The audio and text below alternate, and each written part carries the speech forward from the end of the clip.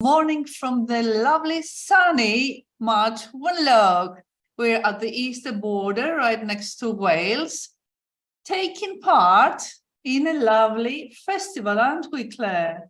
Yeah, today World Storytelling Cafe is brought to you in association with Get a Word in Edgeways Festival, which is it's a real life festival in this little town of Much Wenlock in England. Beautiful, beautiful. And, you should visit. Definitely. All weekend we've been hearing stories, we've been hearing poems, we've been hearing rap artists, there have been workshops, people have been going on walks in nature, having all sorts of fascinating discussions about the nature of the spoken word. And so we thought we'd open it up because we appreciate not everybody could get on the plane or the train or the bus to come to Much Wenlock this weekend. So we thought this Sunday we'll let people join in for a few hours and to see highlights of a couple of the shows we've got going on and talk to some of our festival artists as well. Which one of them is Claire. So Claire, tell us about yourself, please, first. So my name's Claire Mace and I'm a storyteller based in Wales, about like 3 hours to the northwest of here. But actually this weekend I haven't been telling stories because I've been producing and organising this festival. So I'm going to be running around all day, setting up shows, whilst Despina is sitting here calmly. We're actually in the Much Wenlock fire station. Very calmly. We have art flowing in our veins as we speak. Too much art this weekend. It never is too much, is it? And we have a lovely fellow in a wonderful hat joining us right now. Good morning, John. Good morning. It's wonderful to be hosting this on the World Storytelling Cafe. And so we'll do the ladies and gentlemen bit to start off, and then I'll pass it over to you. So ladies and gentlemen, girls and boys, an assembled company, welcome to the World Storytelling Cafe. And today, we have a whole day of an online festival, which from Get a Word on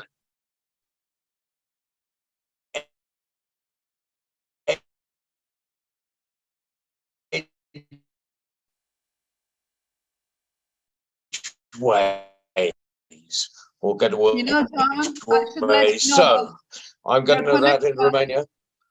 Your connection did not allow you to even have a word in Edgeways. You should know, but okay, people know. Thank you, John. Morning. Bye-bye. We'll talk to you later on in the live stream, John.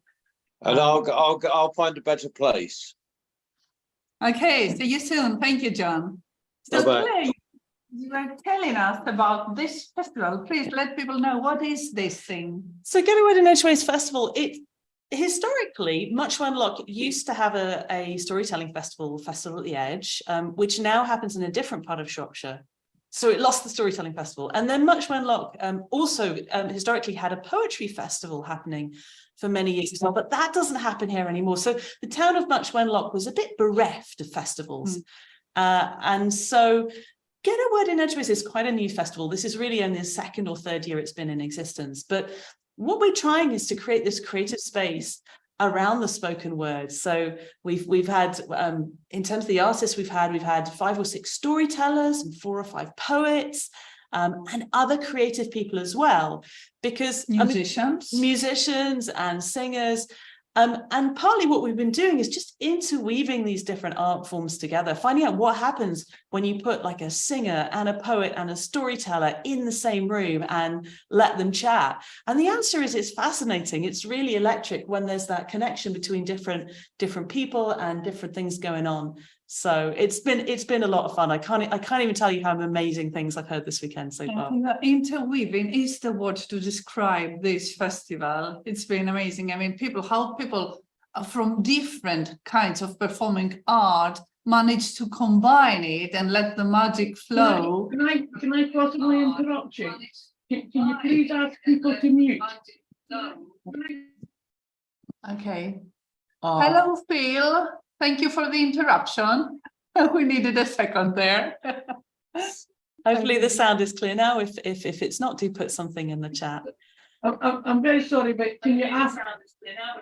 No worries, mate. No worries. See you in a minute. Can you ask people to mute?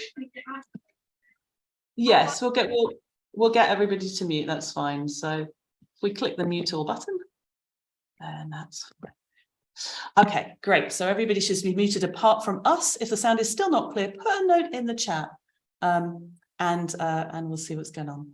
So yeah, what else? What have you seen that you've enjoyed this Despina so far? Well, I do love stories, as you very well know, very much like you, but I'm not so familiar with live performing poetry. I mean, I have heard poems being recited, I have read poems, but this was the first time to actually see poets performing with the engagement of the audience. This was new to me, and I loved it.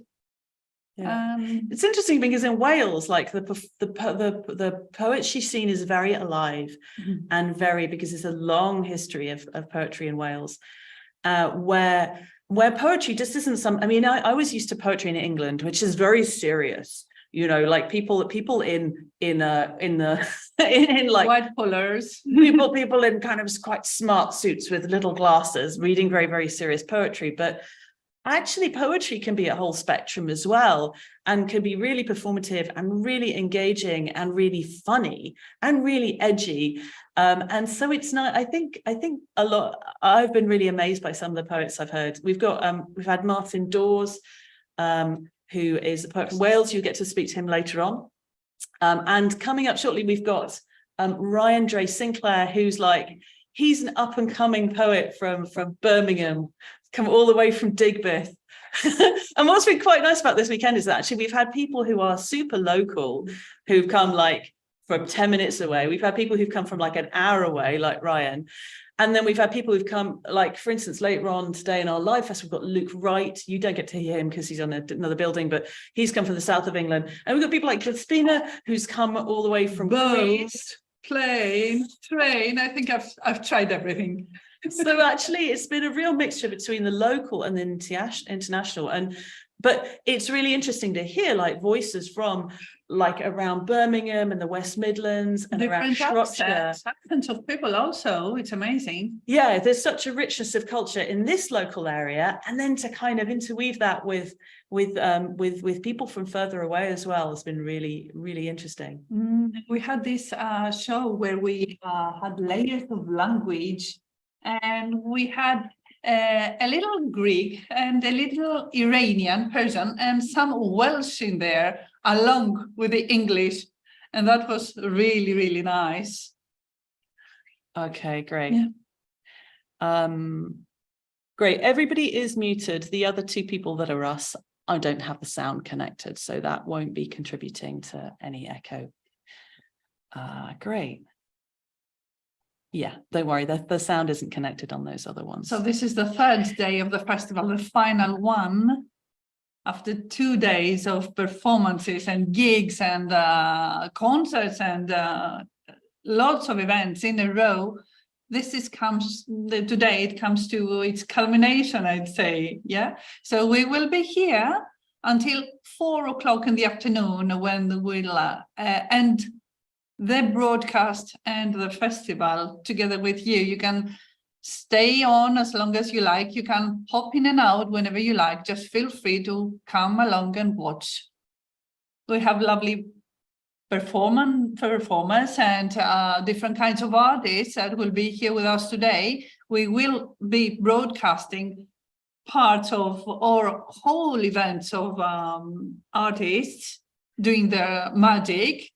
And I think it's going to be really fascinating for the people watching. Yeah. So yeah, and so we'll have some live clips from the performances of Zara Afsa, who some of you may know, storyteller from Iran, and also we'll have Jason Buck. I don't think Jason Buck has been on World Storytelling Cafe before, but he's a really amazing artist. He's based in the UK, does a lot of amazing work with his voice, a lot of Nordic stories, a lot of stories from Scandinavia. But he's gathered a load of stories about corvids, about crows, about ravens. And he's got some stories about that will be coming up around about 2:00 UK time. And Despina's also going to be interviewing lots of other artists as well. It may be that one or two of them will have stories and poems to share as well. That brings to mind a fellow we have here with us today who might want to come a little bit closer and be introduced to our worldwide audience.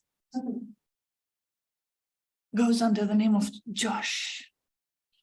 Welcome, Josh. Hello, greetings everybody. So do tell people who you are and what you do. Hello, my name is Joshua Crisp. I am I'm an actor, I'm a singer, I'm a poet, I'm a videographer, I'm a photographer. I'm one of those really annoying people who's good at everything. I suppose polymath, that sort of rare spark of heroic genius. Fertile personality. Yeah, and modest. I'm really modest and humble. No, nobody else is going to blow my trumpet. I'm going to blow it for myself. Yeah. Thank you. I appreciate it. I'll pay you later. So Josh, I met Josh as a cameraman here at the festival. He has been recording several things and he will be filming what you will see live today, the performances as well. But other than that, we're talking about a performing person. That's right. So please let people know what you do. So I do all kinds of different things. I'm a storyteller specializing in Greek myth. I have a 2-hour Hercules show. I have a Audience? Family friendly? So my Hercules show is not family friendly. Shouldn't be. This is why I'm asking. That's right. Yeah, no, I've got a Dionysus show, which is again not family friendly. Yeah. No, not a lot of my stuff. The Greek stuff is family friendly, but I do a lot of, I think all storytellers who are professional and perform will recognize that family friendly stories is a lot of where the money is, and it's where Indeed. a lot of, and so I have a great many stories for families and kids, which I absolutely bring out. And those are a lot of the English classics, the Three Little Pigs. The experts introduce kids to myths, but they have to be severely censored. Right, they do. And one of the things that I find very interesting is often people will ask for stories which they think will be suitable for kids. Particularly in this country, the Robin Hood myths are really a good example. And they're not. They don't work for kids at all, because you need to understand taxation and land ownership and the general unfairness of capitalism, and that's quite hard to explain to a child in order to give context to the stories you're telling. Few years before they turn into responsible or irresponsible adults. Yeah, just give them that time. that's right. Be free, be young. Don't. Yeah. So yeah, it's been lovely. It's been really lovely to be here at Much One Lock. Get a Word in Edgeways is always a lovely festival to be a part of. And what's so nice is you were talking about the diversity of different performers that you have here. Because you end up with lots of different traditions coming in, blending and melding. You have a lot of storytellers, but you also have poets and spoken word artists and people who are doing interesting fusions with each other. Indeed. And you being the cameraman, you got to see loads and loads of them. I do, which is very nice. All the way from the salons, where it's a lounge where everybody comes and shares whatever they'd like to bring, in a cozy atmosphere, to spooky stories outside in a graveyard, to the church. Oh, that was blood chilling. It's great. It's a lovely space to be. So I'm here as part of the Step Up Commission, which has premiered. This is the second year it's been running. I'm sure you'll talk to more people in the commission later on today. Yeah, this year's winner, Karin. This year's winner, Karin, and the wonderful show that she brought, which I had the privilege of watching in development. Lucky you, I had a gig at the same time. Oh no! To learn all about it today, along with our viewers. You absolutely will. That's right. Well, I'm gonna turn this around. I'm gonna say, so Despina, what's your performance style? What do you normally bring? I also do myths. I love our mythology, and there's a huge wealth there to draw from. Isn't it a wonderful tapestry? It is, and most people just get chunks of the stories, not the thing from the beginning with the middle to the end. You don't get to see that often. Plus, there are a few myths that are very well known, very played and performed in different arts. Somehow have been turned into operas and films and you name it. But there are so many more that people do not know about, right? Right. And if you start from yet a main character and follow their path, There's it's so incredible. much. So I've been telling Greek myths for about 10 years, and the thing that I find fascinating is every time I dive into a new story, I realize, oh, I know this character, and I this person, oh, they turned up from this, and it's lovely watching it build and you really get to see become a generations of heroes, right? You have one person in one myth who turns out to be the grandfather of somebody. Yeah, exactly so. Right. And well, it gets very confusing, especially when the gods get involved, because they are, of course, parents across various generations. And so it's very difficult to draw the family tree. And you go, very boring if the gods did not get involved. Right, absolutely. It's like, well, there was a king and he was a bad king, and that was it. Yeah. Agreed. Well, that is one of the genres I really enjoy, and the other one is magical fairy tales. Oh, lovely, like that. I have taken stories from different parts of the world, not only from my country, and the common denominator among them is the magical element.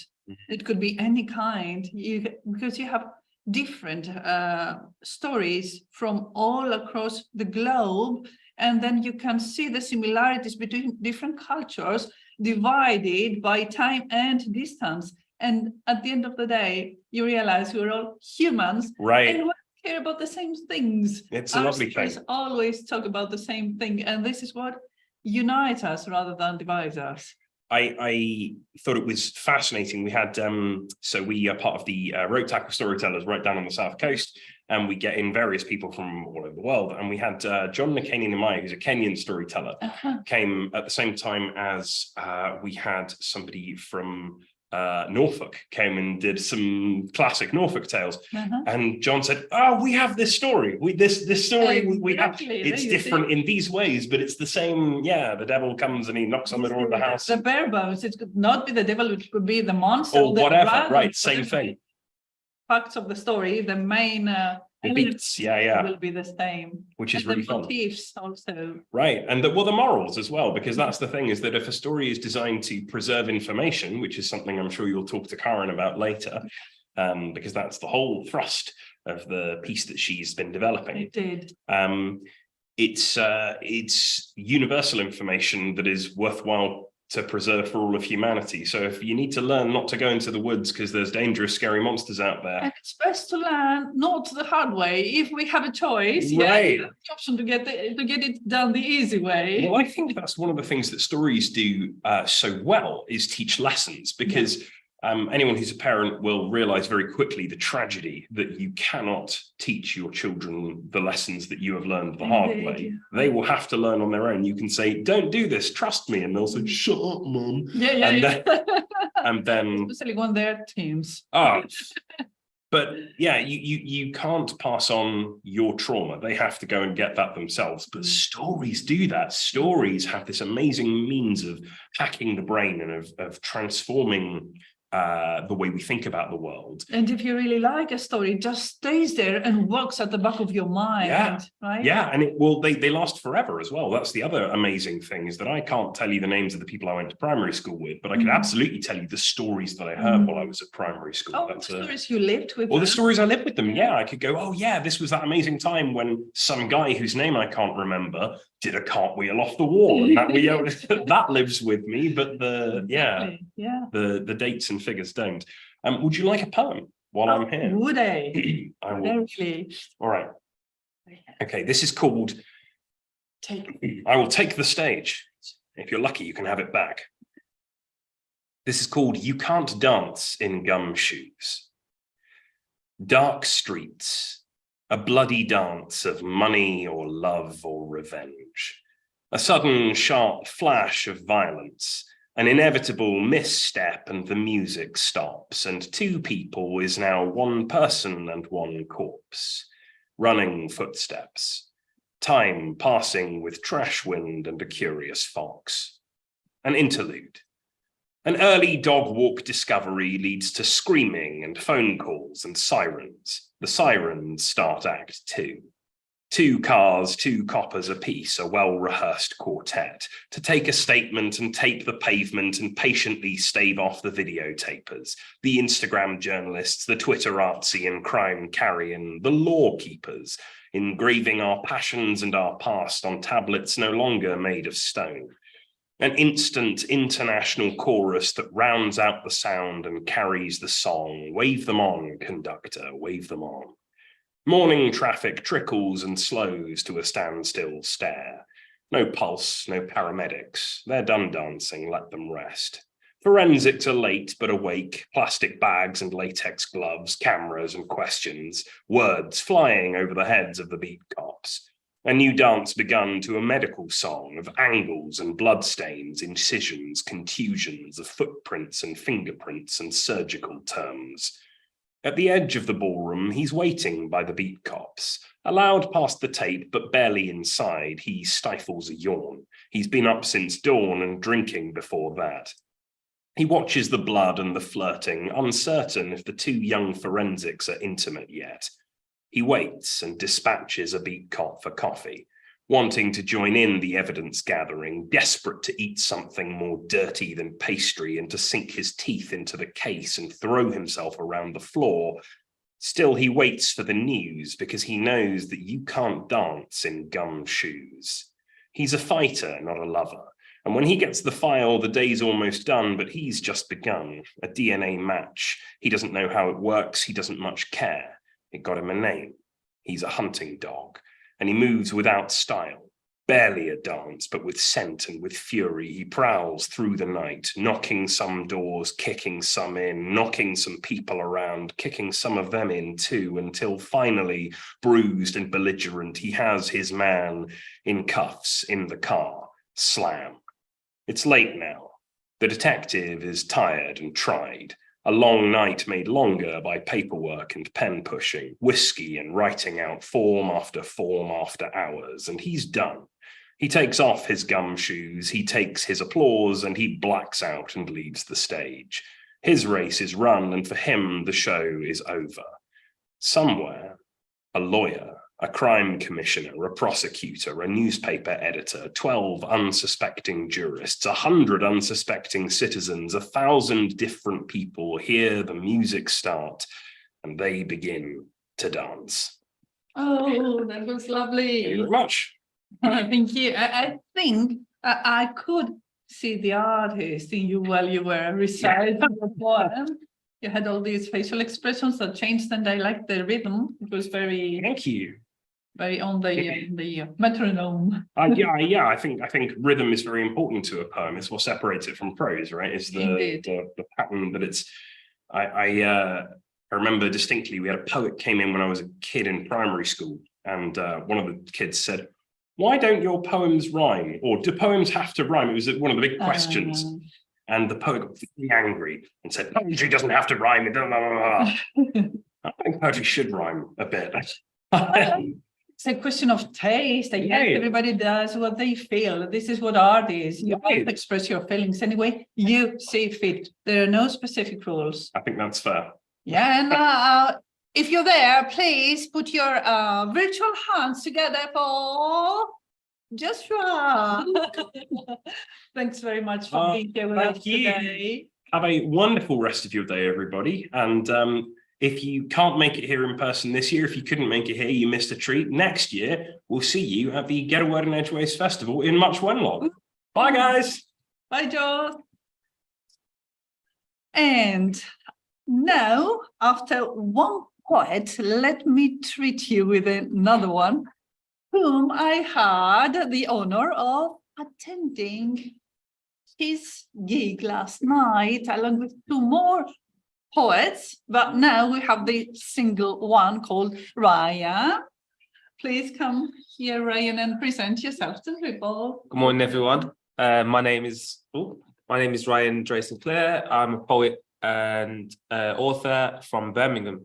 And today I'm here to do a workshop and tell you a little bit about myself. Just lower Okay. my chair as well, so we're at the same level. So please come closer so we fit the screen. So Ryan, I had the honor of listening to some of your poetry last night. And what I discovered again was that poets as well as storytellers are empaths. Yeah. Because in some of your poems, I could see that you were not talking about yourself or your life experiences. You were putting in first person, like being in somebody else's shoes, somebody else's experience, sometimes a traumatic one.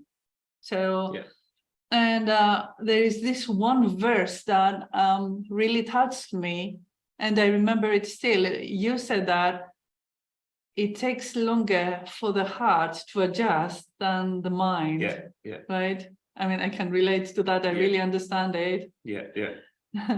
Yeah, so that piece, for those that didn't get to hear it, was about a young man that was coming through the housing system, who'd been struggling with his mental health, and discovered that his childhood, or the childhood that he knew wasn't what wasn't the truth, and it just affected him and his relationships going forward. But yeah, that was inspired from working in that industry and with vulnerable adults. And there was this other one talking about a woman who had a horrible experience happen to her, not once but twice.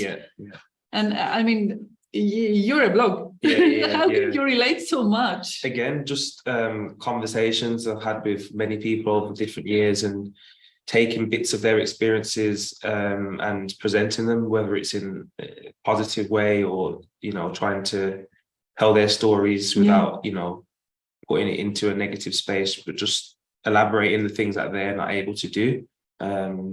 So yeah, just different people's experiences allowed me to write that. I mean, art is there for us to express our feelings, but obviously sometimes you have very strong feelings about other people's lives, right? Absolutely. It's the same thing with stories, because when you tell another person's story, be it real or fictional, it doesn't matter. You put yourself in their place, really.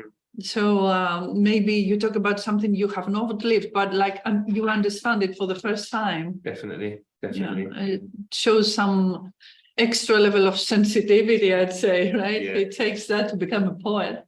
I think you have to be flexible and think outside of what you know, and be willing to take on new experiences and different kind of conversations. Even myself being in Much Wenlock is a lot different to the city life that I'm used to, but just staying where I've stayed has given me inspiration for different poems going forward. And you can get inspiration anywhere, so I try not to keep myself in the same box where I am. So absolutely, but I bet you do write about your own experiences. I write a lot about my experiences, friends' experiences, people I work with, people I've met along my journey, and I get inspired from just other artists as well. So I combine all this together, and then I write what I can. Making your own beautiful tapestry of stories. Has to be done. So how's life in Birmingham? How do you perform your art there? So in Birmingham, the poetry scene is booming. So there's pretty much poetry night almost every night of the week now. I do a poetry night as well in Birmingham called Empower Poetry, which is every 2 months. I don't perform as often as I would like at the moment. I was performing across the city and Manchester and London as well to just get my art out there. But the community is excellent at the moment. I'm hoping next year I'm going to be performing more again, because I'll have some new work to put out there. So I'm not only do you perform, but you also try to present this kind of art to other people and make it something that they can not just relate to, not just be audience, not just listen, but try maybe for some people for the first time. Definitely. I think there's no right or wrong way of doing it. I think it's just about getting started. I think you can correct little things in your own style as you go along, but it's just getting started and getting a pen or a notepad or a tablet or whatever device you use to get your message out there. Now, you know, it's hard for some people. Not everybody can express themselves so easily. Yeah. I mean, you have to put a piece of your heart there on the paper in front of you Yeah. or on your device. Absolutely. And, you know, I think that many people have this fear of being exposed. Yeah. Let us know, Ryan, can someone find the videos? I mean, I have watched a few of that empowerment thing you did, and it was awesome. I think a lot of people will like that. How can people find it? So if you want to find my details, I'm on all social media. So that's Twitter, Instagram, Facebook, YouTube. You just type Ryan Dre Sinclair, Yeah. Ryan with a Y. Yeah, so that's all social media platforms. And for the poetry night that I do, Empower Poetry, again, same on all platforms. But yeah, you'll catch me either there or. And we have international audience now. Okay, Can people attend online? Yeah, we do live stream. We live stream the events, parts of it, and then we upload like segments of the night as well. So for those that can't attend, we definitely have you covered. Yeah. Great. And can they also take part in some of your workshops then that way? Yeah, sure. I also Empower also do workshops as well. We do performance nights and we do community workshops that are not delivered by myself, but they're delivered by creators in the community, which is around well-being and empowerment really. So and using poetry as a tool for that. So, many people have a hard life and they do need to find an escape route. Some way to blow off steam, and I can't think of anything better than art. Exactly. Yeah, that's what it's there for. I think art is medicine. It is. I think a lot of artists, they do say that it's without it, they wouldn't know what they'd be doing or where they put that energy. So especially if you're going under hard situations and you need some way to just either to take your mind off your problems or exactly the opposite, dive into them. So you have two perfectly functional ways out of it. Definitely. And we all need an outlet, whether it's art or any kind of hobby, and I think poetry is one of the best ways of doing that. And do not say that you don't have it. You never know unless you try. First you try, then you judge. So ladies and gentlemen, Ryan is your own for 1 hour of poetry writing workshop. Stage is yours. Awesome. Let's move the laptop down to this section so that Ryan can see people.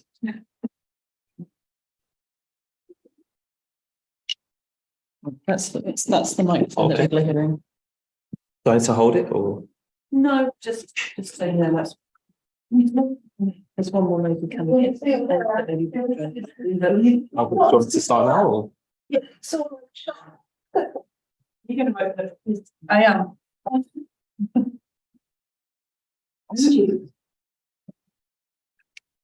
So good morning, everyone. I'm not sure can I turn the audio on? Can I hear them as well? Yeah. Oh, fantastic. So yes, good morning, everyone. As I mentioned, my name is Ryan Dre Sinclair. I'm a poet, author, and facilitator from Birmingham, and I'm here to do a workshop. So I'm going to introduce myself with a short poem. It's Sunday, and if you're religious, it's God's day. So I'm going to start with a short prayer piece, and it's called Prayer, actually. I pray you find peace in this piece that I write. I pray that you find your feet in your defeats in life. I pray even when you feel weak, you treat your people right, because it can be a chore laying between the sheets when you can't sleep at night. Not everyone around you will see your light. Not everyone around you will treat you right. So if people choose to leave, let them take their flights, because remember, some people put down an item once they see the price. Thank you. Okay. Our attendants can turn on their cameras if they want. Turn them on if you feel comfortable. This next part of, the first part of the workshop is quite interactive, so it'd be great to get some feedback, and I'm going to ask everybody that's in attendance, you can type it in if you don't want to put your voice in. Who is your favorite poet, or is your favorite poetry book? So I will tell you who mine are. My favorite poet is a poet actually called Chloe Carter. She's from London and she performs in the London circuit. And in terms of poetry books, I would say my favorite, I have two actually. There was one written by Tupac Shakur, which is called A Rose That Grew from Concrete. And there's a book from Maya Angelou, which is called Still I Rise. And yeah, it'll be great to hear what yours are. So we will start with in the room and we'll work our way to the Zoom as well. What is your name, sorry? Madeline. Madeline, nice to meet you. And what is your name, sorry? I'm Sue. Sue, nice to meet you. So we're just doing the exercise around our favorite poets or poetry book. So if you'd like to share that, that would be fantastic. I like Mm-hmm. I know his name, Patricia, who Okay. won a slam poetry competition, and she's from the USA. Oh wow. Okay. Just even now I can remember the lines of her. So Okay. Awesome. and then I gave it away to somebody, so I thought, you know, Oh, right. Okay. Would you say that that they're very similar, or are they completely different? different. Different. Yeah. I mean, Emily was more.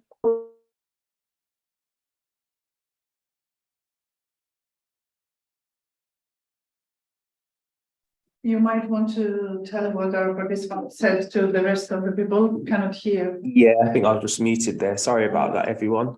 So we're just finding out what everyone's favorite, who's everyone's favorite poet and poetry book is, and we could you repeat that? Sorry. Emily Dickinson, and I don't know the full name, but a lady called Patricia from the USA who'd won a slam poetry competition. Mm-hmm. The Patricia lady, she created strong visual images in my mind, whereas I felt Emily Dickinson was sort of musing on philosophy of life kind of things. Fantastic. And how about yourself? For me, my first love were the Liverpool poets, All right. because I enjoyed the humour so much. But also Walt Whitman, because of, I don't know, early diversity, I suppose. Awesome. I enjoyed the openness of his mind and Mhm. the descriptions, as you say, conjure up a picture, and he was so sensuous. I think that was what I liked. Awesome. Awesome. Would anybody like to share on the Zoom who their favorite poet or poetry book may be? Feel free to type if you would prefer. Just let you know that people there here we see you because we only have this little microphone. So okay. if you want to, you know. Okay, okay, not a problem. Okay. Well, I'm just here as I'm a storyteller, and I'm just here to see what I can strip mine from this workshop to help me with my storytelling. So I would say Roger McGath if I was after a poet. Awesome, awesome. Anybody else would they like to share before we move on? Okay, we're going to do a small icebreaker and then we're going to get into the activity. So I have a couple of questions and it's either going to be true or false. So question number one, was poetry written or spoken first?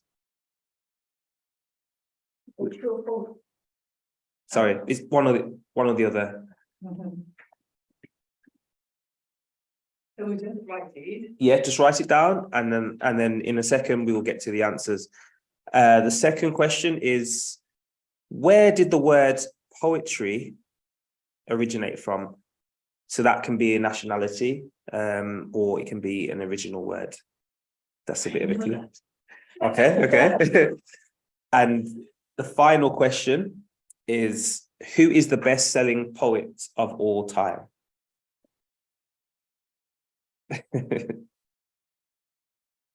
Okay, so everyone have their answers ready?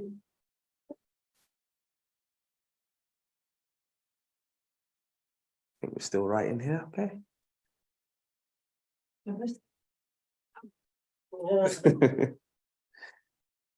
Right, we will get into it then. So question number one was poetry written or spoken first? So could we get your answers, please? Spoken. Zoom. We've got a few spoken, we've got a few no ideas. So the answer is actually spoken, so that was correct. And second question, where did the word poetry originate from? Yep, that's correct. The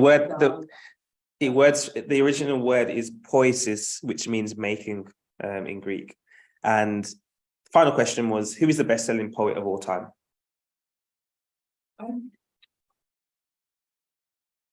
No. No. Yeah, Shakespeare. Yeah. Right. So we will get into the workshop now. So what is poetry then? So my mentor and a lot of the mentors I've had along my journey have broken down poetry into a few words, to be fair, and that is music, imagery, imagination, story, structure, subtext, orchestration, which builds this word called misso, which is MIISSO for short. They say poetry is the art that we show rather than we tell. And I've got a quote here for you as well. It says, "Nobody tells us what art is. We look at it and define it to be. Therefore, we should not be thinking about who's reading it." So poetry isn't just written, it can be visual. So we have written forms like meters, stanzas, rhymes, haikus, sonnets, limericks, odes. Often they say that poetry is good when there's no restrictions. And to use a pun, can't judge a book by its cover. But we can write our own stories. So I'm going to ask everyone now I'm going to give you a 5-minute period. So I want you to write a poem about a heated discussion, or even just a few words, a heated discussion that you've had with somebody, but you cannot say what the issue was. But the title is Why I Was Right. Try to make the reader or the audience feel, touch, taste, hear what you're trying to say. So I'm going to give you until 11:20, and yeah, we'll get some feedback. So for those that may not have heard, I'm just going to repeat it again. So the task is to write a poem around a heated discussion that you've had with somebody in your life. It can be anyone, it can be a friend, it can be somebody at work, family member, but do not say what the issue is, but title it Why I Was Right, and really touch on the senses. So yeah, get those senses going.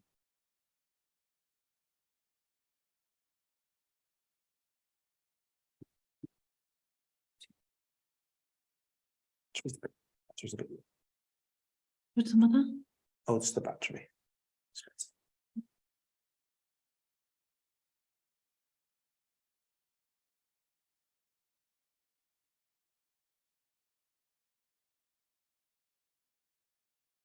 Charging? Yes.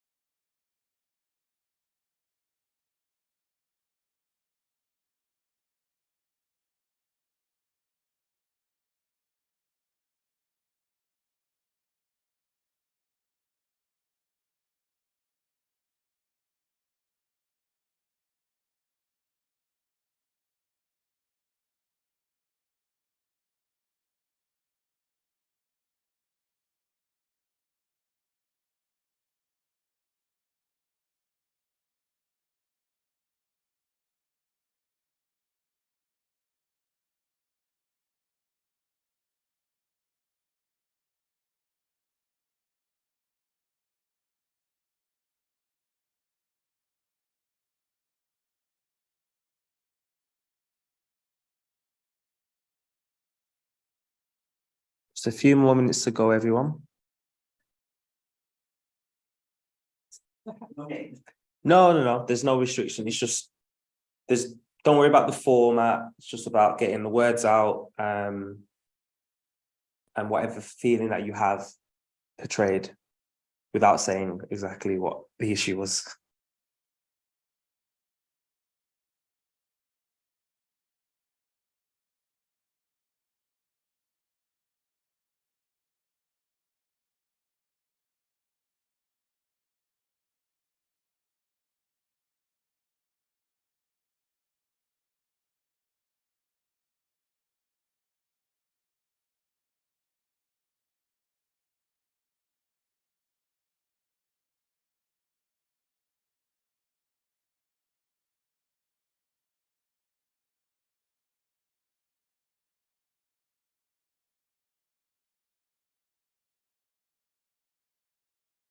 Just 3 more minutes and then we will pause.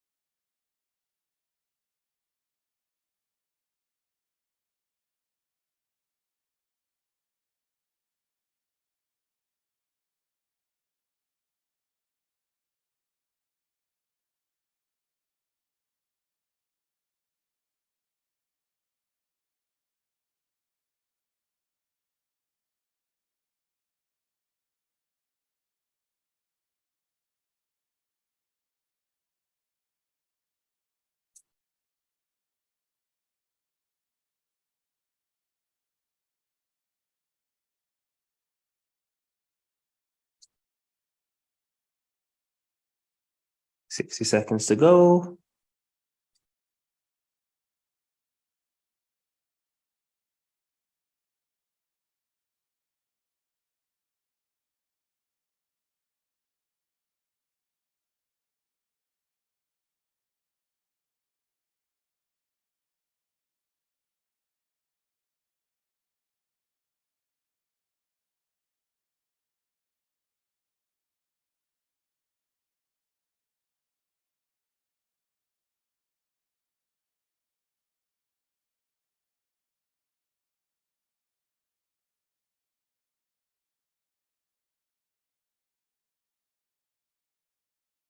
Okay, everyone pause.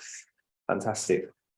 So how did everyone find that? We'll start with those in the room first. How was that? I felt I could paint a picture, but I couldn't think with like metaphor and simile and rhyme or Yeah, anything like that. I could conjure the image. yeah. Perfect. How about yourself, Sue? I make myself brilliant actually, and I've rhymed, Yeah. but that's about all. Okay. Would anyone on the Zoom call like to say how that was? Or you can type if you prefer and I'll read it out. No, it's all right. I got something down.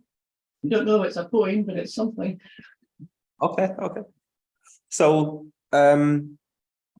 would anybody like to share? Because what I would like to do, if we would like to share, is I would like the sharer to share and those in attendance to guess what the issue may have been. And then we'll move on to our next activity. If anyone feeling.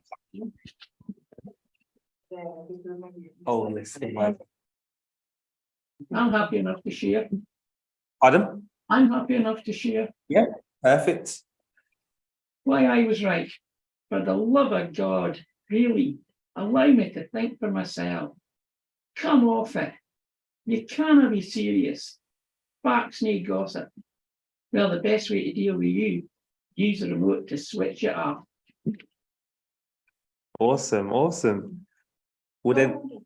Would anyone like to guess what the issue may have been?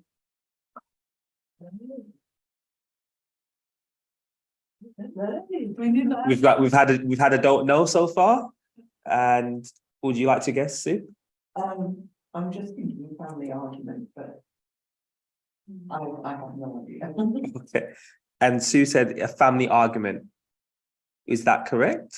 No, it was watching the news. All right. Okay. Okay. Good one. Awesome. Would anyone else like to share? We need to bring them on. Oh, okay. Mine is really obvious. It's not exactly a Russian, but you'll see.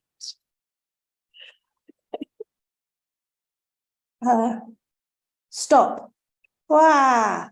The student freezes, marshmallow halfway to mouth. From the front of the class, a stern hand points to a sign on the wall, a list of don'ts.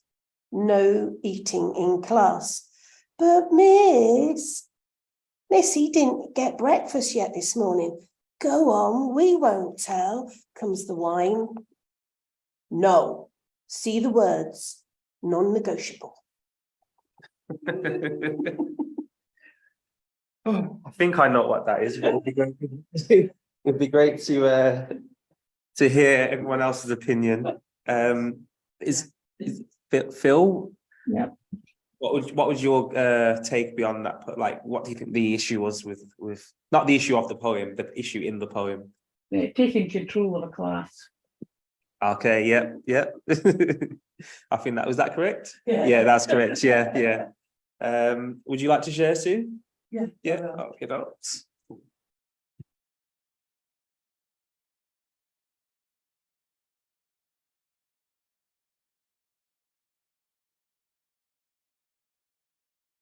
Hey, everybody. They said I was wrong, but I know they were. They dismissed me as if I wasn't really there. They think in black and white, I think in shades of grey, but they have the authority. I have to do it their way. It hurts that they don't listen. It hurts that I'm dismissed, but the truth of the matter is something they've missed, their mistake. That was that's from the heart, that one. Ooh. Would anyone like to guess what the issue may have been? It's so much than an issue. Oh, right, okay. Okay. How about yourself, Phil? I'm not sure if you can hear everyone else in the room. Yeah, I can hear. Yeah, I'm not very good at hearing the answers, but when they're sitting at the tables, but I can hear most of it. I was thinking family argument. Family argument? No. No. Okay. All right, yeah. What was it? It was a work issue. That can be the same. I can definitely relate to that one. Okay, we'll move forwards. So the next exercise with poetry, again, it's not just a written experience, it's a visual, it's a feeling, it's a taste, it's a touch. That's why I want to touch on the senses. This next activity is, what I'm going to ask you to do is try to identify the latest thing that you think you will remember for the rest of your life. Write down everything that you can remember as a scene. And the reason for this is to really bring that poetic element and the imagery, which I mentioned as one of the key elements of poetry. Again, doesn't have to be completely, a massive reel or film or anything crazy, but just what that scene looks like, of what you will not forget for the rest of your life, the latest thing, or anything. Can be anything, to be fair. Anything in your life that you know that you will never forget, and what that scene looks like. If you can capture that with your words, I'll give you 6 minutes. So we will pick back up at 11:31.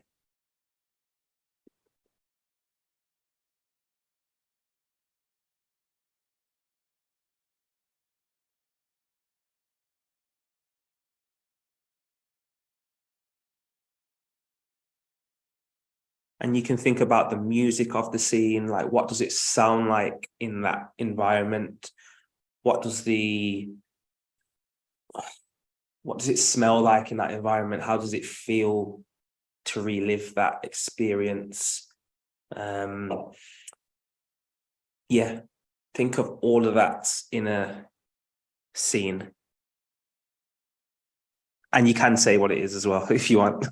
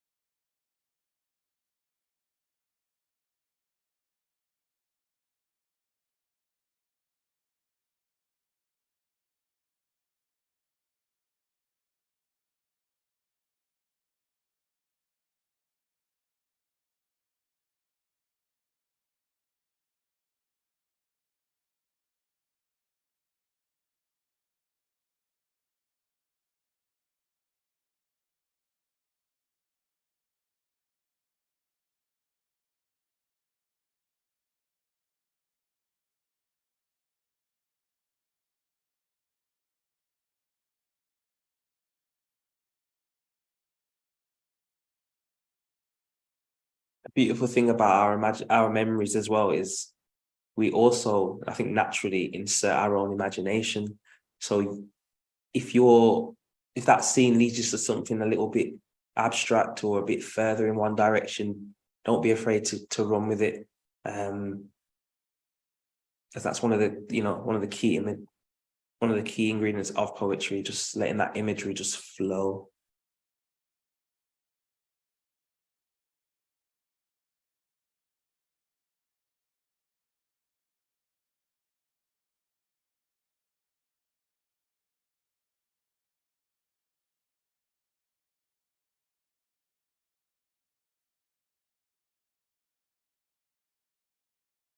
Just a few minutes left.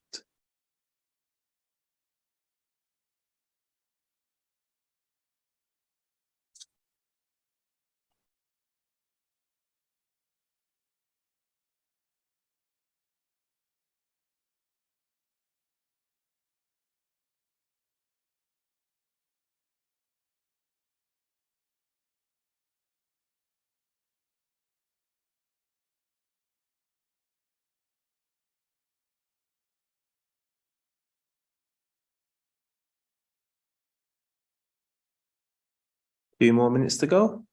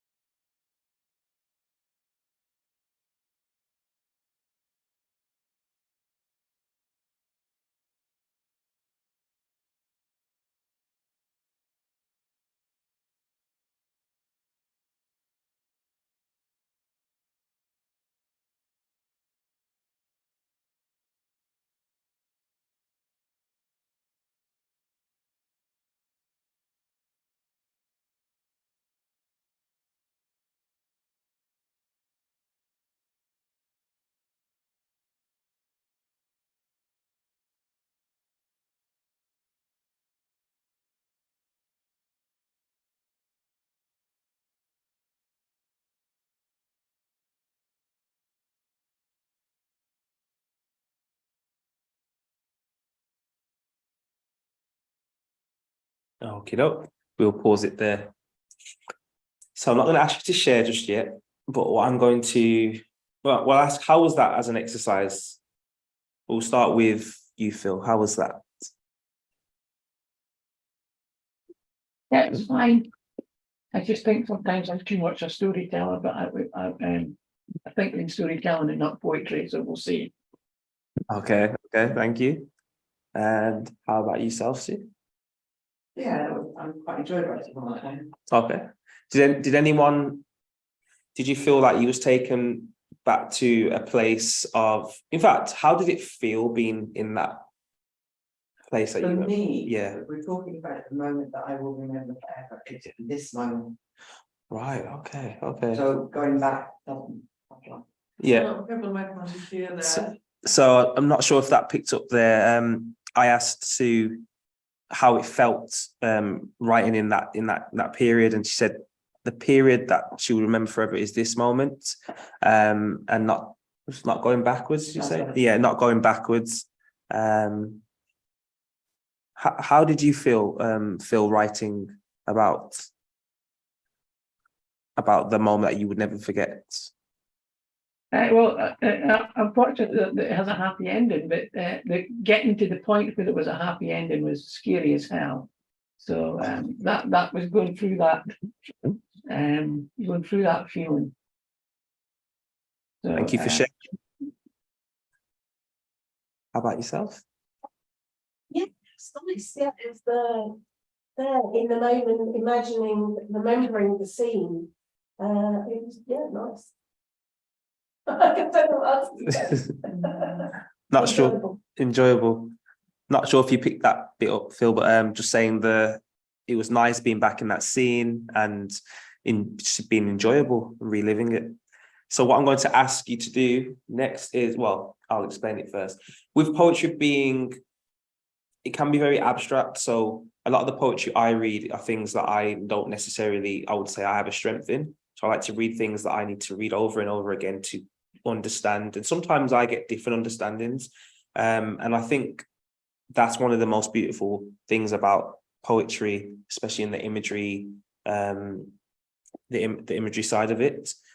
So with that, I'm going to challenge everyone to pick 10 words or 5 words, if that's easier, from what you've just written and rewrite something about something completely different.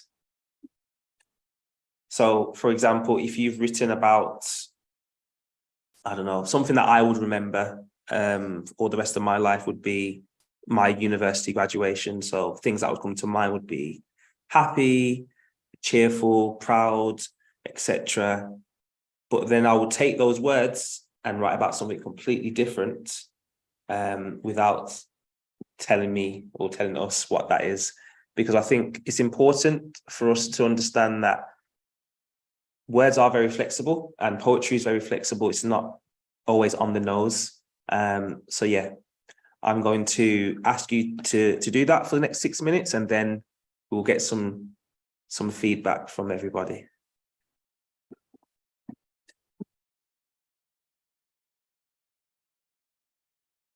Oh, right, okay.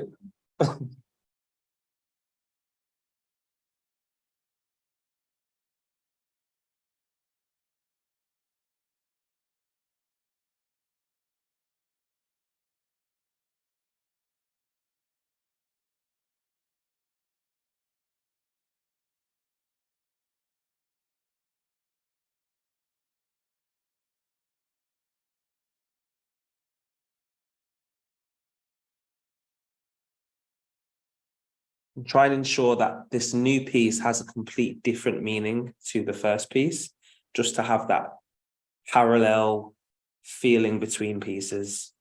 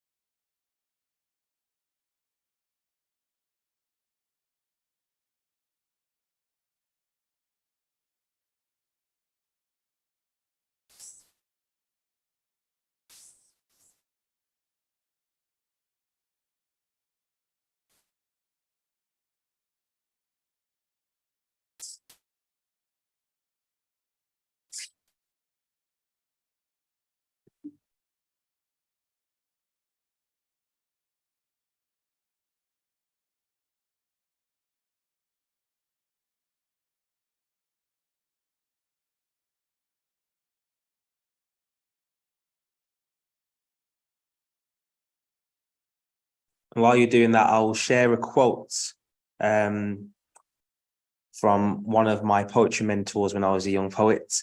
And the quote goes like this: "The best poems are those that make a reader want to write and discover something new, talking to hearts and minds. Although remember, there is nothing new in poetry besides yourself." So don't be afraid to be yourself. There is no right or wrong.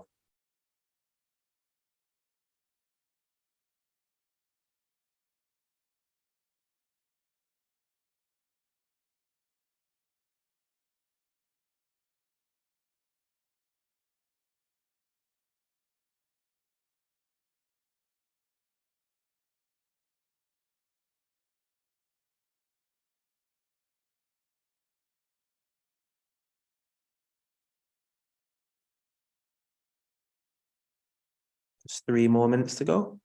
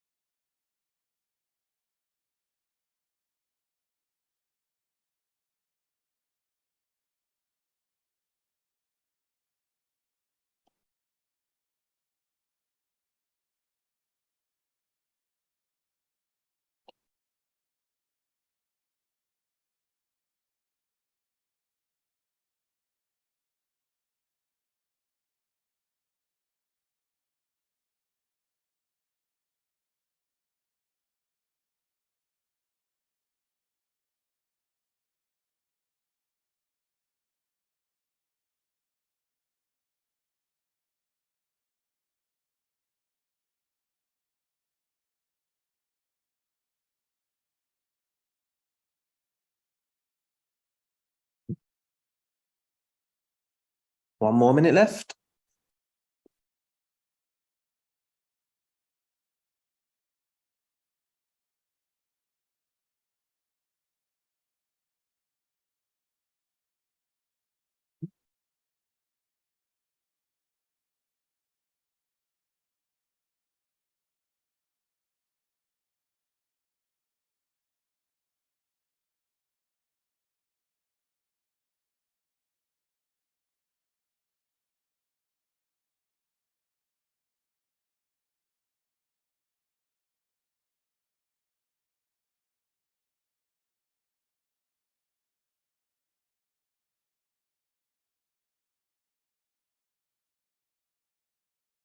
Okie doke, we'll call it there.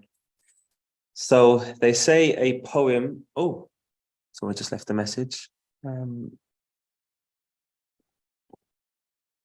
They say a poem is not a poem until it's shared, apparently. So would anybody like to share a poem that they've written? We'll start with Zoom, as I think there's more people. Would anybody like to share? Which poem you want, in the first one or the second one? We can hear both, if you like. So I'm not a poet, so this is we'll see how it goes. Right, total darkness, no sound. My own tells it all. A key not going in a lock. My breath bouncing back from the door. A house too quiet. Where is she? What am I going to find? Oh my God, has she stopped breathing? From the phone call, she answered me. My mom is still alive on the floor. Beautiful. And the 5 words I took from that was darkness, sound, house, find and quiet. Darkness, sounds. Sound, house, find and quiet. Amazing. And can we hear the... Yeah, finding my own voice out of the darkness. Storytelling is my sound. no wonder I'm never quiet. That was really beautiful. Could you say what each of them? We just had new people enter the room. Could we just hear what both of the poems were about in terms of theme? Well, the first one was a moment that you'll never forget, and that was the phone call from my mum to say that she's fallen at silly o'clock in the morning, and that's the arrival at the house. And what are you going to find? And the relief that she was, although she was in a bad way, she was still alive from the phone call to get into the house. And Beautiful. then the other challenge was to take 5 words out of that and create something that was totally different. And that's what I came up with. Beautiful. Thank you for sharing. You're welcome. Would anybody in the room like to share? Would you like me to update you on where we are? Yes. Sorry, we just come a bit late, but we. No problem. Appreciate it. Yeah. Problem. So we've just been doing a few poetry exercises. So what we've just done is the most recent exercise was write about a time in your life that you'd never forget, and then share it, and then use 10 words from that poem or what you've written to write something completely different. Because we're touching on the different feelings of poetry. So we've touched on imagery, we've touched on the music of it, the feeling, the sound, etc., just to gain different aspects of the poem itself. So that's where we're at, but we are just sharing at the moment. So okay. Okay. Okay. Would anybody else like to share? We may need to if you don't, could you share? Yeah. It's just to pick it up on the Zoom.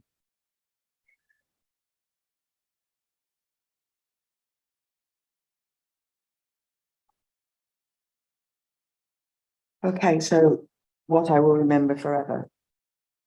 This moment, the first time I've read my poetry to anyone. See how I'm already. The white table, cold under my hand, the white paper, as ever, begging to be filled. This strangely clinical setting, the butterflies in my stomach and the tears behind my eyes. I will remember this. I will remember it as terrifying and moving, and I will thank you all for sharing it with me. I chose the words time, poetry, white, cold, and tears to take it to the next bit of the exercise. There was a time when poetry wasn't mine, when I lived in a cold world where nothing ever rhymed. The world was just white. There was no place for fears. It was cold where I lived in those past years. Beautiful, very beautiful. Wow. I'm going to be in tears. Oh, does anyone else like to share?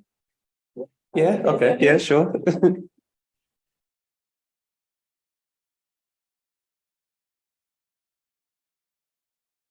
Oops. Firstly, the thing I wouldn't forget. I was took it literally when you said a scene. So it was something I'd seen. A low sun is gently rising and reaching out golden beams across a newly woken plain.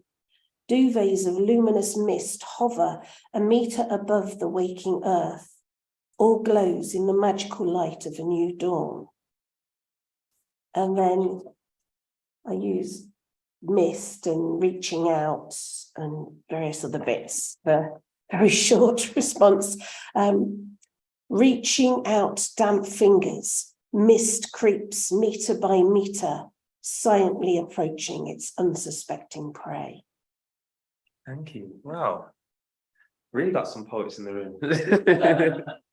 Wow. Oh. So where to take it? I'm honored that you've this is the first time you shared your poetry as well. Like, that's such a beautiful thing. Right, so we'll move on to our final. Does anyone else like to share on the Zoom before we move on to our final exercise? No? Okay. So the final exercise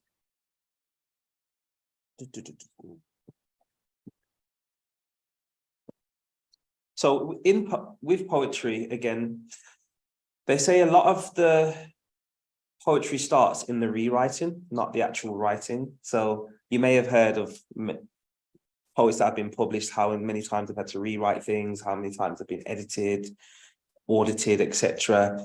And that's something that's really stuck with me on my journey. So that's why I'd always encourage people, don't worry about how it comes out first, just get it out, and then you can edit it moving forward.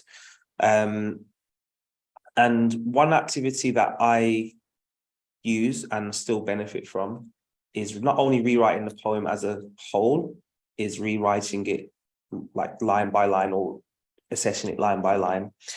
And one activity that I would like to share today is, it's called forward and backwards. So the activity effectively is reading your poem, or whichever poem you prefer, in 3-line sequences, forwards and then backwards, to help the editing process. So you can be a poem you've written today, it can be a poem you've written in the past, but if you can break it down into 3 lines, sections a piece, read it forward, then read it backwards, and then see if there's anything you would like to edit. This really helps me tighten up my pieces when I use this. So I'll give you 5 minutes to do that. But while you're doing that, I'd like you to think about, are you risking anything in the poem? Would you like to risk something? What is the music of the poem? Does the music of the poem reject the text of the poem? That might sound crazy on the surface, but again, think of the imagery, which is what we've been touching on over the last half an hour. Is there any point in that poem where you're showing striking language, or you're taking the audience on a diversion, or is it just one straight journey? Is it speeding up? Is it slowing down? And does the idea of the poem, or the theme of the poem, does it unravel as you get further into the poem, or does it become more muddy? Is it more of an abstract piece?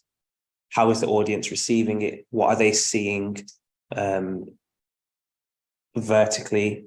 And is that changing shape, or is it just linear? So yeah, I will give everyone 5 minutes, and we'll feed back and see if you've took anything away from that through your editing process. So yeah.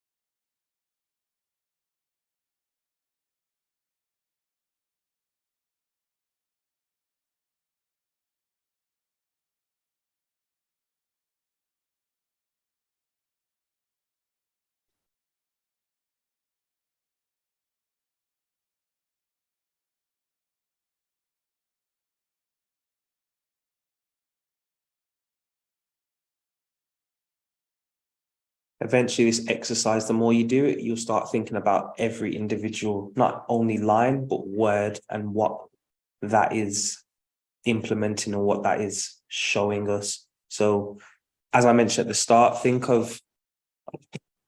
can think of the music, you can think of the imagery, you can think of the story, the structure, the orchestration, the subplots, the backstory. It doesn't have to be black and white. It can be all of these factors, or just one or two.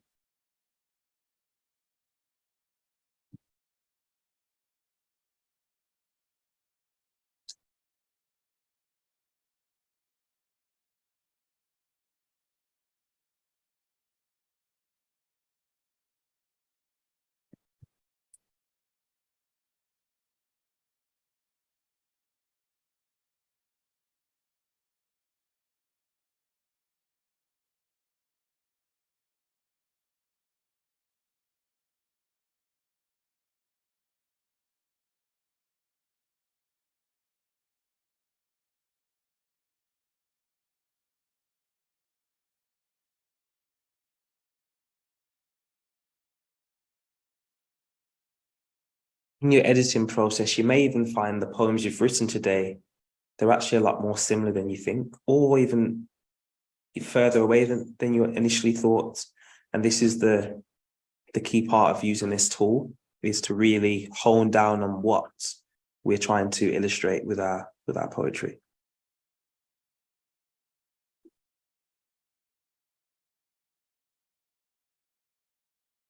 So I'll give everyone just 2 more minutes and then we'll do a short feedback.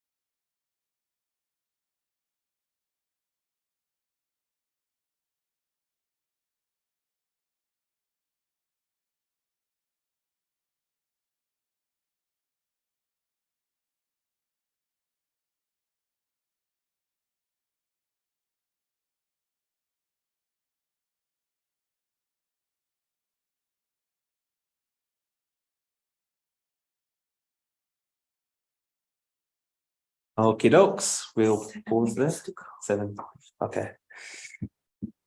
Would anybody like to feedback how that process was?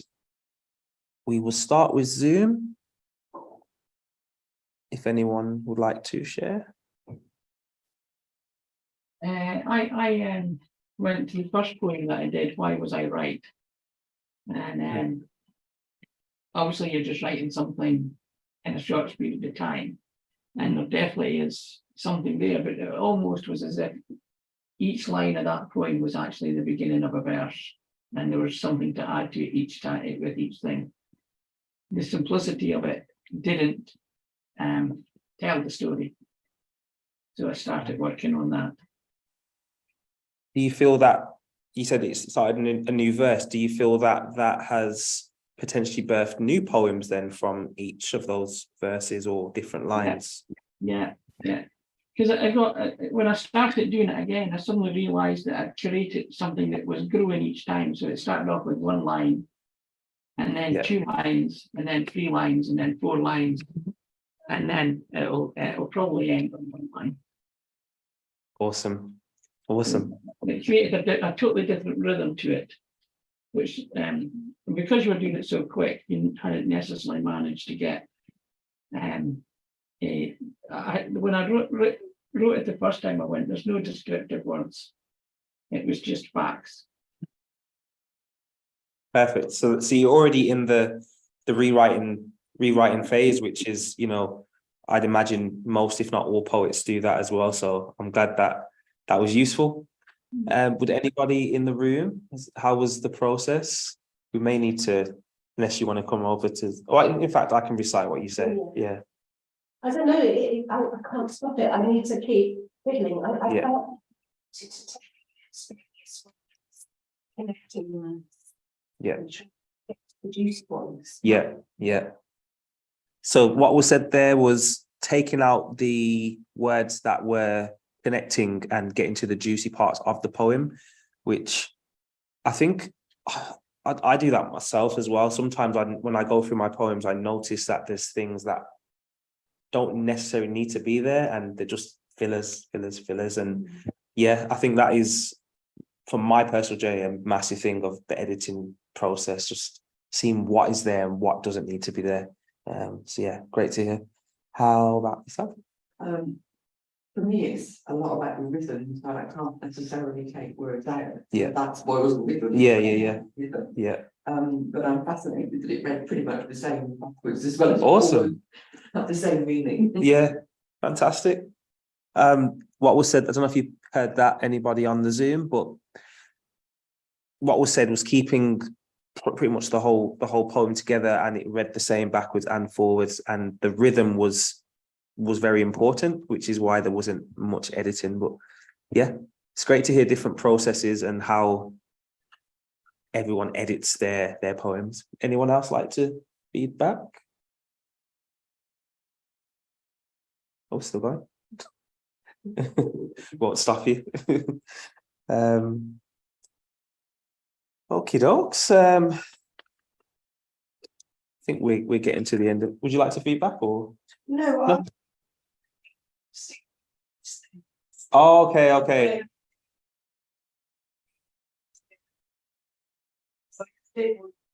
Oh, okay. Yeah. No problem.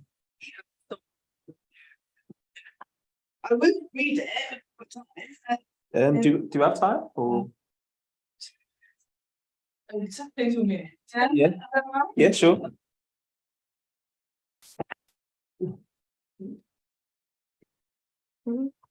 So hi, yeah, I came a bit late, so I've just done the first thing. So this is something that will stay with me forever. And then I've taken 5 words and rewrote it into another poem. So this is the memory. So on the road, driving I was, to a place to help kids grow.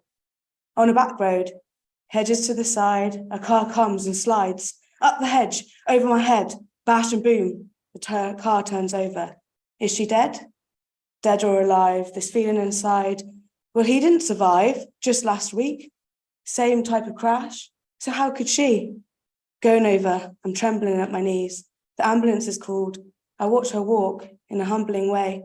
Her life is left preserved to see another day. Breathtaking it was. I thought she was gone. So that was that one that I will always remember. So I took the words place, hedge, dead, trembling, and watch as my 5 words. I grew in a place where the seasons change, where the flowers bloom and the wild plants range, from all different species, all different types. The season change in such a delight. I watch the hedgerows change as the days become dark and the nights creep in. The hedge becomes a ray of colour, green, orange, red, brown and black. The cycle is back and is under a seasonal attack. The hedgerow becomes dead, the leaves falling away. The bushes trembles in the wind. The dead bushes really do sing in the place I grew. And thank you.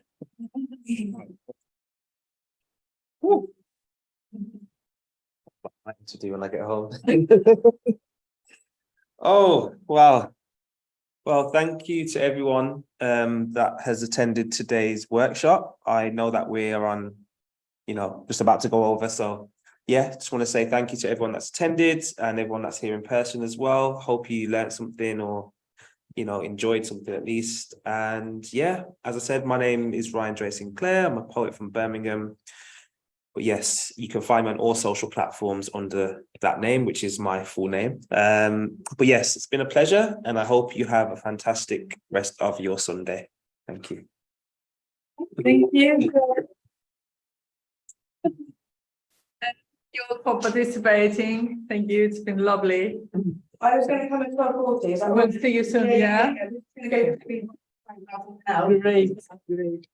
No problem. Thank you for coming. Appreciate it. People who attend the poetry workshop are so quiet and Yeah. Thank you, ladies. I hope you enjoyed your morning. And you, our friends online, I hope you found this really handy. I think a person who has gained control of their art has the obligation to share. Yes.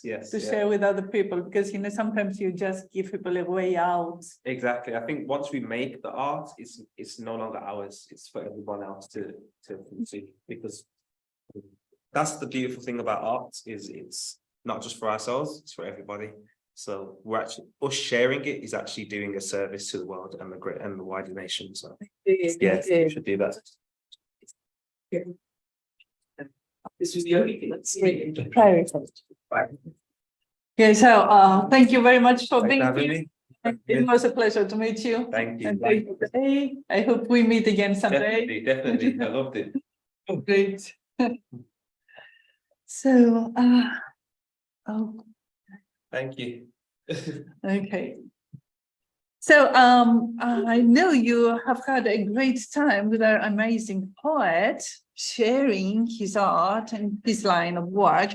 And this is why I know you will be pleased to find out that we have another poet yet with us who actually comes from my part of Europe. So, Polis, would you please unmute yourself and let us know about you? Polis, can you hear me? Give me a second, please. I'm trying to contact Polis.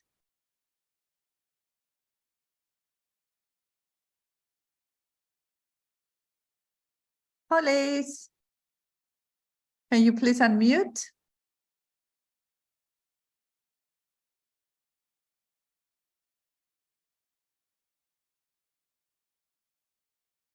Unmute, please.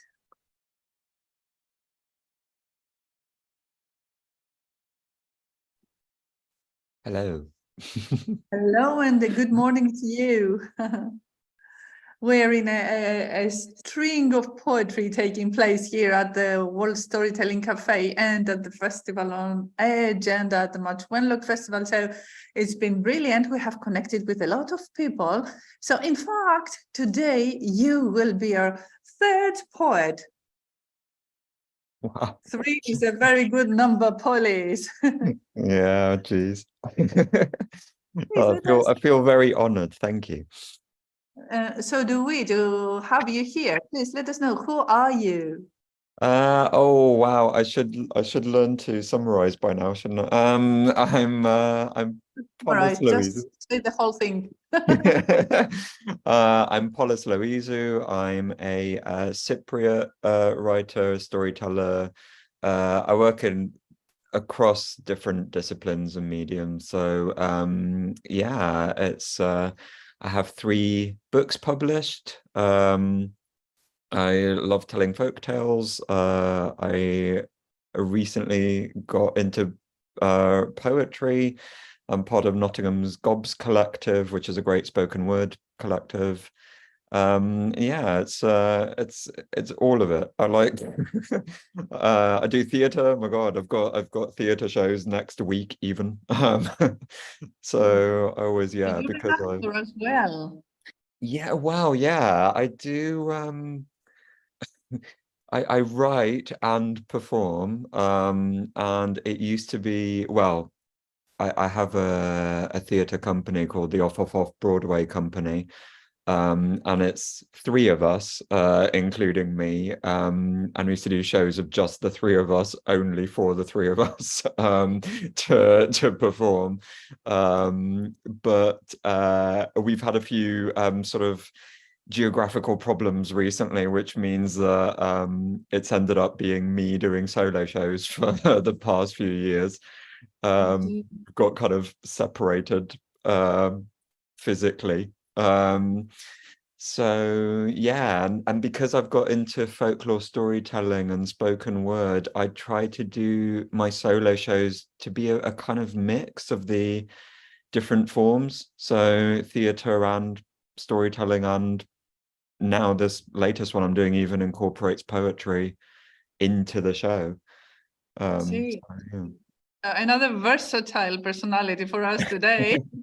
How nice Well, to have not only talented, multi-talented people here. I think I think the arts are connected. I think there's no real reason to, because I think Kate Bush was a sculptor as well. So it's like, if you're a creative person, you just want to kind of use different outlets, I think, and it's You try different ways and see what yeah, works. Yeah. yeah. And if you're interested in words and language, then that's it all feeds in somehow.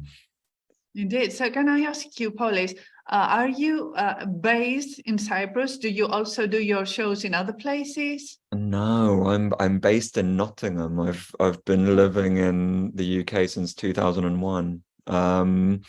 And I've never performed in Cyprus. It's really, yeah, it's really surreal to me that because a few of my things are based in Cyprus, so it's really strange. Because I sometimes even think when I was one of my shows, I think I would love to do it in Cypriot dialect and to actually perform it in Cypriot, and I think of it that way, even though it's in English.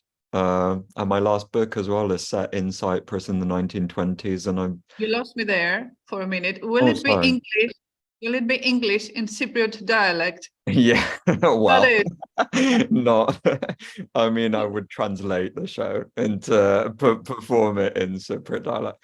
But yeah, my last book is set in Cyprus in the 1920s, and while I was writing it, I was trying to think how would a Cypriot say it. So the lines, how would I tell it if I was telling it in Cypriot? This is very interesting to me since I work with language. I wanted to ask you if you try to translate your work from one language to the other, do you see changes happening other than the language? Yeah, this is a very, I think we brought this up the other day when I was what was it was a talk with you that we were with Zara as well, where you were saying you become a different person in the other language, and it's so I true. don't know if it's this way for everybody. This is why I'm asking, you know. Yeah, no, I've spoken to other bilingual people who have said exactly the same thing, that it's almost like the language and what you can do with that language and how well you know the language kind of informs what parts of your personality come forward.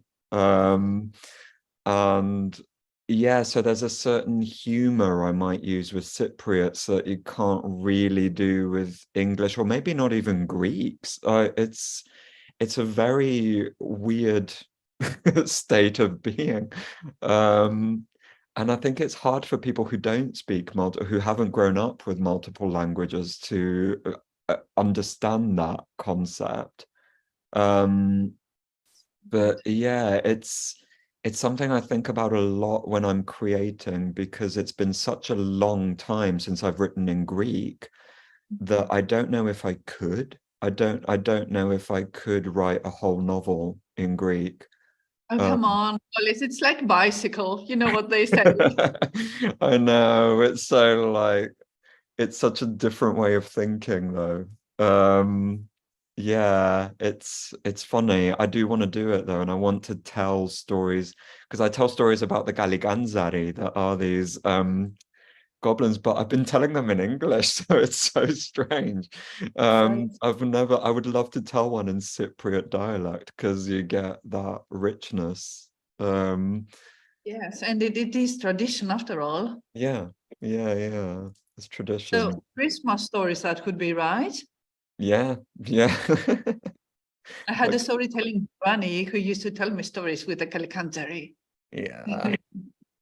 They're amazing. I love it. And I find that people really respond well to them, because I did wonder if Brits would care if I started, sharing things of specifically Cypriot culture, because I don't know if people know very much about Cyprus or care very much about the culture of it.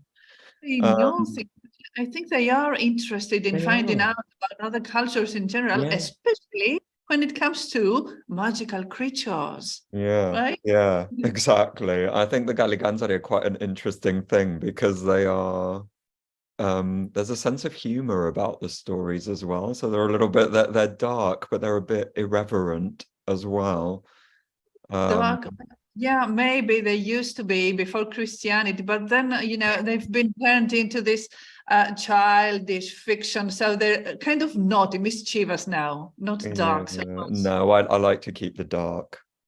Yeah, with you, absolutely. Yeah, that's a theme that goes with all my stuff. Whatever it is, it'll be dark. And I think it is the only traditional story I've heard talk about the tree of life, to be honest. So I really wonder how much far back in time it really goes. This is the thing, because I was talking with somebody who was looking into the Galliganzari, an English guy, and he was asking me, what are they similar to? Like, are they fairies? Are they things like that? And there is an inescapable link to Christianity now. They are tied to the Orthodox faith, because they come during the 12 days of Christmas, so that's religious. They come from hell, where they've been sawing away at the tree of life to ruin humanity. And they come when the waters are unbaptized, so that, and then they leave at Epiphany, when the waters are baptized and the light of God shines. And yeah, so there is this link to religion, but that's what I love about them, because they are this bizarre, like, monstrous little thing that is somehow tied to Christian, like, celebration of Jesus's birth. It's bizarre. Maybe if you were to compare them to any other cultures, the closest thing would be some sort of trolls, maybe. They're a bit like, they're kind of like goblins, kind of fairies, in the sense. I think the fairy thing is interesting, because I've heard Cypriots also refer to them as the good people, or the good folk. Really? Which is very interesting, because that's very similar to fairies. Yeah.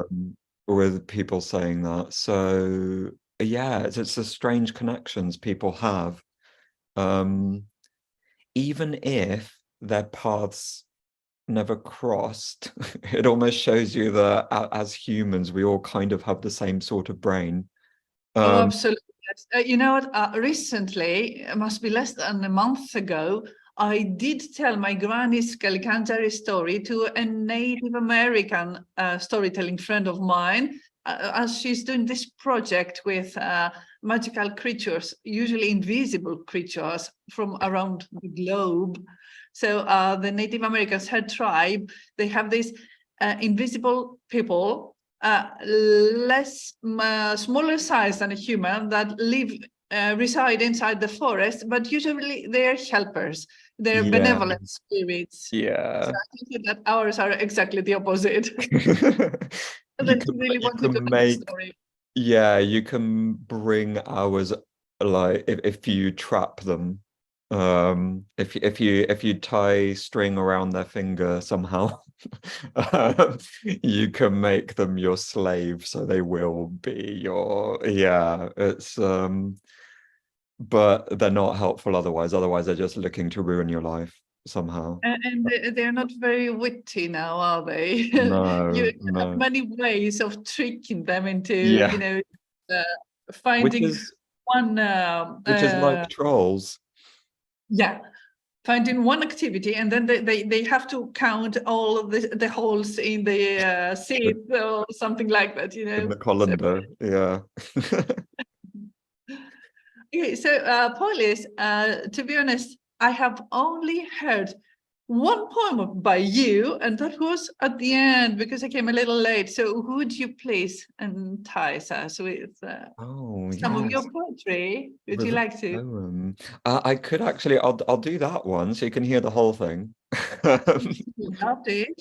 Because this one was, so I joined a spoken word collective called Gobs in Nottingham, where I live. In, I think it was 2021, we started and it was on Zoom and we were doing these workshops. And then it led to an online showcase, and I shared a video poem that I did. But then the next year we did a live performance, and it was in a room with people, and we made it quite theatrical, and it was really nice. And our theme was the moon, loose theme, but I kind of went with the moon. I like, you know, that did something to me. And this was the first poem I ever shared in a public setting, I ever performed to people. So yeah, it is normally more performed, but this is not really a medium for so here it is. This is Same Moon. We've all been gazing at the same moon.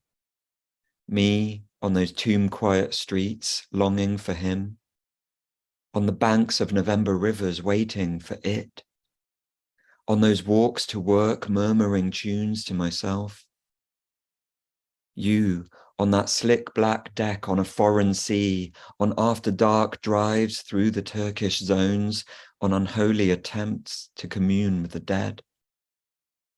Him on the wooded slopes to the threshing floor, on feast days looking for signs of God, on the stoop of a coffee house woozy with wine. Them on their wooden boats to another war, on a shore ears pricked for a siren's call, on an altar letting blood for angry gods. Moon, Cellini, bright old coin, sometimes gold, sometimes silver, one side Buddha, the other Alexander. Dropped in the seas of time at bobs from his to mine, 1 year to the next, eyes straight ahead and back to the past. Like January, straddling the years, not just one face, two, and each containing more. We've all been burned by the same sun.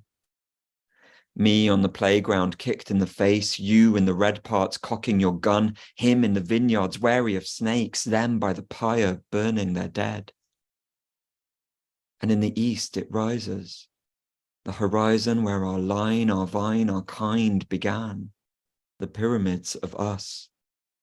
In dusty streets where vendors swat the flies away, in the ribbon light of parted drapes, where one man kisses another's nape, in the shadows of a hidden room, because sunlight finds disgrace. Thank you. Oh, police.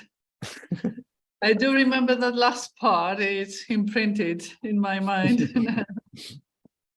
Thank So you. you- I was saying to somebody that was inspired by things I was reading about Gaddafi, the poet being in Alexandria and you know, exploring his sexuality like many people did when they went to Egypt and other places in those days where they could sort of be themselves a little bit more. Yes, absolutely. Which is weird because we gained this freedom throughout the years, and then somehow we seem to miss it again. It's like a spiral, like Yeah. all evolution, of course, hopefully. I think the Hopefully more, we see the peak. yeah, I think the more you look into history, the more you realize it's not a linear line. It's not a progression at all. It's just a kind of spiral, sometimes going one way, sometimes going another, and it's, yeah, what human freedoms and understanding. So we go uphill, down dale, uphill, Yeah. down dale. This is how Yeah. it goes. Well, we should say that we are lucky to be living in the part of the world where people are more understanding and Wow, yeah, I mean, allow others to have freedom to live the life they want. well, even that you can't take for granted. It's going up and down here as well. I mean, England doesn't seem quite as progressive nowadays as when I first came. Whereas weirdly, Cyprus is looking more progressive. That was Really? never a possibility when I was growing up there. yeah, it's very The odd. conception I've had of Cyprus as well, I had the same, I hopefully a misconception then. I'm glad to hear that people are becoming, I mean, there's always a, you know, we always have the Greek Orthodox Church breathing down on us, but people tend to be a different story to their governments and religions. But even in law, everything like Cyprus, for instance, has outright banned conversion therapy now. And this was a country where people would be taken to church to be exorcised. Whereas in the UK, we still haven't banned it. There is no ban on conversion therapy, which is mad because it's the most unscientific thing. Like there's no, it has no effect. It's only psychologically damaging. So yeah, the fact that Cyprus has banned it, but England, like the UK, hasn't, is wild to me. It's really not what I was expecting when I moved here 22 years ago. You're right. Okay, well, excellent. I tell you what, since we don't have time for a story, maybe share another poem with you, one I will hear for the first time. What do you think? Yes. It's one that I thought I'll go with this one because it's kind of, I was trying to think how to combine my love of like folklore and and poetry, so and queerness and all of that. So here it goes. Autumn moon appeal on the black floor sky, and from the congregation of pines comes a rustling, a scratching, a howling, a whining, pining. His body is the body of a man, young but on the bend, black hair sprouting on arms, thighs, toes. They wend their way down his back, his crack, curling through button gaps, a thicket round the moor from which the canines grow. The stench of the animal of it, whining, pining. And bulging in the yielding fabric, a skull-thick heart, pounding, sounding as if all the blood it's consumed and subsumed would blow it apart every time it sees a normal man. Eyes on the pentagram in the palm of a hand, blooming like the wolfsbane that might subdue its ache or obliterate it, a silver shot to end its thoughts. Over in Hollywood land, the thousand-faced man sits in a trailer, lost in a mirror, laying the foundation of a bridge to the beast. He rubs the redness, daubs the caul, secures the wig, sticks the teeth, sketches in the terror. They'll gawk in horror at the facial fur, the filthy claws and drooling maw, recoil at his otherness. He stalks onto the set. They mark his cues, the cameras roll, he growls his lines, he whines and pines, the frames spool with the bend of his spine, that wild, unbridled face that will haunt their every night. The mics screech, the boom pops as he belts his fearsome roar. They go to print, the papers spin, and folks will point him out on walls, at stations and on billboards, mimic his fearsome call.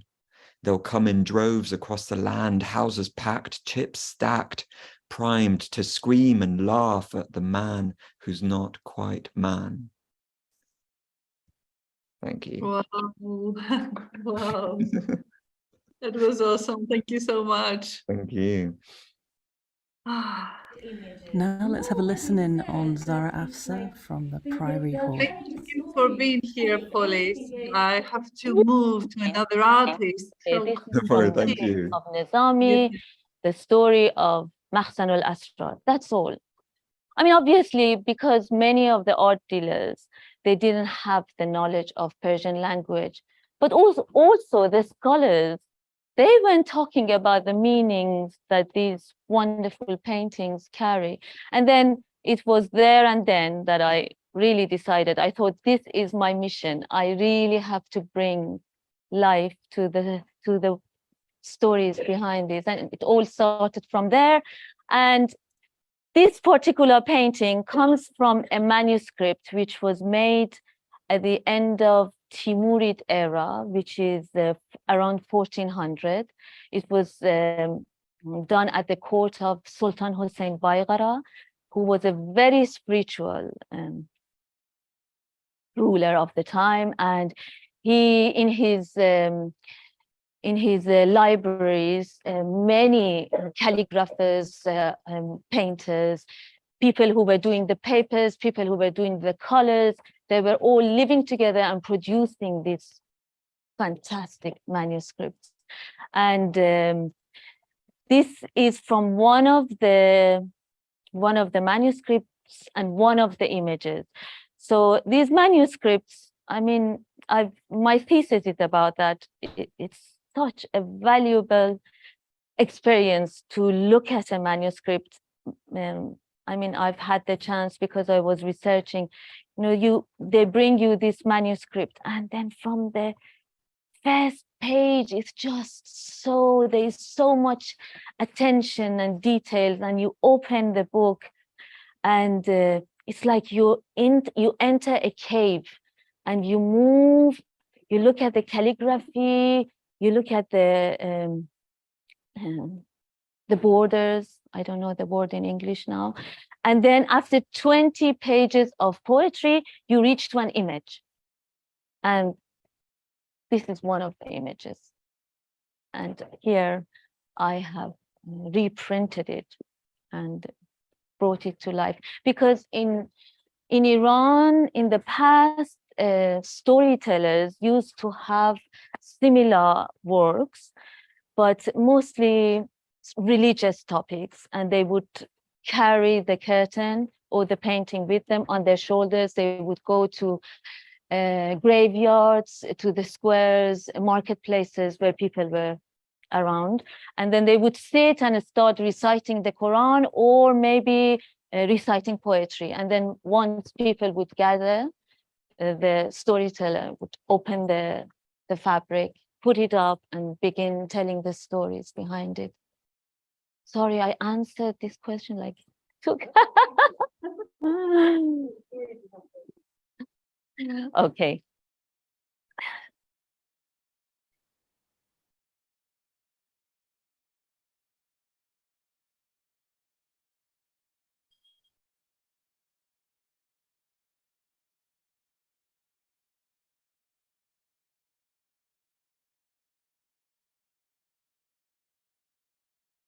Long ago, in my homeland, in the land of my fathers and mothers, in the land of my ancestors, those who achieved their destiny and fulfilled the purpose of their being. Long ago, in Iran, a dying father was breathing heavy, struggling to breathe in, struggling to breathe out, passing his very last words to his sons. His sons were sitting around their feeble father, listening to him in despair. Tears filled their eyes. Sadness gripped their hearts. Fear dried their mouth. Void circled in their belly. The old man spoke out. He said, "Listen to me, my dear sons. I am leaving this land with you. I have been told by our ancestors that there lies a treasure in this heritage, in this land. I am dying, and I failed to find it. Listen carefully. When the harvest time arrives in autumn, dig up the earth. dig far, dig near, dig everywhere. Search for this treasure. The father passed away. Soon the sons began plowing the earth, plowing the land in the hope of finding the treasure. With their oxen and cows, with their spades, they broke out the ground and ripped up the hard soil. They dug and dug and dug and dug and dug. Here, there, far, near, in every corner. How lucky they were. The good work, the good turning that year caused the best spreading and scattering of the seeds all over the land. And from every single seed grew 70 more seeds. The harvest that year provided the sons with a lot of wealth. Thus, the sons never found the treasure, but their hard work, their pain, their suffering, as their father had foretold them, transformed into an inner treasure. The wise old man's words echoed in the universe. Work hard, have no doubts. Conscious labor is an eternal wealth.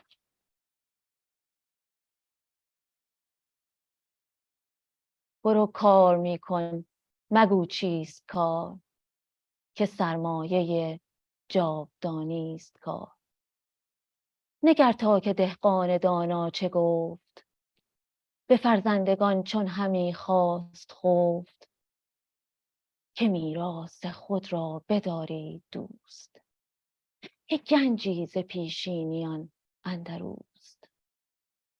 من آن را ندانستم اندر کجاست پژوهیدن و یافتن با شما چو شد مهر مه کشگه برکند همه جای آن زیر و بالا کن.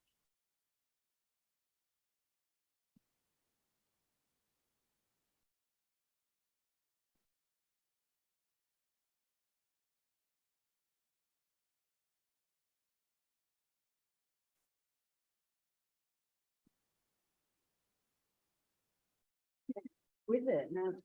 Sorry, if we have time, I can share one more. If not, yes.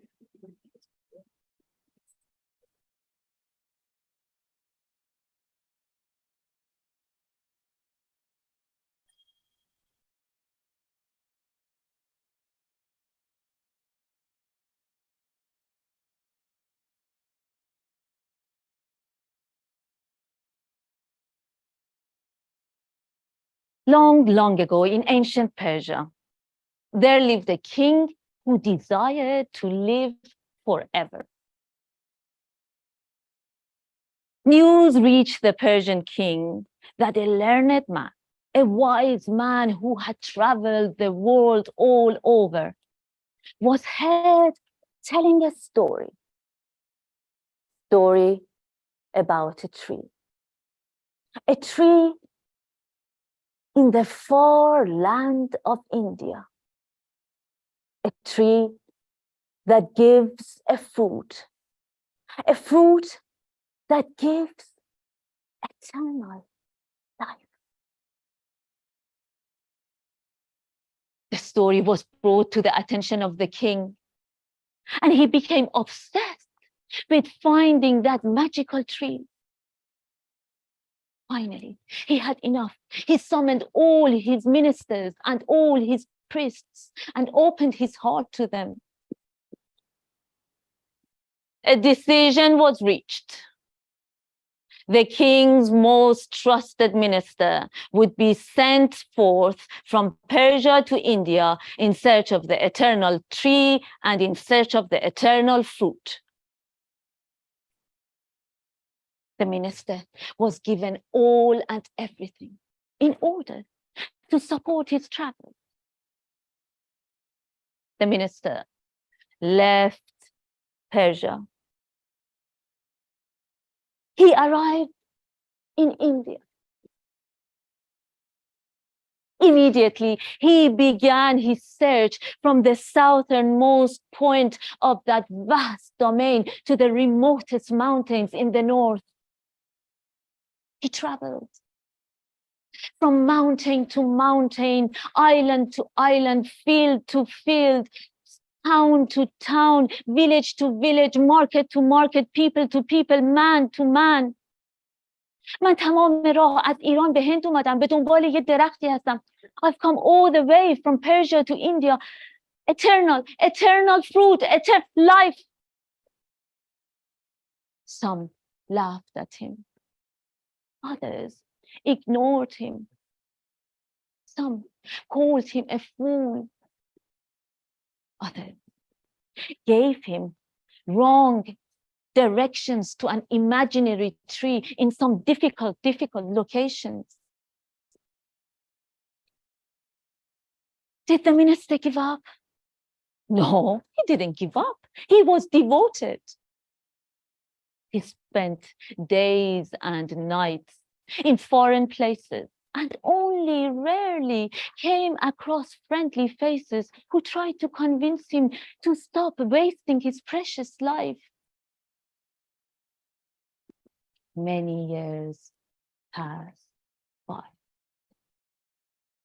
Finally, the minister admitted that he had failed. With long hair, gray beard, wrinkled face, tearful eyes, broken heart, he began his journey towards his homeland, towards Persia. On his way back to Persia, he decided to visit a sheikh, a holy man, in order to receive his blessings. The minute his eyes met the sheikh's eyes, he burst into tears, sobbing. He lost control of his senses. Once he managed to stop crying, he confessed to the holy man. He said, Sheikha, I've lost my way. I haven't achieved what I was set out to achieve all these years ago. And I'm returning to my king, ashamed and empty-handed. Sheikha, show me the right path. The holy man said, my good man, what are you searching for? He said, many years ago, my king sent me in search of a tree whose fruit gives eternal life. I have wasted my youth looking for that tree. I never found it. All I found was pity and sarcasm. The sheikh smiled and said, this tree you speak of is the tree of knowledge that lives within human hearts.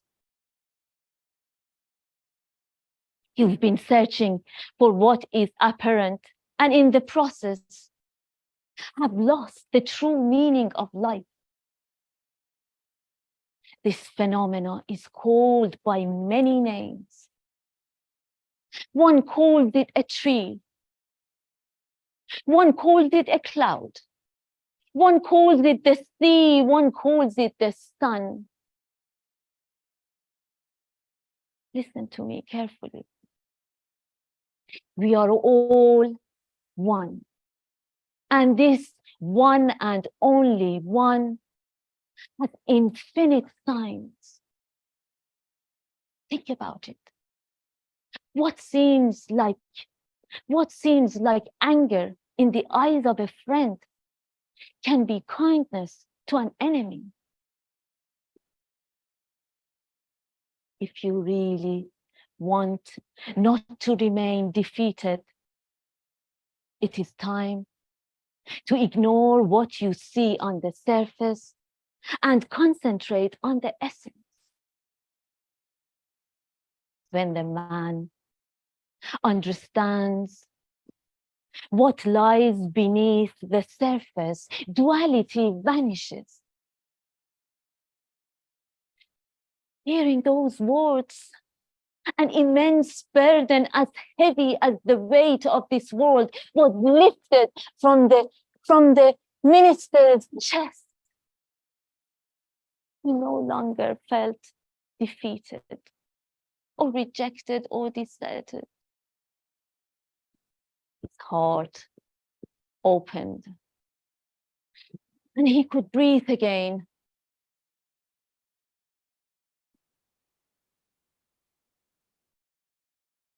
His journey back to Persia was a flight of freedom.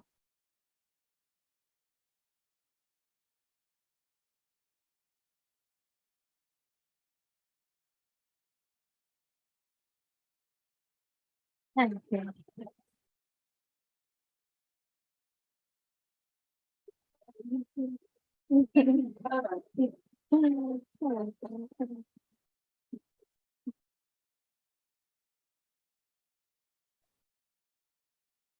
I don't know if we have any time. We have time. We have time for this. Sorry, I got on my. Yeah. Would you be willing to take a question? Yes, of course. Questions. Sorry, you were saying.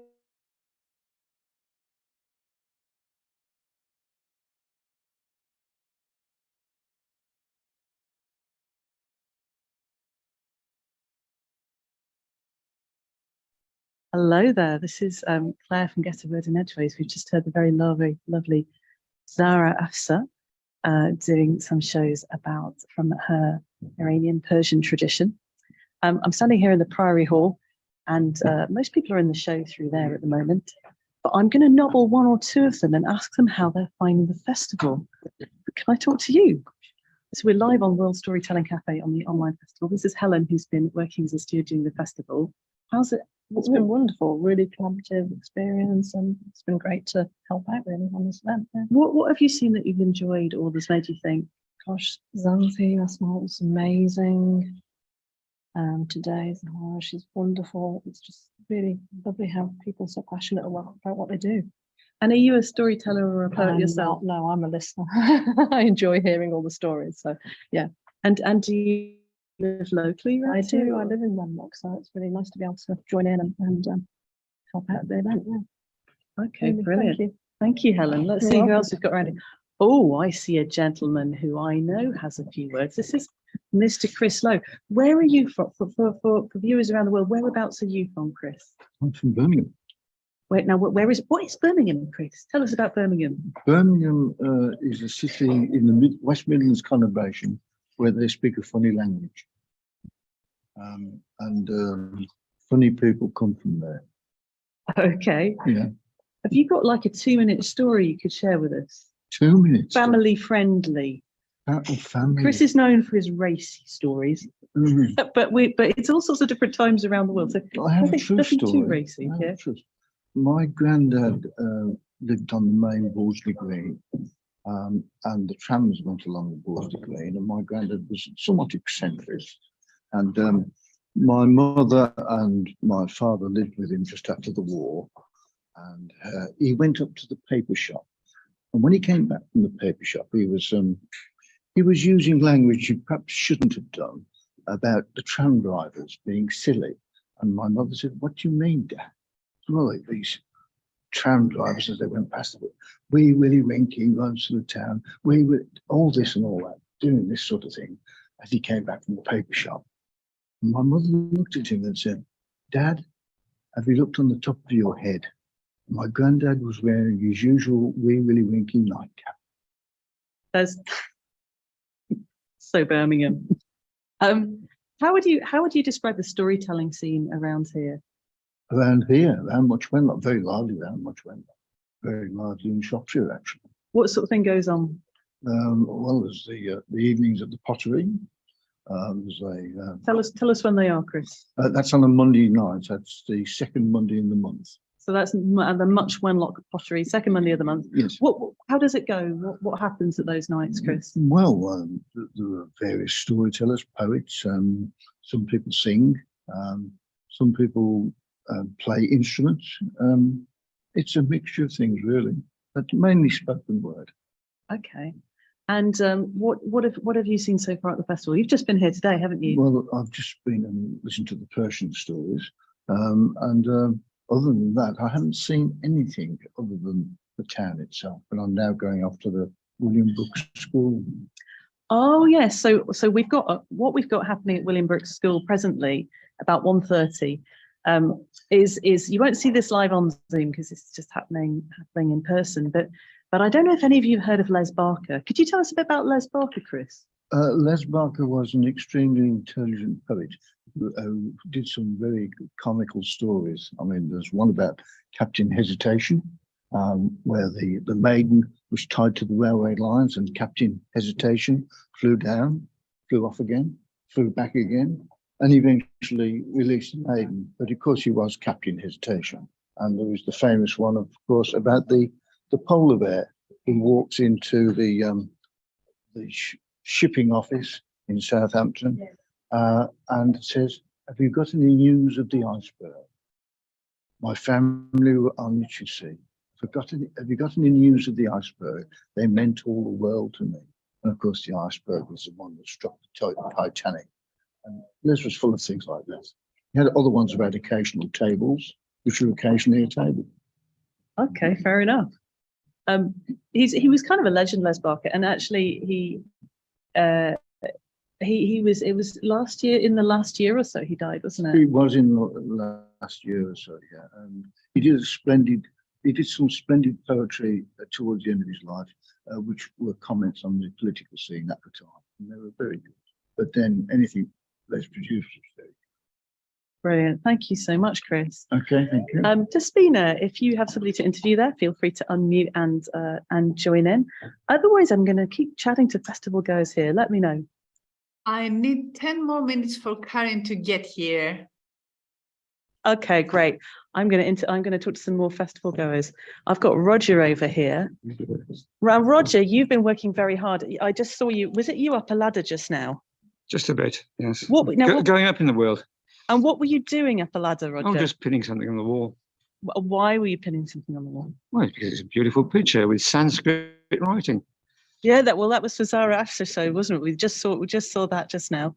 How have you come to be here? How have you got dragged into this maelstrom of words and banners and Persian temptresses? Very long story, really, but I'm from Yorkshire originally, but 20 years ago, I walked into Witchlang, and from that day to this, I've lived here ever since. Since when I've discovered some of my family came here in 1350, which is quite extraordinary, really, when you think about it. But I just feel very at home here. The people are very friendly. There's good arts, good music, and a very nice family feeling about the streets. Oh wow! And how did you get involved with the festival itself? How did you find out? I met Mike in the Georgian Dragon, believe it or not. Yes. For those of you those people who don't know Mike, explain a bit about Mike. Always an interesting character. He plays a very interesting musical instrument, and what is it? It's something very similar. It's a nickel harper, isn't it? That's a nickel harper. Looks a bit like a hurdy-gurdy. Oh yes. What does it sound like? I don't know yet. I haven't heard it. I've got to wait a couple of weeks before that happens. But no, I sing, but I don't. The only thing I play is a thin whistle. I said a thin whistle, so I have to stop it when they gave me a tin whistle. Hey, Desvina, how's it going? Fine. I'm glad to hear people enjoying themselves over there. I have Hope here with me now, so if you want, we can start with the interview. Well, I'll talk to you later. Bye-bye. Bye. You can lift your chair.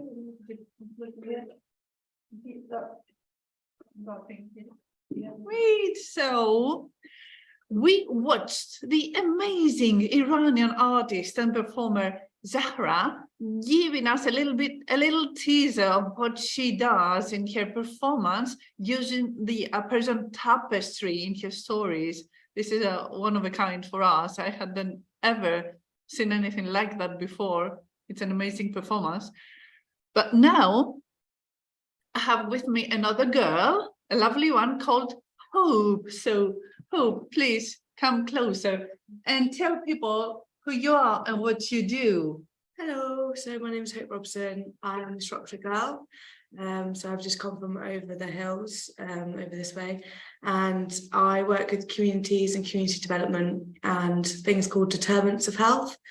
So within that, we look at people holistically and all different pillars of well-being and how that all comes together to create somebody's well-being, whether that be a negative or positive connotation, because it can be either.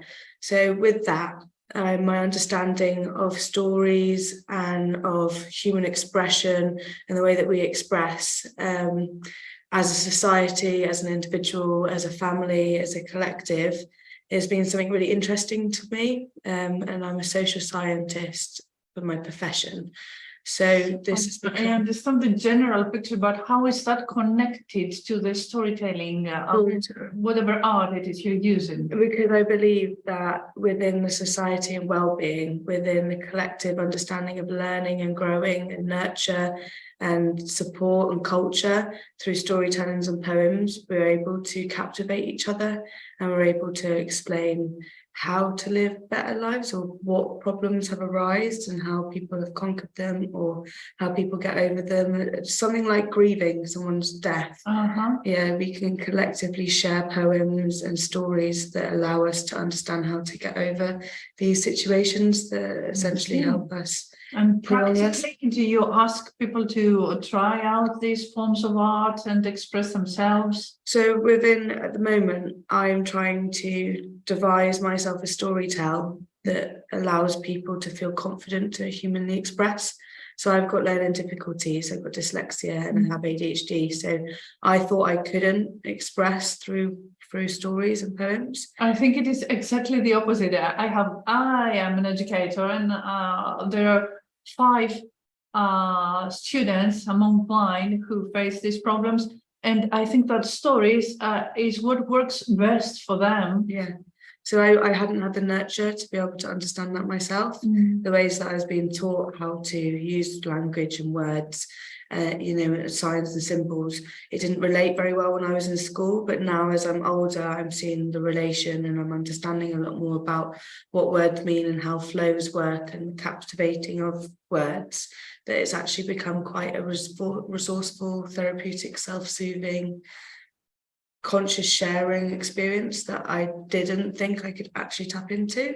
So that's what I know there might be some people where it's better for them, but for me it's about also going back out and sort of helping people that think they can't. Yes, think they can. I see, yeah. Luckily education is changing. It's not so much inside the box any longer, and people are very much more understanding about learning difficulties, and there are different ways to approach these kids so that they learn in a way that works better for them. Yeah, because you cannot have this stiff grammatical class where everybody gets bored. Not even with students who do not have difficulties any longer. It's not the case. So we try to be creative and make it engaging for people, which is the word of essence, I think. You have to have people engaged because this is how you connect. Right? And you, with the people you work with, how do you use your stories? So presently, my stories, I've already been coming out of my shell essentially with being able to do my stories out and present them. So I'm still learning what that means, and that's sort of why I'm here this weekend doing this alongside sort of Simone. She's invited me as a guest so that I can get a feeling for how other performers are doing it, so that I can learn how to, translate this feeling that I felt through this device, how that I would then go and give that back in my own way. So I, the same as sort of the woman, the Persian woman that's just done her set. I've done Zahra, yes. yeah, Sarah. I've just done a story on Plato's cave. Uh-huh. And so I've written a story about this philosophy and each character that's in the cave. And so I would hope that I'd be able to show through imagery as well as words. And some of my spoken word is about sort of, you know, the philosophical sense that we have as humans and as beings. So I'm not too sure yet how I will translate that out, but I understand that it all works. And I know that there's a lot going on in Shropshire when it comes to spoken word and poetry and art, and our libraries and what the initiatives are within the libraries around the place as well.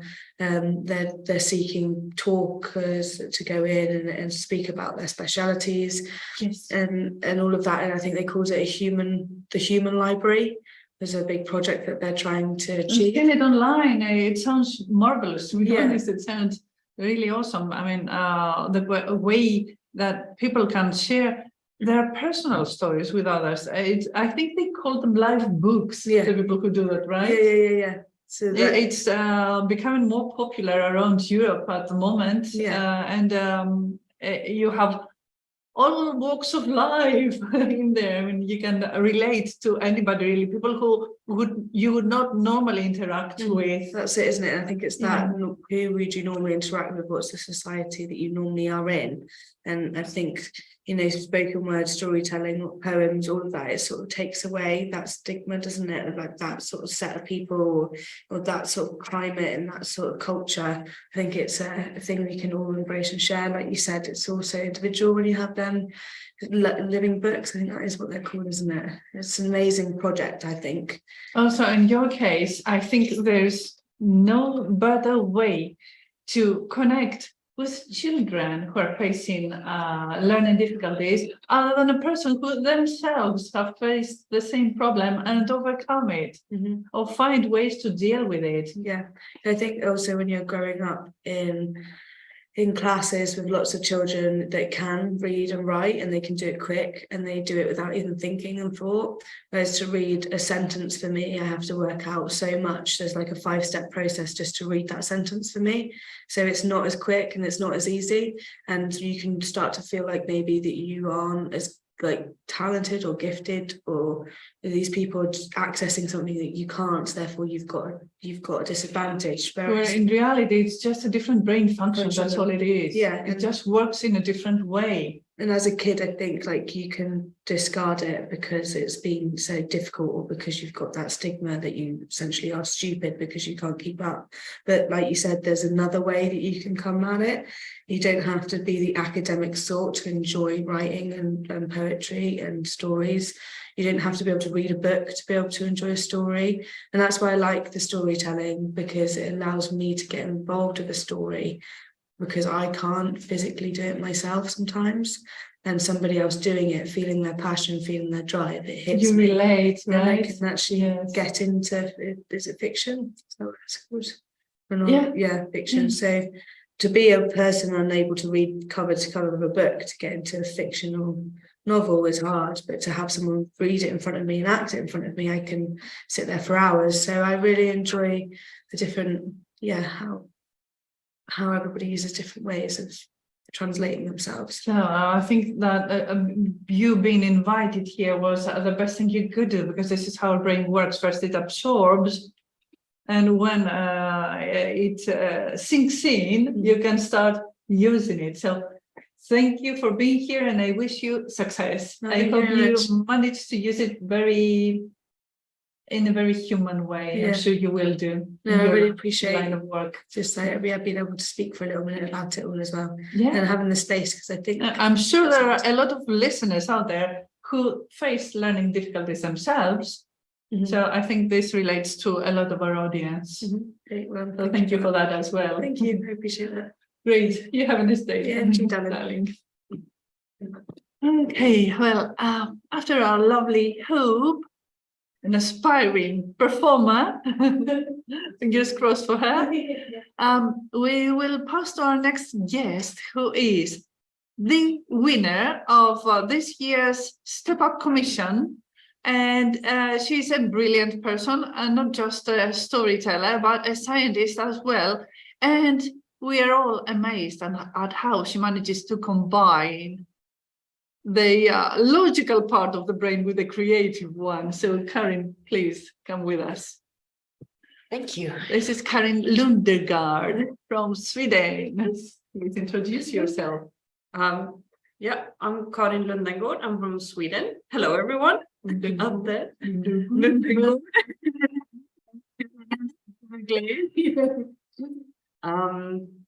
Yeah, I'm a researcher. I have a PhD. When I did my PhD, I did human brain activity research. You're talking about which we were trying to say. Interesting. But what I did was that I made computer models of how the human brain works, and that's my field of research, computer models of things that happens inside of the body.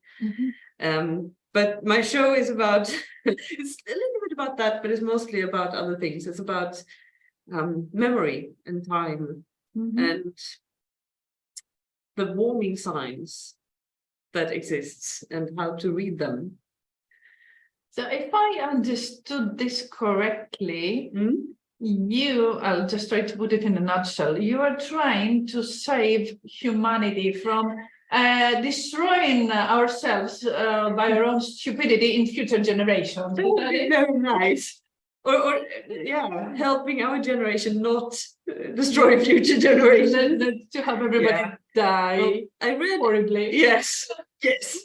So I read this article, a scientific article about nuclear waste, the storage of nuclear waste, because we have nuclear power plants now, and one nuclear power plant can produce energy for about 100 years, and then it takes 10,000 years before the waste that we get from this power plant is relatively safe. It's between 10,000 and 150,000 years before it's down to the radioactive levels. 100 for 100 years of energy. Well, the analogy is not functioning. Yeah, I know. Like that's the time, like 10,000 years is way too long to comprehend. Like you can't think that far. You can't measure that in generations, like in human lifetimes. You can't think about how many human lifetimes that is. You can't even, and you can't, lifespan. Right. And even if you think about it in the lifetimes of civilizations, it's very long, like 1,000-year kingdom. That's, every dictator's dream of like, yes, 1,000 years, my kingdom. Yeah, okay, 10% of the time, the minimum time that this nuclear waste is going to last. These numbers. No, and that's one of the things that's a problem about this, because if this is going to last for 10,000 years, which is longer than any alphabet that we know have lasted, there are languages that we know have existed, but nobody knows what they sounded like even 2,000 years ago. And how would you construct a warning to someone 10,000 years into the future of don't touch this thing because it's poisonous, it's dangerous? Yeah, absolutely. Some glowing cards. I don't know if you've heard about it. Because this article that I read, it is a scientific article, and this is a very serious study. Okay. And the conclusion that they came to. I'll be serious now. Yes, please. Be very serious now, okay? The conclusion that they came to was the best way to warn people of the future about nuclear waste is to start a cult that breeds cat that glows in the dark. Are you with me?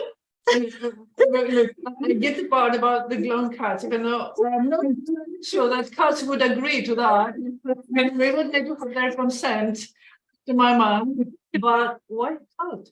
A cult, because if we look back in time, back in human history, the information that we have that has been stored for the longest, that we've had, that we can trace for the furthest time back, and that we can still understand, and that people have understood for all the time it has existed, is religion. Religious stories. Is oral storytelling of religious stories. And I mean, we can discuss if cults are good or bad. There are drawbacks to cults, but one of the things that cults do is that they have very strict rules, and they have they preserve the stories that they have. Through spoken words. Through the spoken word, and they are very keen to tell other people about the things that they think are important. And this is the thing that we need people to do with nuclear warnings. And I'm not saying that I'm in favor of starting a cult. That's not what I'm trying to do. My next question, could we have without the cult part, maybe? That's a very good question. And that's kind of one of the things that I'm looking at in my show is how do we think about information? How do we store information?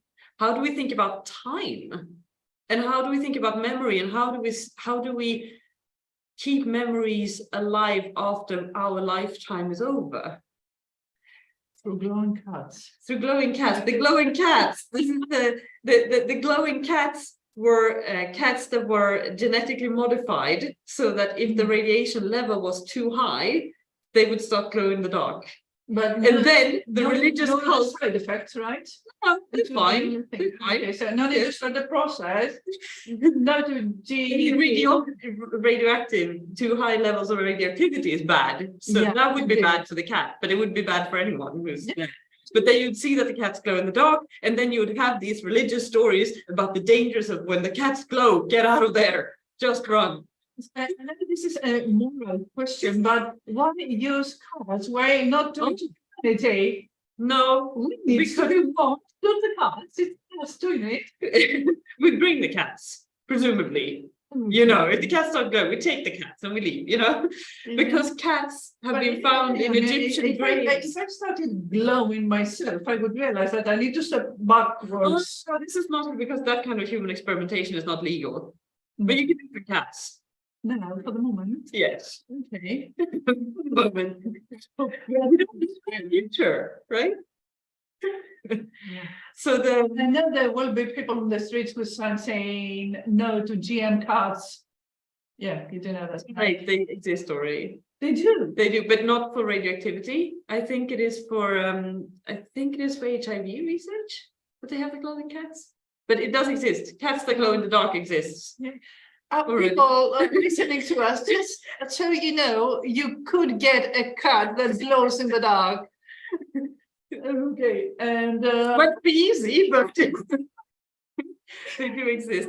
So, and the reason why they wanted to use cats in this cult is because we found cats in Egyptian graves.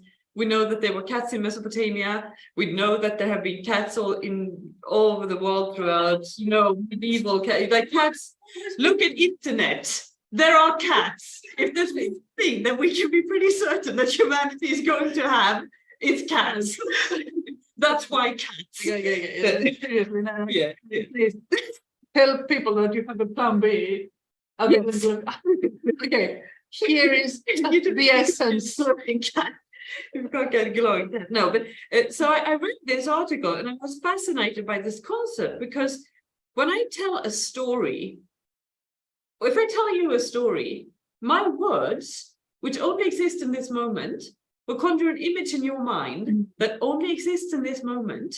And after both of us are gone, it definitely doesn't exist anymore when our brains have shut down. I'm listening to your story and I tell it to my kid. Yeah, but their image of what it is will be different than the one that you had in your brain, right? The story might be the same. The images are going to be different. The words that they use to tell it will be different. And I was so fascinated by the contrast of having this medium that's so in the moment when it happens to be the one that is the best to preserve information over a time span that we can't even imagine, over 10,000 years. And that contrast is so fascinating to me. And that's what my show is about, basically. What is memory and how does it last over time? So do tell about this show. What exactly is it you present? Yeah, so I missed it. I did. So it is a show that's made with the support of the Get a Word in Edgeways festival and the House of the West Wind College of Storytelling in collaboration. And they did something called the Step Up Commission, which I won with the suggestion of making a nuclear fairy tale. Basically, I'm making a fairy tale about nuclear waste. Who would have thought of that? Yeah, my pitch was that in traditional stories, there's very often information that previous generation wants us to know, and they can contain warnings about things that are dangerous that they want us to know about and be careful of. And I thought, what are the things that our time has that doesn't exist in these traditional stories? What are the traditional stories that we need to create? You're talking about the dangers we're facing, right? Exactly. Yes. And nuclear waste hasn't existed before. It's a very new thing in the history of humanity. Indeed, right? a few decades. Yeah. So my pitch for this commission application was, what if I write a nuclear fairy tale? What would that look like? What would that be like? And that's what the show builds up to, building on this concept of how to preserve information over time. I see. Is there for the people who are listening to find more about this? There is, because I want this story to live for 10,000 years, right? As you said, when you tell it to your children, they have to keep telling it. And I want as many people as possible to tell it. So I made a website where you can actually find the story. It's not the whole show, it's just the structure of this story. Brilliant. If you tell me, I'll just put it in the chat for everybody. Wants to, okay, great. Claire will get it, thank you. We will have it in the chat in a few minutes. Yeah, so you can go into this website and you can watch like me doing like a point by point, this is what happens in the story. And there are also references to where the things that happens in the story comes from, because it's built on real events. Everything that happens in the story is taken from incidents where people have been hurt or killed by radiation because they didn't know what it was. Sounds really dark. Yeah, it's really dark. I mean, my YouTube algorithm is horrible. It will be popping up for you. Yeah, so many awful incidents that's happened. So I've been watching a lot of like feel-good movies. Stay balanced. Yeah, exactly. It's quite a dark subject when you get into it, but in a way that made me feel like this is actually more important than I thought. For me, it was just a game that I was playing. It's just a thought game that I was playing, and I made the pitch.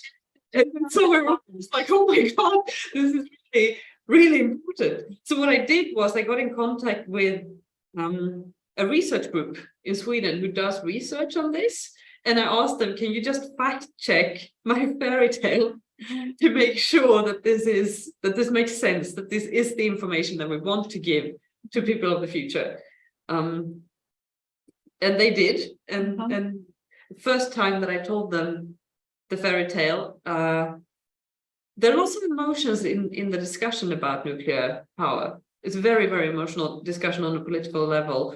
And researchers and people who work with nuclear power are quite wary about people who are not in their field to start with. In their circle, yeah. Yeah, because they feel that they are getting, that the media doesn't have a very good image of them and reputation. And considering the incidents you have included in there, right, in a way. Yeah, and that's one of the things that I thought about when I made this story. I was like, all of these horrible things have happened with radioactivity. Why do we even have this in society? And I started looking into the history of nuclear power and radioactivity. And I mean, it's because we can cure cancer with it. We can keep people alive. Radiation therapy. We can use it to x-ray people who've been in car accidents and see what we need to do surgery on to save lives. We can keep our cities warm in the winter. We can have light. We can have working refrigerators. Well, we can travel. My best friend Tanya, right? Chemo. Yeah, good luck with your chemo, the rest of it, Tanya. And we need electricity to people here to do this. Yeah. We wouldn't have been able to do this if we didn't have electricity in many countries. Much without my friends. Yeah. Yes. Right. So there is, if we want to have the society that we have today, with all of the comforts that we are enjoying, we are using enormous amounts of energy to keep this going, and it has to come from somewhere. And nuclear energy is one of the alternatives, and there are many countries that are quite dependent on nuclear energy. Japan is one of them, isn't it? Yeah, and France as well. Japan is really interesting because they have both sides of radiation with the nuclear bombs and so much. Yeah, and then they had Fukushima also. So they had both the nuclear bombs and one of the worst radio accidents in the world, but at the same time, they're very reliant on nuclear energy. But and it's really fascinating. No. So I was really thinking about those things. And what was your original question? I forgot. So Yeah. I was thinking of this thing. How do you? Oh yeah, no, make the sure- science group that I was talking to. Okay, let's finish that. Yeah, let's finish that. So the thing was, they are afraid that people are going to catastrophize a lot about radioactivity and nuclear power. My Yes. question. So when I went to them, I had a story, and I was like, this are things that absolutely have to be in the story, because otherwise it wouldn't be a very good warning if I didn't tell about some of the horrible things that happened. Right. But I didn't want to catastrophize. So I'd made like a story that I thought was rather balanced. And they heard it and they said, epic story. Can you make it more horrible? Oh, go on. No. This and this and this and this.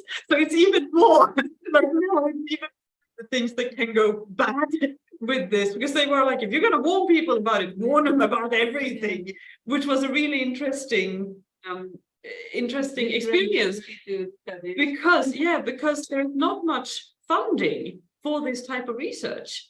For nuclear informatics research, there's not a lot of funding, and most of the funding doesn't come from governments. They're interested in getting the energy. They're not interested in investing money, and they're not interested in really taking responsibility for the waste that it produces, even if they really want to use the energy. And environmental. Yes, we're talking about politicians, don't we? And humans. Yeah, but and environmental groups very often don't want to support any research that has to do with nuclear waste, even with nuclear power at all, even though nuclear waste is definitely an environmental question, right? So, but they don't want to be seen associated with nuclear power, the environmental groups, so they don't want to support it either, really. So the research that's been done on this subject is supported by people in the nuclear industry who feel very strongly that we have an ethical obligation to the future to take care of this. And those were the scientists that I was talking to, and that's why we had this.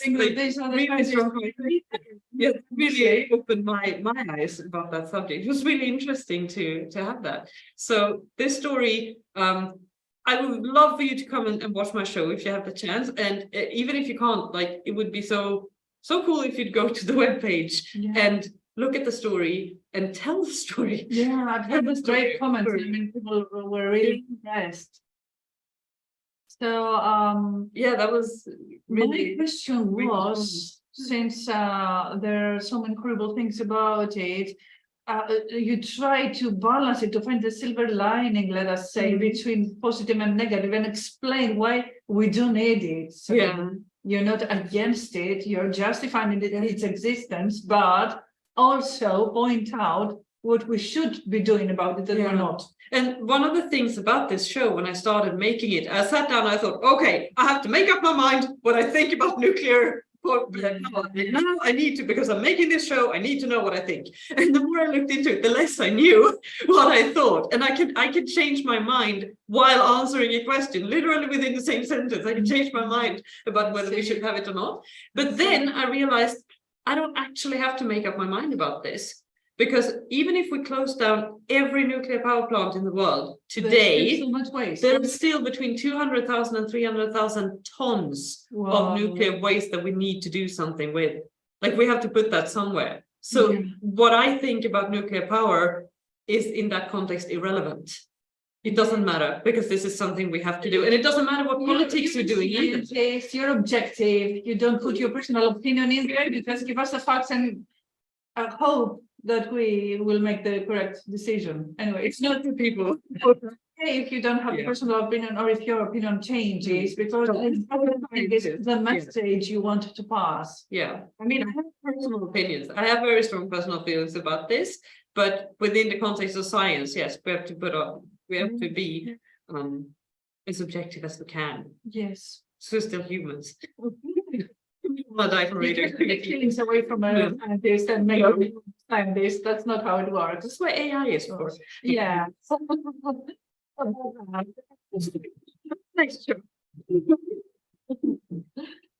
Okay, so people can get into, but will they see you telling the tale then if they enter the website? They can see me give a very, very sparse point by point. This is the structure of the story. And today I recorded myself actually telling the story. So it will be at some point coming up on the webpage, but if you go there in this moment, it will be, this is the structure of the story. Yeah, in fragments. But part of that is because I want people, when they tell the story, it is your story. Tell it your way and tell it with the technology that your country uses in your language, with your cultural relevance, with the right location where you are doing it. Stick to the facts. There are facts in there. Please do not alter the facts. This is scientific work we're talking about. Do not alter that. So my story is within the Scandinavian context. I'm talking about the way that Sweden does it and the storage space that's been built in Forsmark, which is where we're going to put it in Sweden with that technology, and it's being used. So, and I mean, do tell the Swedish version if you feel that it is in a relevant context to that. But if you're in another country, you might want to put your own things in there. Yes, yes. We can always add facts as long as we remain to factual evidence. I mean, yeah, it's true. And keep the truth of the story. Yeah, maybe some people like it darker, like your scientists did. Yeah, they kind of keep it. You killed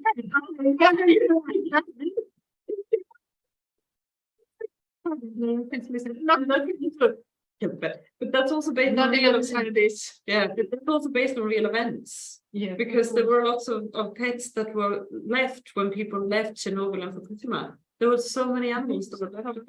I can't worry about doing cats. I cannot forget about dying cats. Yeah, cats are funny. Yes. That's it. Okay. So if people have the chance to come and see your show, where will that be? That will be in Great Britain again for the East Anglian Storyteller Festival, and it's in May, and I can't remember the exact date right now. But it's, yeah, so East Anglian Storytelling Festival in May. I will be telling the whole, not just the nuclear story, but the whole show.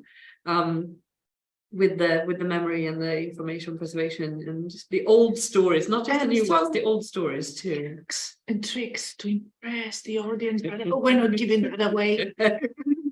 We did go to a radiology lab just to say yeah. It will be safe. Safe, don't worry. So yeah. Great. So how do we spread it? What do you want us to do? Okay, listen to the story, tell the story is one thing, but it is a story that needs to be out there, and I would love to make a series of videos where people with storytellers from different parts of the world tell the story in their own way and then collect them on the website. That would be so great to do. And I mean, I will be telling the story. I'll be asking other people to tell the story as much as they can. So even if you didn't catch the show, Despina, go in and look at I will the page and watch later. Absolutely. Yeah. Thank you for trying to save us and being here. Thank you so much for inviting me. Giving me. I think more people should invite you to talk about this. It should be out there. Thank you so much. Yeah. Thank you. It's very good having you. Thank you for listening. I hope you find this useful and take the knowledge given to you, offered to you for free, and use it. So our next guest is Tom Goodall. Hello. So I don't know Tom very well. I just met him here at Much One Log doing dark, scary stories at the cemetery. Tom, do tell us about who you are and what you do, please. Yeah, so you mean when I'm not storytelling or a part of my storytelling? To be interested, I'm more into the storytelling side of you. So I'm Tom Goodale. I tell a lot of stories. It's fairly eclectic. It depends on what people want. So, dark ones. Not only dark ones. I do like the dark ones, and I am and I've got a whole shows of dark ones. I can tell. I run spooky storytelling sessions. Samhain is coming. Yes, yes, yes. But the time when the veil is thin between the worlds. Yes, perfect time for spooky stories. I haven't done much online because They have to come here. Yeah. Yes, but I'll probably start doing more online. It's just sometimes it's not quite the same doing things for a screen. But you're absolutely right. However, you do reach a larger you do, audience. yes. Maybe some people cannot travel. I agree. You have friends from the US who not only have the financial issue of flying overseas, but also people who face health issues. Precisely. I think Zoom online storytelling has made such a difference during the past few years when people can, precisely, yeah. So but for one reason or another, I just never got into it. But even though maybe 5, 6 or 7 years ago, I told online to Storytelling Cafe in Amsterdam once on World Storytelling Day. And then during COVID, of course, we had to. There was yes. It always feels different to be live, of course. It does, yes. Yeah, you've got much more interaction with the audience when you're live. It's true. But yes. So DuckTales, favorite genres? Yes. I like medieval stories. Anglo. Sometimes I have been. I do have full medieval costume. I actually used to be in a medieval band, so we'd play music, and I'd interweave some stories in that. So we did Gawain and the Green Knights. You're also a musician. I do. I play the harp and record it. I'm not a fantastic musician, but I do play, and so occasionally. Musician to me either, because I am not a musician. So and it's just quite a small harp. I tend to just play it one-handed and hold it in the other hand. So one day I'll know proper two-handed technique on the harp. but I play tunes. People enjoy those, and it makes a good thing between stories and even within stories as well, just to illustrate it. Occasionally, yes. And how does it work here? You reside here, from what I take it, right? Sorry, in Machmanlock, I mean. No, I live up on the Wirral, between Chester and Liverpool. It's an hour and a half. Storytelling circle there. Do you know the people you meet? I used to go across to Manchester to the word of mouth storytelling, but of course that closed a few years ago. So at the moment, I'm not going anywhere regularly to tell stories. I think there is a small group on the other side of the Wirral who I need to get to go to. I ran a workshop from a few years ago, but I haven't actually managed to get to many of those things. I quite often tell around folk clubs and even do very short stories in open mic poetry things. Just a 1 or 2 minute story, because of course that's the length of most poems. Is this because too long stories, to be honest, and I don't. It kind of sounds like a joke when it is that short, doesn't it? And it has to be very straightforward and have a good closing line. Yes, but you can sell quite powerful ones in a short period. They don't have to be funny.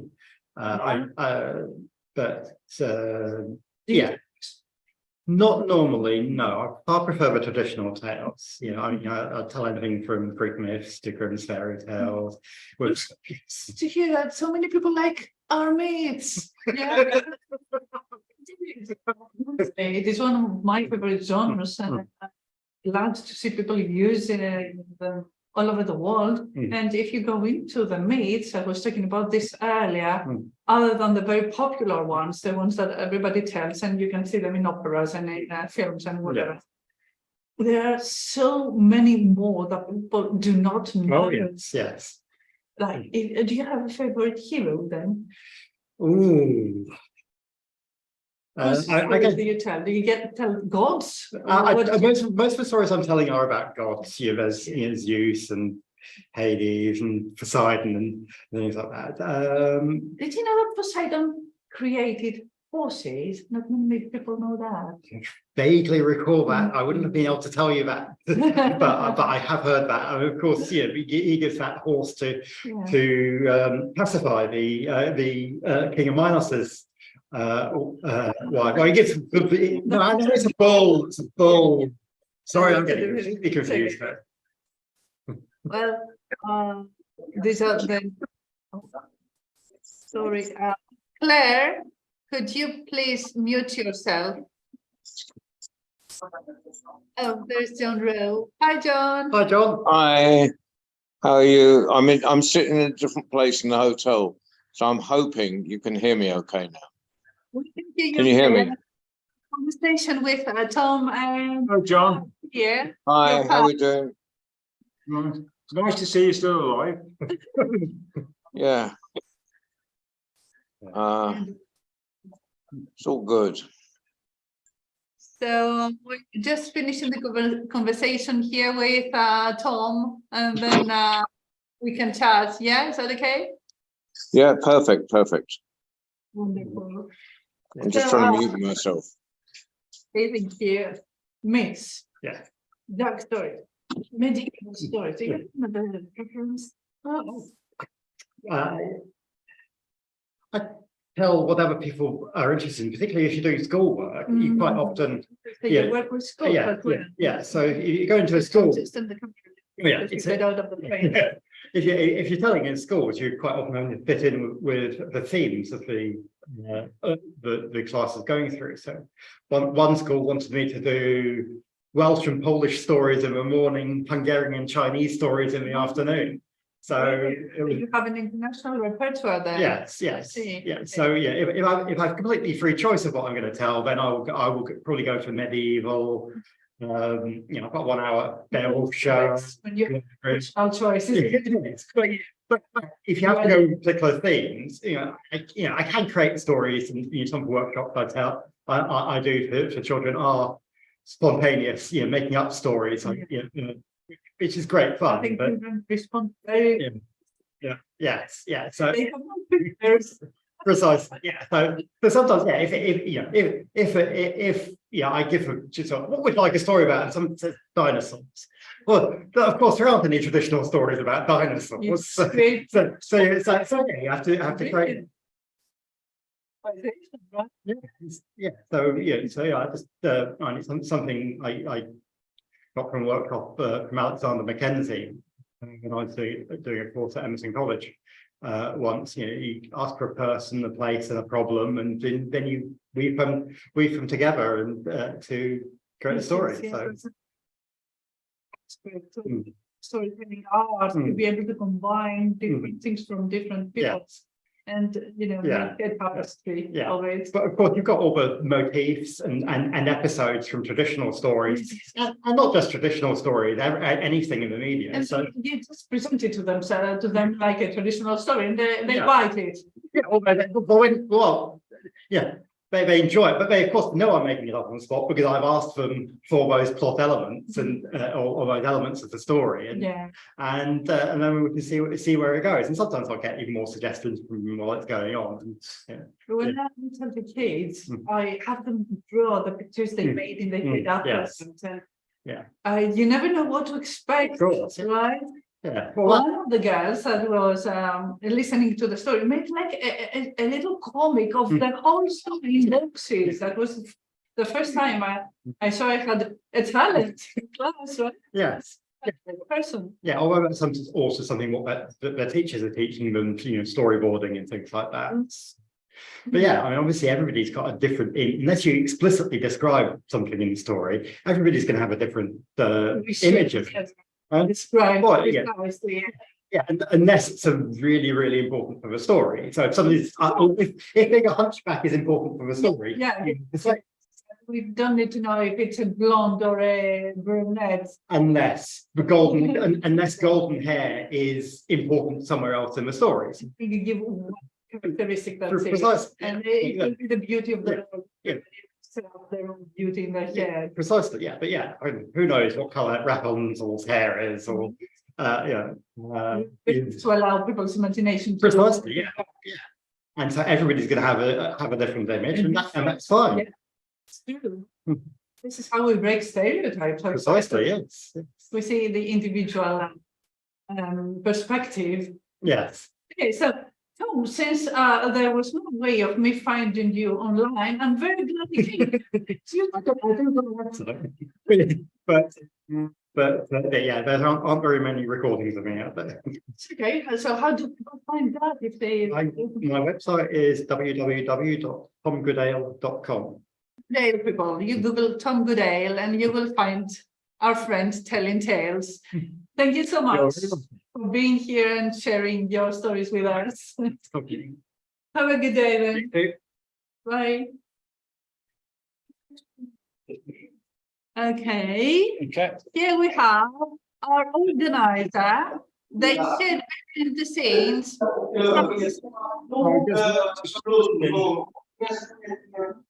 It's not.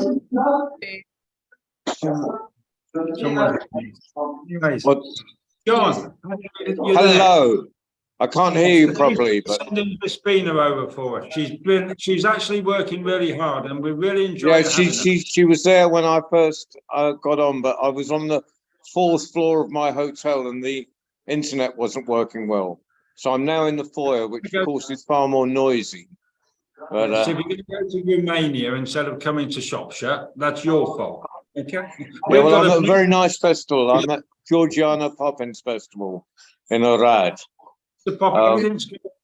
Everything's going really well here. So far, so good. It's not gone too badly at all. It really hasn't. Okay. Well, I had every confidence that it would be magnificent. So you've been doing this for a day or two, Mike, and Despina, it's so good to see you. Right. I can't hear you, Despina. I don't think I put it the right way. It's not that things are going bad. Things are going awesome. We should put it this way. Fantastic. Right, so I'm going to find somewhere quieter because. Anyway, she's got March, a very famous poet here to interview. But I just wanted to say it's all working well between you and us. All the technology is working, and thanks to you and Mike and Despina for coming all the way from Greece to Shropshire to do this for us. Okay. And so who are you about to interview? You're about to interview Luke? No, it's Martin. We have seen those with us, the performing poets. Yeah. Okay. You're not love, Martin, it's true. Give me a shout when you get back to Gloucester and we'll have a chat. Okay. Okay. Lovely to see you both. Okay. Bye-bye, everyone. Then. Bye for the moment. Big kiss. This is our first poet for today. I'm too lucky. We will make him even more so. I would like to thank my mom, right? Okay, so Martin, please do tell people who you are and what you do. I know, but I'm not. I'm Martin Dawes. I'm a poet and a spoken word artist and an MC, a creative educator. That's what I do for a living. And I've been doing that for 29 years. So I'm grateful, most grateful for that. I know when I got into it because it was September 1994. I was a young man. I was at a bit of a crossroads in my life. You still are? Actually, yes. Yeah. Just spent a lot of time at the crossroads, all 29 years of it. Or maybe just walking around, the circles of the crossroads. And I got invited, a friend of mine, I was writing in a diary to reflect on the crossroads, and I mentioned it to a friend of mine and she worked in a venue called the ICA in London, and she said, "Oh, if you like writing, you should come see these poets." And she got me a ticket. So a couple of weeks later, I went down there by myself, feeling pretty shy, socially insecure, because I had to sit in a room with loads of people I didn't know, and it was like awkward. I was like, "Oh my God, I don't know these people. Who the hell are these?" Well, I think by nature, I agree. By nature, I would say I am, and that's how come I love books and I love music and I love writing and stuff. And But the actual process of making that social through the performance side of it has made me develop the social persona, which has been deeply therapeutic for me, you know, and it's like I'm focused on it. So. Your kind of art that works for you is actually medicine for people, Absolutely. right? Well, yeah, 100%. Therapy. Yeah, yeah, I'm afraid so. Now that's a very interesting point. So I went to the OCA and the New Econ Poets Cafe were there, and there was a guy performing called Willie Perdomo. Yeah, now what you're saying there about the therapy side of it is an interesting thing. I've been given quite a lot of thought to this because it's a cathartic process, you know, our creativity and our expression. And it's catharsis for the individual, and through that process, catharsis for the collective.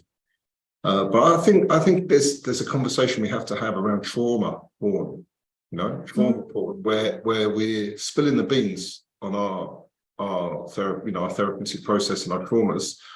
But how do we ensure that we're not actually just repeating the cycle of it? And how do we transcend within it? So I don't have the answers to that, but I've got two things I'd like to say about it. One, I'd like to give credit to the great poet and playwright, Sonia Sanchez, from the USA. Sonia Sanchez, well, she wrote a play called, the title's in Ebonics, she's an African-American woman, but she wrote a play called But How Do It Free Us? But How Do It Free Us? So into my dialect, okay, but how does it free us? You know, okay, how's that going to make us free? And I think if we have to ask ourselves that question, how do we transcend that situation that by the end of it, we've broken the ceiling upon it, or we're still under the ceiling and we're actually reiterating without progressing on? And my response to that, I think, or at least my ambition, is to try and say heavy things with a light touch. The light touch. Absolutely. And I would like to give credit to before you give credit to that one man, I'd like to share a thought about what you just said. Yeah, do. I'd say that we shouldn't concentrate on getting results out of it, because it's a whole process, and you need to give yourself and your efforts time for it to work. I mean, if we're looking into the place where we want us to get, it is nice to visualize it, to have it as a vision, but it's not nice to rush to get there, because then you miss all the intermediate steps which are necessary in order to get there. I hear that. Yeah. Yeah, I mean, it's occurred to me as you said that as a storyteller who works within a strong tradition, you know, you have so much of a supportive context for your voice within it. Whereas I'm coming from the perspective of a spoken word poet, you know, like a free verse poet. So much ego. It's all about me, you know. And I love that this festival, you know, I get to sit next to you and you bring in all of that culture and history that you've got within you. And what I do is part of that, but it's coming from a very individualized perspective, because I'm coming from a very individualized, fragmented culture. Well, I heard you last night in your gig thanking all the Black artists you could remember about Black History Month. So I wouldn't say that it's just you and your culture. It's much more, much wider. What do you mean? I mean, you get involved with people. Of course. I mean, it's bridge building. Yeah, that's what we do. Yeah, absolutely. It's bridge building. What I meant was, I meant that this is a really good point, because just to give some context, I grew up in the suburbs of London, in a town in Surrey called Addlestone, which is just outside the edge of Greater London. And so I had a huge influence from Black culture as a young man. And I'm deeply grateful and honorful of that. And it filled a void in my life culturally from what I was receiving as a young person in my white working class British Southeast England environments. And you know, so I was given that and I took it. You know, you people, we can have a debate about appropriation if we want, but let's not have that conversation right now. But it filled in some gaps. So, and what it showed me was the power, particularly of roots, of knowing where you're from, so you can have a context to understand where you're at. And it showed me the importance, the crucial importance of culture to unify people. And so I think that when we perform expressive arts, we're telling our stories, of our individual stories of our life and our response to our human experience. And that's a bridge between us and other people who we share it with. It's a bridge Yes. between us and ourselves. It's a reflection. But when we share it with other people, it gives us an opportunity to have that reflection communally. And those bridges are what I think culture is. So that's what we're doing. So I think just connection is the word. It is the most important thing, and it's an absolute need of every human, every individual to connect with others and to connect their own pieces inside us as well. Yeah, absolutely. So it's just the culture I grew up in, which is a very standard British experience, you know, and there was a great deal of privatization occurring at the time, just in general in society, you know, the collector, and it still is becoming atomized, you know, it's not being sprayed out into fragments. And that's something that I experienced culturally. So yeah, it just hit me like a train when music and the way music brings people together, particularly just so I give thanks for that. So yeah, say that you as a performing poet do bring people together as well. Well, I've got a poem about that. Yeah. Should I do it? Yeah. Together. We should have are you going to play your calendar? Brilliant. This is so relaxing. Yeah, I'll play that next. I'll do this poem together, if we're talking about togetherness, and then I'll play a piece on here. I don't know if I can play where you can see. You just have to listen up. Because it's a bit tricky. Oh, let's do that. Yeah. Hey. Okay. Together. Together to get together. Got to get together to get together. Together to get together, got to get together to get together, get together to get together, got to get together to get together, get together to get together, got to get together to get together, got to get together to get together, got to get together, speaking mother tongue of the one with people just keeping the circles completely living with rhythm within the beat, speaking mother tongue of the one with people just keeping the circles completely living with rhythm within the beat. Hey, speaking mother tongue of the one with people just keeping the circles completely living with rhythm within the beat, giving life to the lyric, linking a cycle of spirits, connecting our feeling with meaning to the one we put together. To get together, got to get together to get together, get together to get together, got to get together to get together, get together to get together, got to get together to get together, got to get together to get together, got to get together, bridging our divisions with rhythm, we pull together. Bridging our divisions with rhythm, we pull together.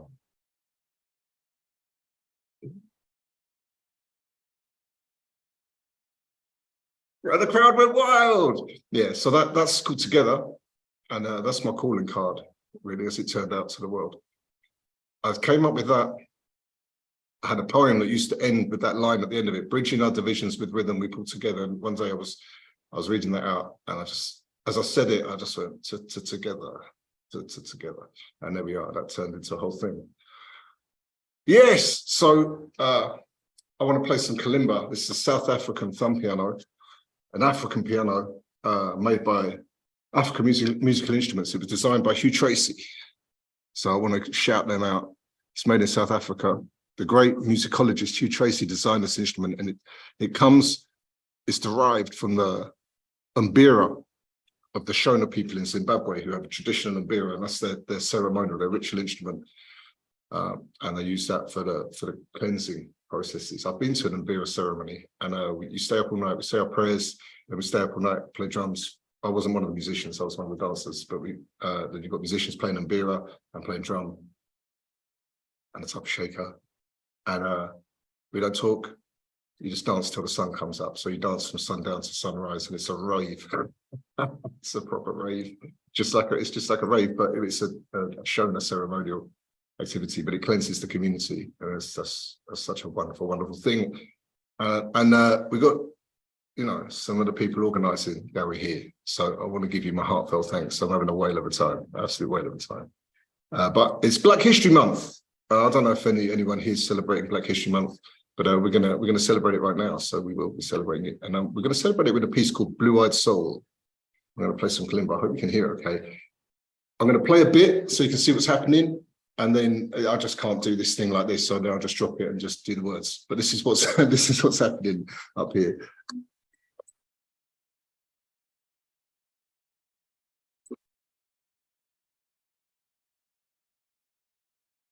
right?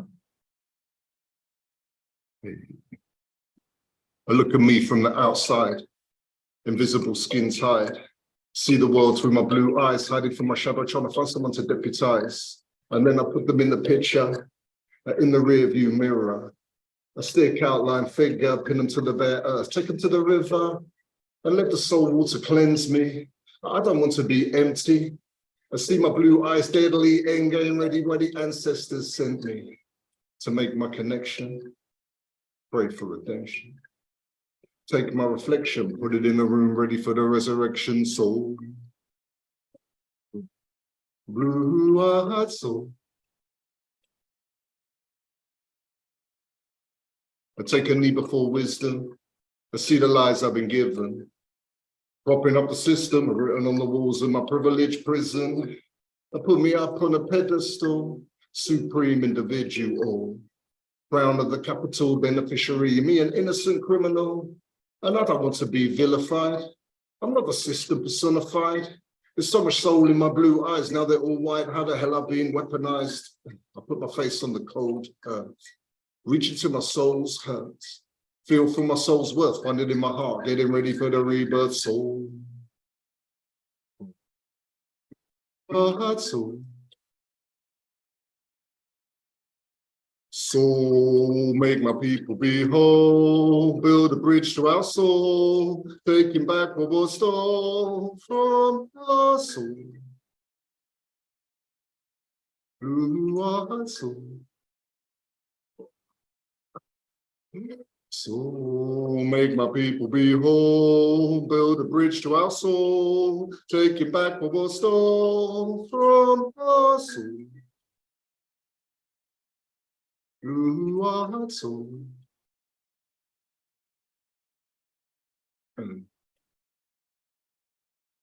Make my people be whole, blue-eyed soul. Make my people be whole, blue-eyed soul. Make my people be whole, blue-eyed soul.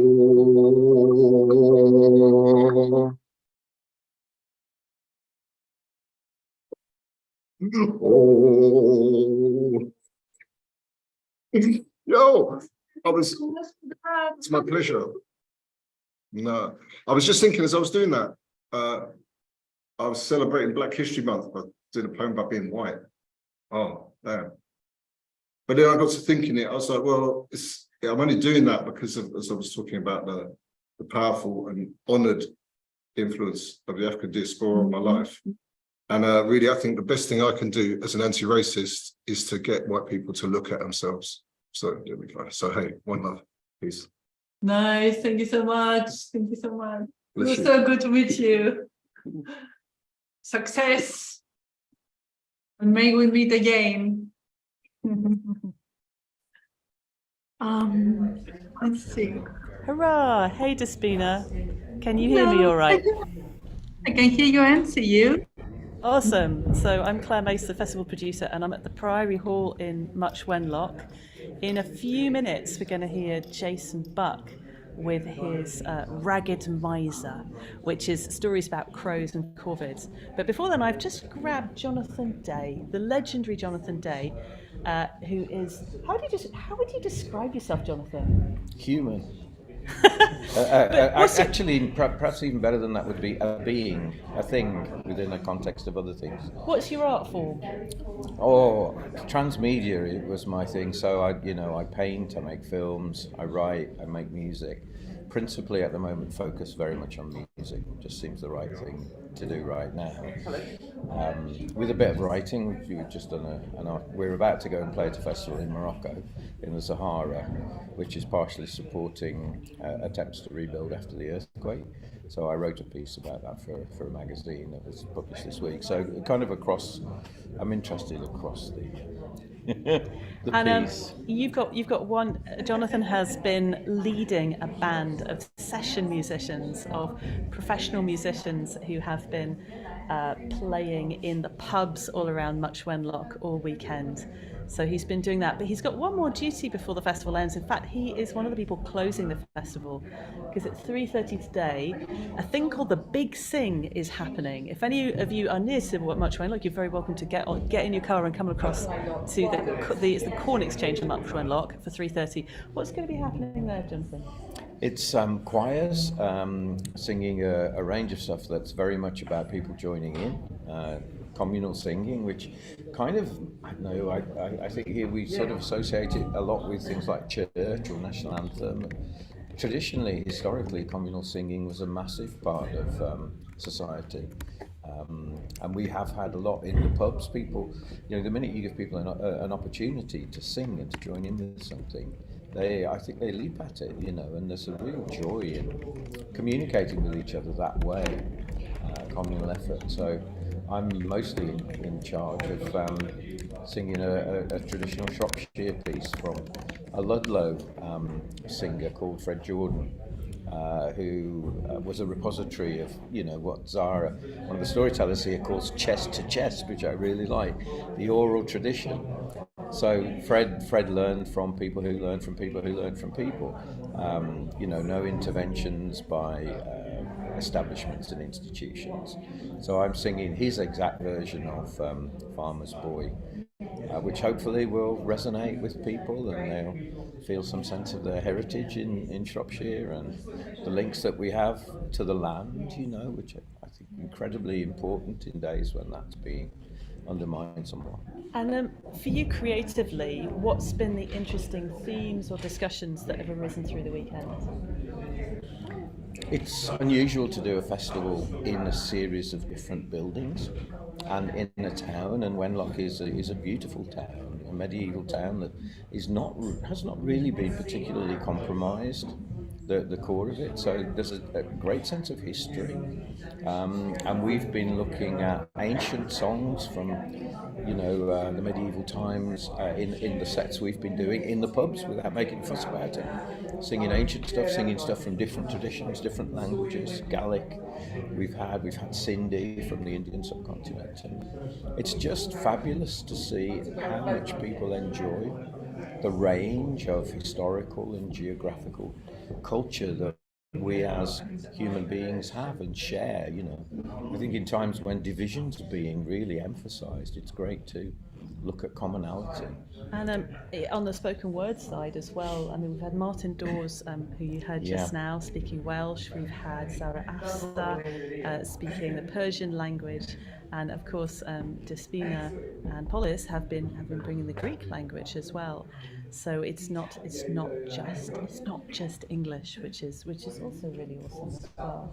Well, there's an argument that English is a mixture of different languages, influences. So I think it's great, and there's something about a voice making a noise that really resonates whatever the language is.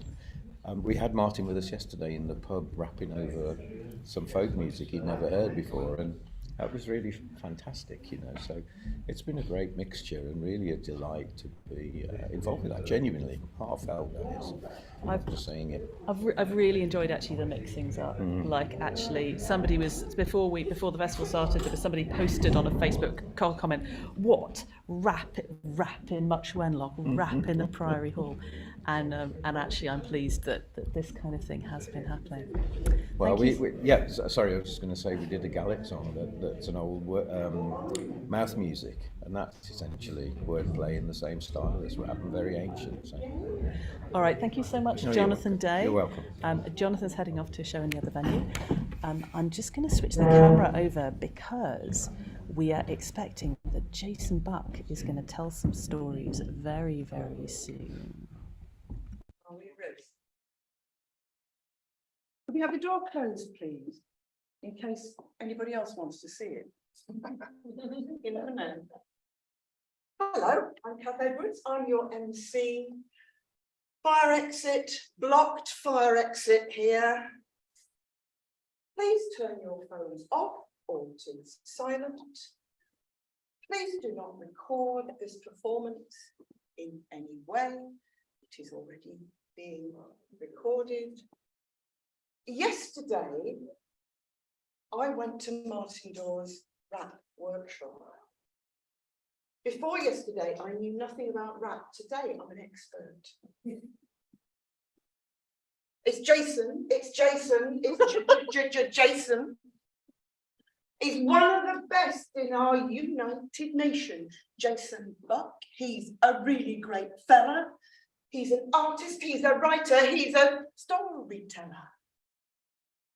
If you like great stories, then people, you're in luck. So put your hands together and welcome Jason Buck.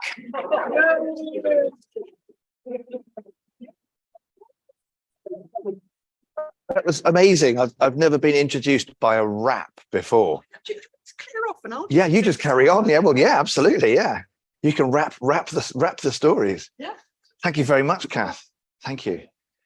And good afternoon, everybody. And hello to everybody else who's around the world. Hello, everybody out there. So I'm going to tell you some stories for the next hour. The title of this show is Ragged Miser, The Crow Show. And I wrote this collection of stories during the back end of lockdown. If you remember, there was a brief period in lockdown for a few months over a summer where the world opened up a bit and we all scampered around and rushed off to meet people and see people. And during that small window of time, I used my time productively by traveling from Sussex, where I lived at the time, to Ludlow, just up the road from here, where I collected a magpie. If you go to Ludlow, you can look and find Pricklebum's Hedgehog Rescue, which is there, tucked away behind the pubs off the main market square. And there they take in mostly hedgehogs, but other bits of wildlife. They had a magpie and the magpie needed looking after. It was a tiny magpie chick that had been dropped out of a nest. And I'd had chickens before, so that seemed to count for me, having enough experience to look after a bird. So I had this tiny thing and I collected it. And when I found it, when it was given to me in a, imagine a dog's water bowl, a stainless steel dog's water bowl with a baby's hat, one of those terry toweling baby's hats inside it. So it was like a nest. And this little thing went in there, and that whole thing then went in a bucket in my room. So at night, I put a towel over the bucket, and the little magpie went to sleep. And in the morning, as soon as I lifted the towel off, the little magpie immediately would be, feed me, feed me, feed me. And with a pair of surgical tweezers and some wet cat food, I fed it, and its feathers grew, and it got bigger, and I had to give it a name, and I decided to call it Bones. I don't know why, because it felt so delicate when it was small. Bones grew up and lived in my house. And when I was telling stories when the world locked down again, when I was telling stories online, Bones would fly around the room and sometimes it would come and sit on the laptop. Now, if you've ever had pets, you know, you can generally train them to go and do their business in appropriate areas. But birds, they don't need to think like that. They just fly around and let it fall out of them wherever they want to. Anywhere in your sitting room, sofas, tables, and when it lands on a laptop, if the bird is facing you, that's okay. If the bird is facing the other way, the magpie needs to be turned and placed back down. Eventually, it got to the point where Bones the magpie went from feeling like a bird that lived in a house to a bird that was trapped in a house. And one day, I opened up my French window doors. They sound terribly grand. They weren't, but they were there. And out it flew, and it rested on the windowsill of the room upstairs and looked around in that kind of, I regret my decisions. And I left it there. When I came back, it had gone. There were lots of magpies where I used to live, and you could hear them making that chuckling noise. And I don't know whether Bones fared well or what happened to it, but there were lots of magpies around there, and it pleased me to believe that out of those chuckling, cackling magpies, one of them might still have been Bones. But Bones inspired the stories I'm going to tell you today. If I have enough time, I'm going to tell you a small story, a big story, and then I'm going to read you a poem written in the epic style. But first of all, I'm going to tell you a small story. And we'll start off with a story. Because once upon a time, there was a boy who grew up to be a man who grew up to be a bird. He never showed any evidence of changing into anything other than just a human who was a little older today than he had been yesterday. In fact, he was so unremarkable as a child that his parents took him to doctors who prescribed these pills and those tablets to augment his personality, to improve him. At school, he did very well at his studies, but his teachers, his friends, and his parents and his family were, well, they were worried by his lack of ambition, his lack of drive to be the best and to climb up and over everything and everyone else. And so he was taken to different doctors who diagnosed this syndrome and placed him here and there on this or that spectrum. After education, he left and applied for and got that first job he applied for, and then began to climb the proverbial corporate ladder. Still without ambition, still without reaching, he was content, but people said to him, you must have ambition, you must seek to climb over all and others. But he was happy enough. For a bit. Now, it's a cliche, but one day, that man was on a train, sitting in the first class carriage, heading into the big city. And he looked out of the window, and there, up on a skyscraper, there, high up, a pigeon jumped and opened its wings and glided and flapped and soared and circled and rose higher and higher and higher into the air, higher and higher above those tower blocks and those buildings and the scattering, scampering insect folk who were rushing from meeting rooms to coffee shops below him.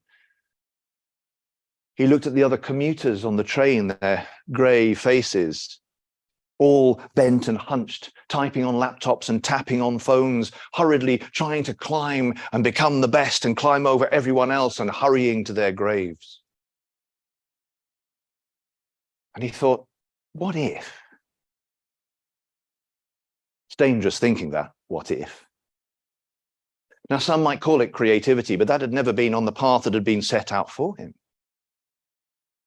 And now he thought, what if? And wondered what the other paths that went to the sides of his path in life, what was down there? What had he missed? What could he do? What could he be? And that was when he found his ambition. And he wanted to become a bird. Before he'd got ambition, he was happy. And now he had ambition, and an impossible ambition. He was unhappy. And all the time people had told him he should have had an ambition. Now he'd got one. Now that contentment slipped away, and he thought less and less about the money he made and the house he lived in, the things he owned, and thought more and more about how he wanted to be a bird. Things reached a head when one day he was traveling back from a very important meeting about quarterly sales targets and leaving a concrete business park somewhere near Milton Keynes. He was heading home, and there in the countryside, he pulled up his expensive, glossy, black hybrid saloon car and stood outside and leaned against it in the countryside to get some air and to feel the air above him. And he looked at the field in front of him and saw the death black crows that were stalking amongst the stubbled fields, pecking at invisible morsels. And as he looked at them, he thought, why? Why did he have this ambition now? Why was he cursed with this impossible desire? Why, he cried out. Why, he shouted at the world. Why, he shouted louder and louder until his voice became harsher. Why, he cried, why? And then as the world span around him and his head spun, he felt himself falling forwards and put his hands out to catch himself. But instead of landing face down in the muck and the mud, instead he found he was gliding just above the ground, gliding along over that field, and his arms were stretched out wide, and his fingers had become feathers, and his expensive suit had become ragged, tattered wings, and there he flew along the ground with the birds.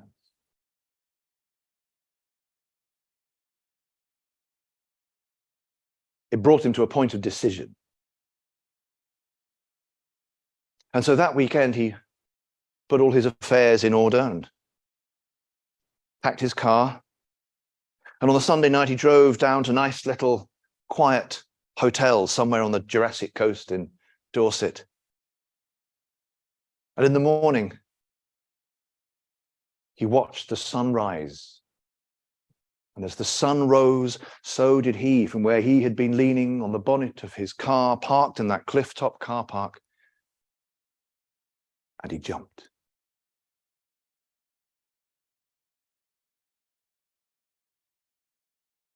His parents were distraught when the car was found, and a note in his house, a meaningless scrawl about wanting to be finally free, and well, they thought the worst. And well, you might think that too, but you may think this story is a morbid allegory about death, but it isn't. Because when you begin to worry about measuring yourself against someone else's standards, about self-actualization, against other people's desires for what you should be, listen to those crows in the field as they call out, "Why? Why? Why?" And know that each and every one of us has it within ourselves the power to transform ourselves. Thank you.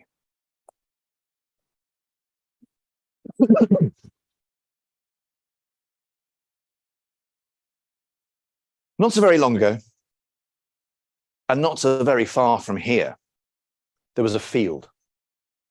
And in that field, there was a figure with a ramrod straight back and stiff arms, standing in all weathers. A scarecrow. His back was made from a pine broom handle. His arms from bundles of greenwood stuffed and tied together, and an old shirt put over those. A shirt that had once been proudly worn out to dinners and dances and dates, and now too old and forgotten, dressed on this figure, and at the end, gardening gloves and twigs that poked through the holes at the end of them. Bundles of straw that had been left and missed the baling machines were tied together, and filled trousers that once they had had paint spilled upon them were of no more use, and now used to dress those legs. A hat, a felt hat that once upon a time, when it had been freshly steamed and left the milliner's block, was crisp, but now had been left outside through too many rainstorms and too many winters, and sagged and flopped and lounged upon the head. Oh, and what a head. Made from a turnip, it was. A girt turnip that had been left too long in the ground and had become wide and covered with little hairy rootlets and lumps, and that turnip head had a great slash of a gash of a mouth carved in, and two eyes scooped out.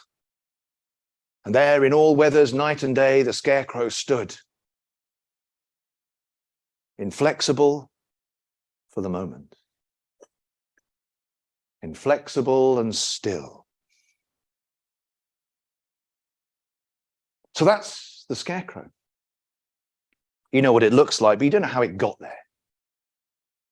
Earlier in the year, when winter had turned to spring and the flowers had begun to push their heads up in the woodlands and the forests and nodded their petals, when the snows had lain but not stayed and melted instead and soaked into the earth, that were the signs of spring. Farmer Moribund Belcher, who owned that farm and had done for a few years, only a few years, went out and decided to take advantage of this early start and to plan what he was going to grow there. This was the best bit for Moribund Belcher. This was the bit he liked best. There was no actual work. It was rolling a fag and getting his dog, whistling his dog up and walking around his land and thinking, what would be in that field there? What would be here? What would be there? Would it be thick fleeced sheep, fat loined cattle? Maybe a thick covering of green root vegetables, or easy to look after cereals. Yeah. Now, as I've said, moribund Belcher, he'd only owned the farm for a few years, and as soon as he'd bought it, he decided to do away with the old traditions that had been followed regularly in that area and on that land. He was a miserly man, too stingy to pay for the spectacles he so obviously needed. He couldn't see how much fuel, so I've got the glasses on, I was going to do that, but he couldn't see how much fuel was in his tractor because his eyes weren't good enough, and so he would work out how much was there by giving it a shake and listening to what did or didn't slosh in the petrol tank. But just because he was stingy with his money didn't mean he was so parsimonious with his other resources as his robust figure showed. Farmer moribund Belcher, he wandered the land thinking what he would have in each field, and then he got to the field that was furthest away, bothersomely far away from the farm. Wheat. Wheat, that would be good. And he imagined filling that field with wheat and just leaving it to its own business and then coming back when it needed to be harvested. And there he would have bag upon bag of golden grains that could be taken and milled by the local mills and sold to market. Done. Job done. It was going to be wheat. And so the next day he gave his tractor a shake. Yeah, there was enough fuel in the tank there. And he hitched up the old plough, and for a day or two he puttered and sputtered in that little old tractor up and down until that field was filled with pleasingly straight ridges and furrows. As he ploughed that field, the tractor and the plough were followed and bothered by wheeling clouds of black birds that had flown down from the rookery at the edge of the field. He didn't mind that, though. They came and pecked and scratched and crapped on the floor. It was probably good for the soil. Saved him a bit of money. But he did know that with all the birds coming down, he would need a scarecrow to make sure that that field was left alone enough. But you don't just grow the wheat there. He's only ploughed it. He left it out to the wind and the rain for a while until it had been enough time, and then he went and hitched a harrow to the back. A chain harrow that dragged and thumped and bumped and clattered and smashed the clods of earth until that field was beautifully smooth, flat and full of friable, crumbling earth. Perfect. There's nothing like a bit of bare earth to make you feel satisfied about what's going to go in next. And that's the seed drill. And with the seed drill, that wonderful machine again hitched to the back of the tractor, and as it went along, spikes poking and penetrating the ground, and each time depositing a grain of wheat into the ground. But the birds were following and circling. They would have probably had a few more grains if his dog wasn't with him. And his dog ran up and down and up and down, but birds have got wings, and the dog never got near them, but the dog had a lovely time running up and down.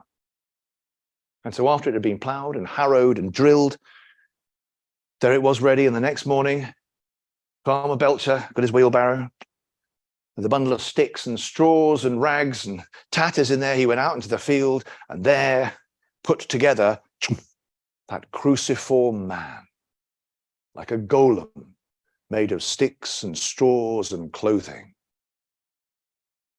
Job done. And now you know how the scarecrow came to be. But you don't know how the scarecrow came to be. Because when the spring wakes the land and seeds begin to germinate, it's not the only things that wake up in our world.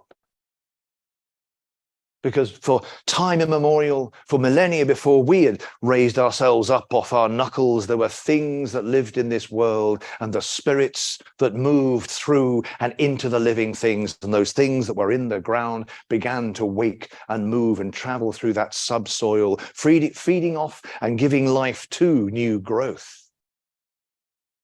Now, one of those things had a habit of coming back to this farm every year, to a field that was furthest away from the farm itself, a field that for generations had contained an apple orchard. But this year, As it came along, it would normally look for the roots of the trees and then would inhabit a tree for a cycle of the seasons from waking spring to sleeping winter. But this time there was only one thing planted there. The trees, where were they? Only one thing planted in that field, big enough for it to take notice of. And so it traveled up the trunk of that thing and found how it had 1, 2, 3, 4, 5 limbs, 5 branches that stuck out from the trunk of its body, and that spirit of the earth moved up and filled that thing and then opened its eyes. Where were the trees? Where were the trees? Yes, things died. Things with a body died. It knew that, but even trees which grow old died, but they were all gone. And there in the field, it was just full of the black birds at the edges, pecking away at the soil, and it decided that it must have been these birds that must have got rid of the trees. For generations of these mayfly mortal moments of people living on that land, they would have come to that orchard and they would have sung and they would have danced and they would have poured apple juice and cider from last year's harvest onto the ground and into the roots, back into the soil and into the living things, so that those roots and plants delving deep could drink back and suck up those sugars. And in return, the spirit would make sure that the apples grew on the trees. Now, it hadn't seen anyone doing this for the last few years, and so as a punishment, it had held the harvest back. And of course, as a result, Farmer Moribund Belcher had seen his apple harvest diminish over the last few years to a point where he decided to grub up that orchard as it was no longer commercially viable. So now the spirit stood in this only thing that was there, planted in the field that it could see. And having no roots to hold it into the ground, it pushed and popped out. And suddenly, standing in the middle of the field, the scarecrow, now with the spirit inside it, began to march across the field, higgledy-piggledy, roll and stagger, and screamed out, "Get off my land! Get off my land!" A face tortured in vegetable pain almost. And as it approached, the birds flew off. And so now that became the regular thing in the morning. As the sun rose and the birds woke, they would come down and patrol the field. And as the sun began to rise higher and warm the waters in the sticks that were inside the scarecrow, the spirit would wake and pull itself out of the ground and higgledy-piggledy roll and stagger. It would march and flail across the land, screaming out, "Get off my land! Get off!" Scaring the birds away to the point where the birds couldn't go down. They couldn't go down to the field and feed. So the birds decided to have a chat, as they do.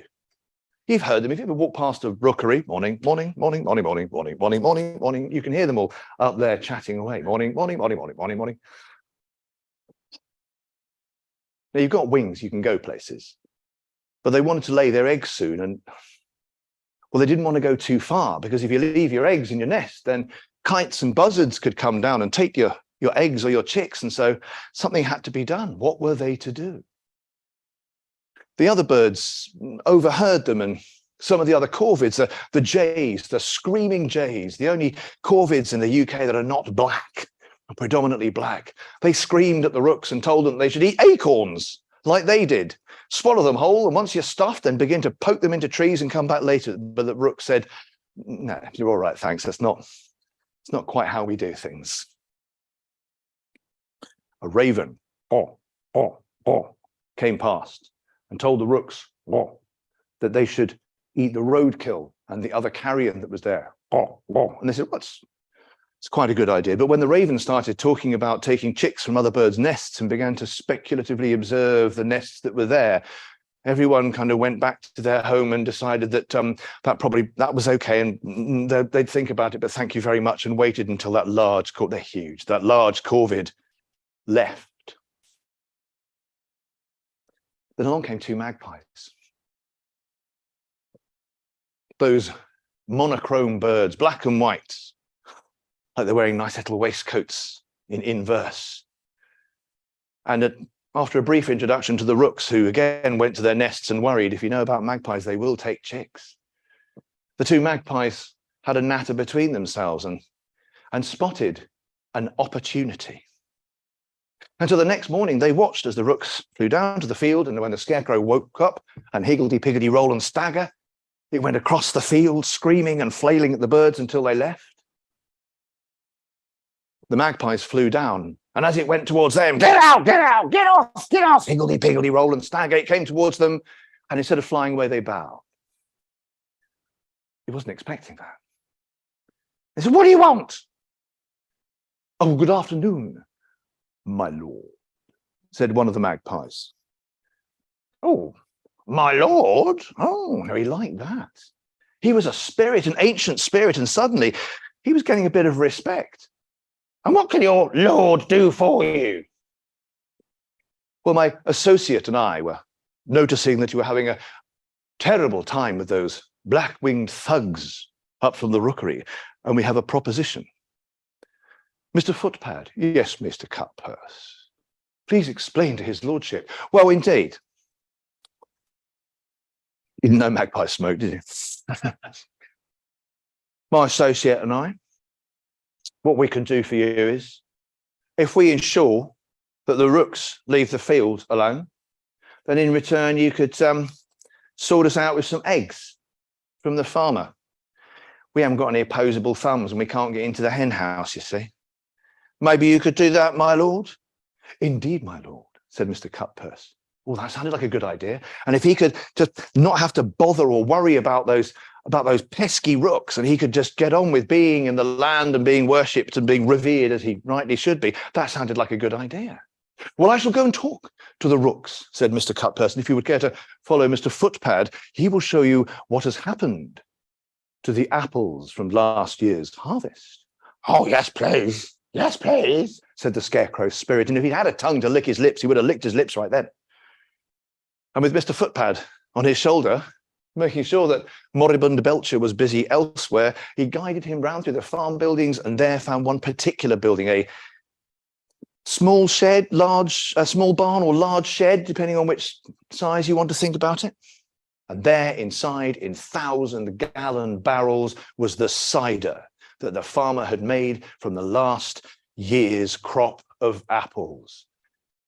And there in that room, the scarecrow sat down and drank pint after pint after pint of rough cider from those barrels. And God knows how he did it with a turnip for a head, but he did. In that wonderful, dark, spidery, mushroomy cider shed that smelt of apples. Meanwhile, Mr. Cutpurse had spoken to the rooks and said, if we keep him out of the field during the day, you're free to forage. And in return for my associate and I, perhaps you would leave something in each of you in one of the spare nests that as a contribution to our efforts. And so every morning it was the magpies, Mr. Cutpurse and Mr. Footpad would drift down, and with the scarecrow, higgledy-piggledy, roll and stagger, they would go off to the cider shed. The rooks would come down, feed all day. And as the sun began to dip and the evening began to shrug its coat on, the rooks would go back to the rookery. And 3 sheets to the wind and higgledy-piggledy rolling and staggering more than he normally did, the scarecrow would go back to the empty field. It was working out rather nicely. It was working for the scarecrow, it was working for the rooks, and it was working for the magpies.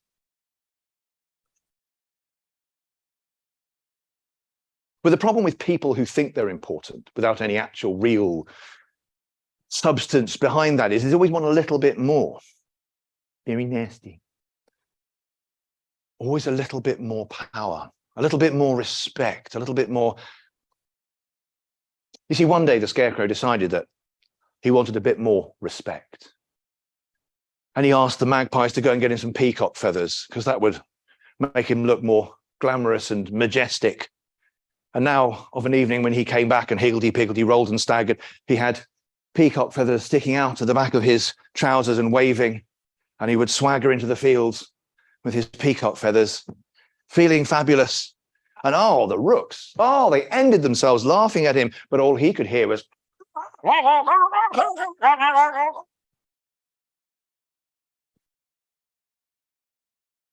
still, it would have worked out okay.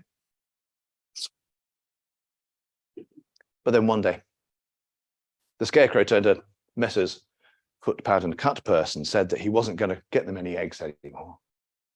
because serving such an august personality as himself should be reward enough in itself. And Mr. Cutpurse and Mr. Footpad realized that their tenure was coming to an end. It didn't help that it was only partway through a rather enthusiastic cider drinking session that the Scarecrow decided to go back to the field in the middle of the afternoon, and there it was, filled with rooks. Well, he was up and over the gate, and he was screaming and shouting in the middle of the afternoon, "Get off my land! Get off my land!" With his peacock feathers. "Get off my land! Get off! That is my land! Get out!" He made such a cacophony, such a hoo-ha, that even the farmer, moribund Belcher, who was down at the other end and not on the bothersomely far away field, heard someone making a noise. Now luckily he had gone back to the Scarecrow, because he had actually just gone to the cider shed to find his stocks worryingly low. He'd tapped off one of those nice ceramic jugs with a cork that you see in pubs these days. He got a full jug of cider, nice big ceramic thing, when he heard this noise, this rumpus, and off he went to the field. He could hear some bloke shouting, "This land is mine." He thought, "It's bloody well not, it's mine." But as he got closer, he couldn't see very well, remember. If he had only bought the glasses, he would have seen what was really in that field. When he peered over there was some gangly, thin, probably vegan in the field over there, shouting about land being his. Oh, one of those all property is theft, anachronism, paradoxes. Well, he was going to get him off his land right now. And he opened the gate and he said, "This land is mine. Get out." The Scarecrow turned round, and who the hell was this to order him around? Oh, one of those mortals. One of those things that lived for such a short time. "Land is mine. Get out. The land is mine." "The land's mine," said Belcher, moving towards him. Now, Belcher had started a lot and finished a lot of fights in his time, and he knew what was coming up now. And the Scarecrow could see it as well. The Scarecrow, who had already spent half a day in the cider shed, admittedly, but he remembered some of his old power, some of that ways of shaping and changing. And as he stood there, those twigs that stuck out of garden gloves grew and became longer and became great clawed pieces of wood on the ends of his hands. Oh, if Farmer Moribund Belcher could have seen, he would have run, but he couldn't. There was just this bloke, underfed type, in the middle of his field, and the fight kicked off. And it was like watching a fight between a ham and a pincushion. You had Moribund Belcher, incensed yet insensible, huge with gammon-sized fists, swinging and punching and clubbing the cider bottle against something that couldn't feel pain, that was lashing and scratching back at him and doing such little damage that he didn't notice. And it went backwards and forwards a bit, until Belcher, with the jug in one hand, with a good old swing, swung it up and around, and bang, off came the Scarecrow's head. But it didn't slow him down. And there on the floor was the head, and Moribund Belcher could see this. There on the floor was a head shouting, "Get off my land! The land is mine! The land is mine! The land's mine!" He said, backing away and dropping the remnants of that cracked vessel onto the floor, and its golden contents, the last juice from the last apples in that orchard from last year, soaking onto and into that ground and soaking down. And then everything changed. Nature went quiet. Clouds drifted across the sun. Birds that were in the sky settled on trees. And as it grew darker, clouds of bats flew out of hollow trunks. And the ground itself rippled like water. It rippled, and on the floor in front of them, the ground opened up. From deep within that ground came a voice, and that voice said, "Man, you say the land belongs to you. You say the land belongs to you." At that moment, The ground, the hole rippled outwards, and the rest of the birds that were on the floor took to the air to make sure that they didn't follow the farmer and the scarecrow as they toppled into that opening chasm. And the voice said, "You both belong to the land." And the earth rolled back, waves of the green turf splashing and crashing together and then settling as if nothing had ever moved.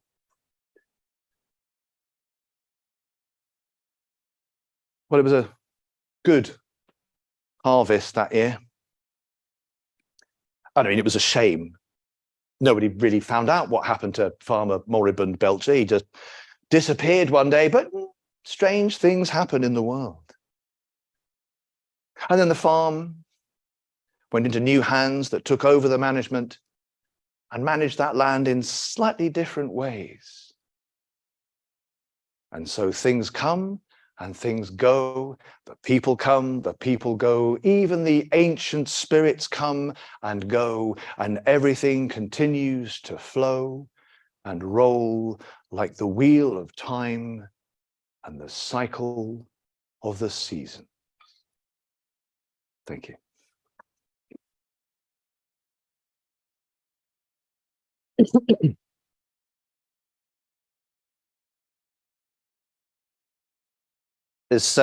I'm going to read my poem. I'm going to read it out of this book. Oh, that's right. It's the book of the show, Ragged Miser,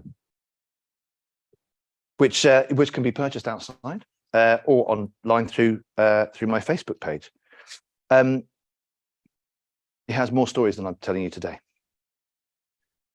The poem I'm going to read you is just called The Morrigan. If you haven't heard of the Morrigan, she's an ancient Celtic deity, and she's very complicated. She's one of those strange beings that's three different things and one thing at the same time, and she can be a force for good and a force for bad, and depending on whose side she's on, decides the fate of battles and the fate of peoples. She's often seen with crows.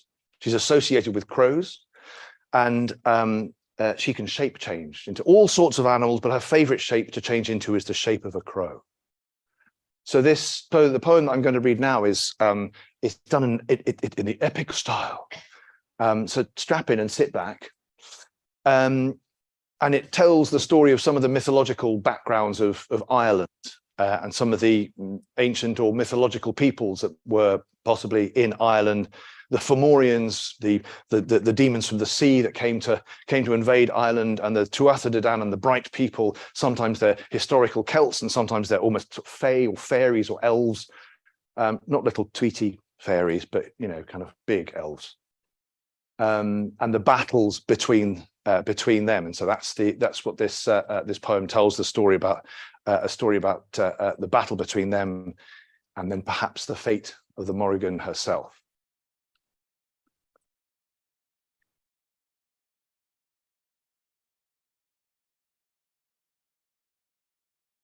Come crook-necked crow with saw-toothed beak and hungry eye, and cast about for carrion over forest, field, and fell. Black-winged shadow of darkest nights, who croaks and cries upon the wind to tell that she is here. Her footsteps are felt upon the land, and the coming of her here is dread. She of beauty and raven hair, and of three as one and one as three, of warriors' plight and battle's fate, and of the corpse field dead. Across old Ireland's pastured fields she drifts like battle smoke upon the wind, her voice lifted in stirring song and verse to heat the blood and harden shield. And from beneath her skirts they run and fly to battle's call. To death or glory, she decides the fates of one and all. For those who see her dreadful beauty and hear her baleful song and see her sable servants on the wing, all know that it shan't be long before blade or burning or arrow point shall stop their beating heart and leave them cold, a dish for crows, brought low by magic's art.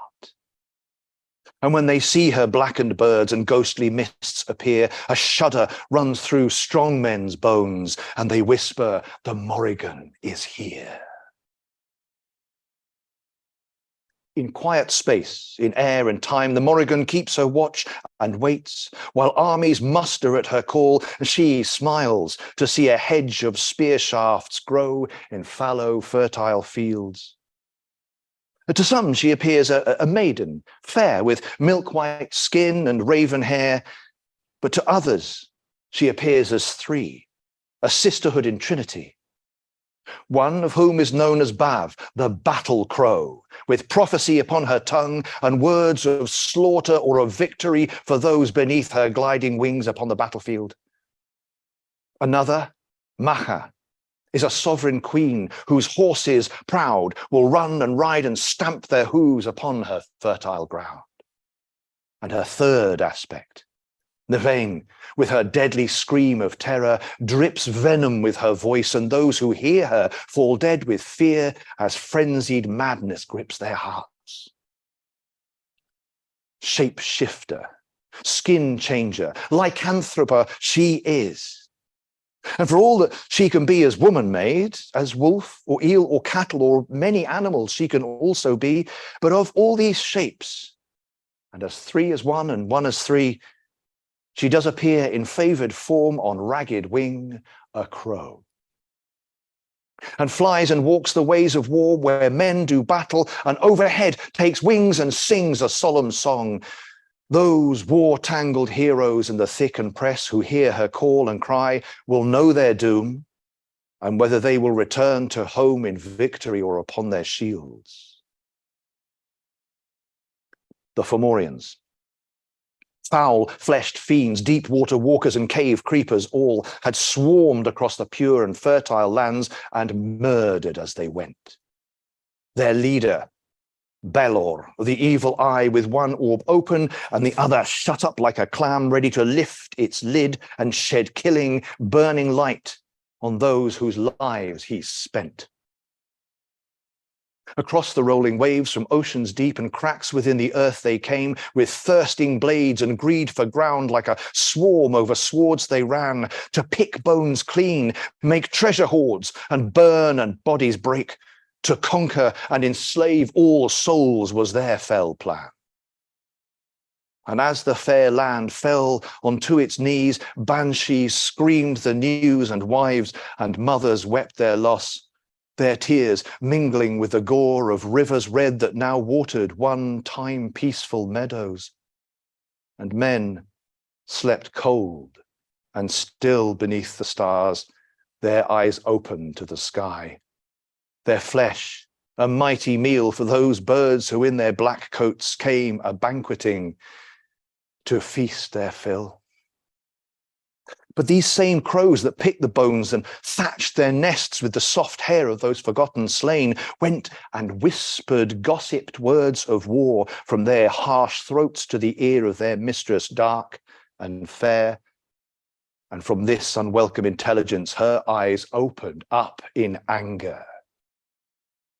The gods of air stirred and woke the faithful souls, the children of the goddess Danu, who raised themselves with shields and arms, with spear and sword and bow, in clear voices, clear as a summer breeze, to battle, to the Fomorians they cried, and off to war did go.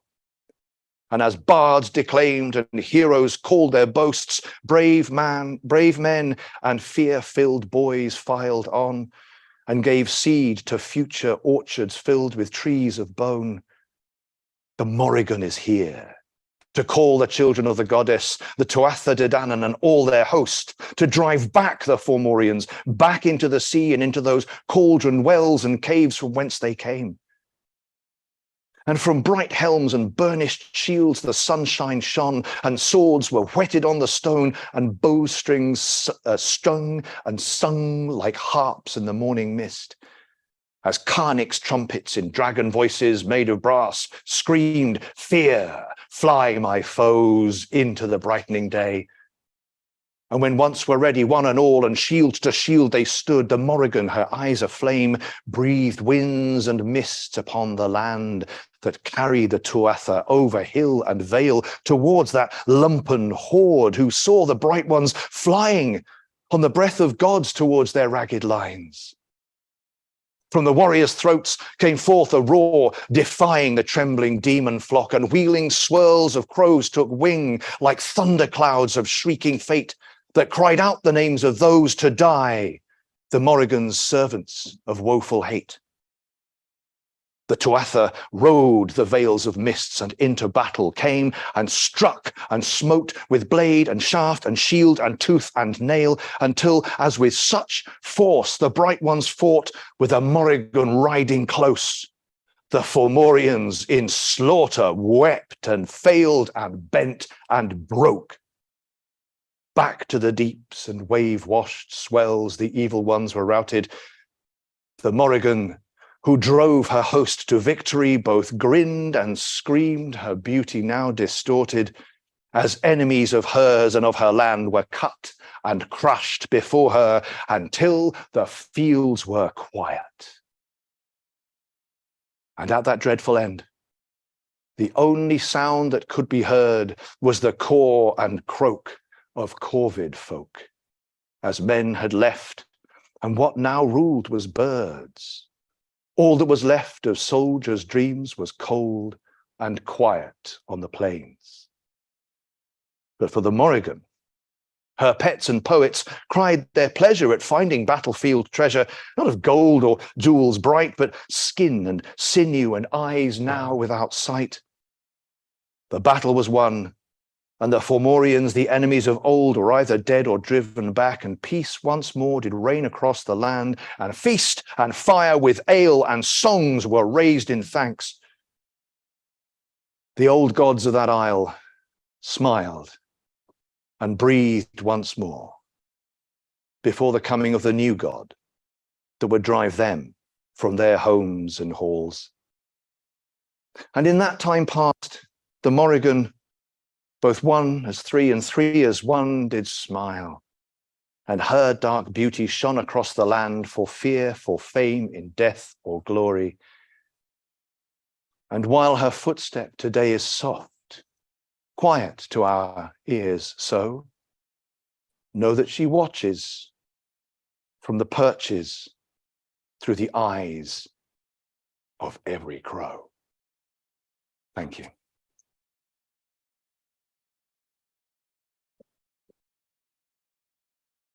Thank you very much. Those are my crow or corvid stories and poems for this afternoon. Yes, if you've never met me before, my name is Jason Buck and I'm a storyteller. I will be outside afterwards if people want to chat. I do have some books of my own stories, not just this, and these lovely t-shirts as well. Do you see that, guys? I don't know. But otherwise, thank you very much for coming this afternoon. Thank you, Kath. Thank you.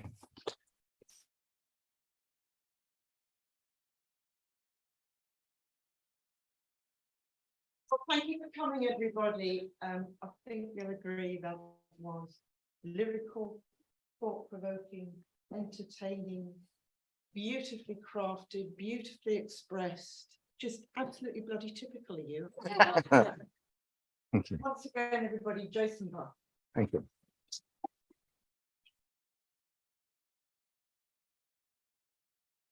There are different designs of t-shirt. There's a really nice Herne the Hunter one. Lovely, you're on commission. Yeah, Yeah. yeah, I am actually. Yeah. I really need to mention it. Yeah, it's absolutely fine. Yeah. Right. Oh, I'm supposed to say the big thing, which is the last event of the weekend, is at the Corn Exchange. Up the High Street, about 100 yards or so, it's on the right, where the library is. That is at 3:30. So you've got plenty of time to buy Jason. I mean, you don't want to go rushing out into the rain. Looking at the book. I'm going to go and stand out there. You better go Just stand out there. just in case.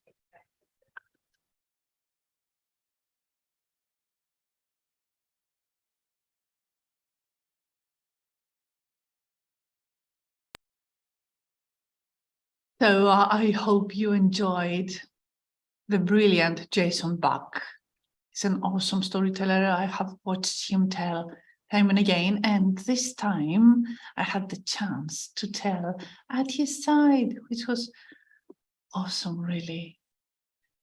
So we have had poets and storytellers, unlike, the musicians today, but there were quite a few at the festival.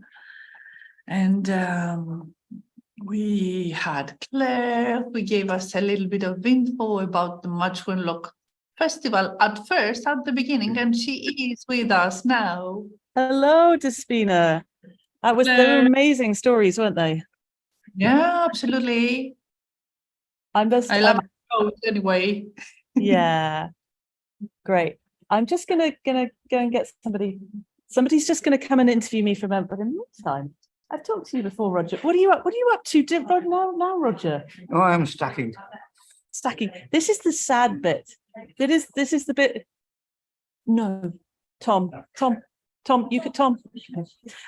This is the sad bit of the festival where we're in the wind down phase. We've got one more event to go, which is the big sing. But before then, we're just kind of like starting to wind up the chairs, starting to say goodbye, starting to have farewell hugs. But the stories are not over yet. Who I've got with me right now is Tom Gooddale, and he's a storyteller from where are you from, Tom? The Wirral. The Wirral. Where is the Wirral for people who are somewhere in the world that's like not Liverpool?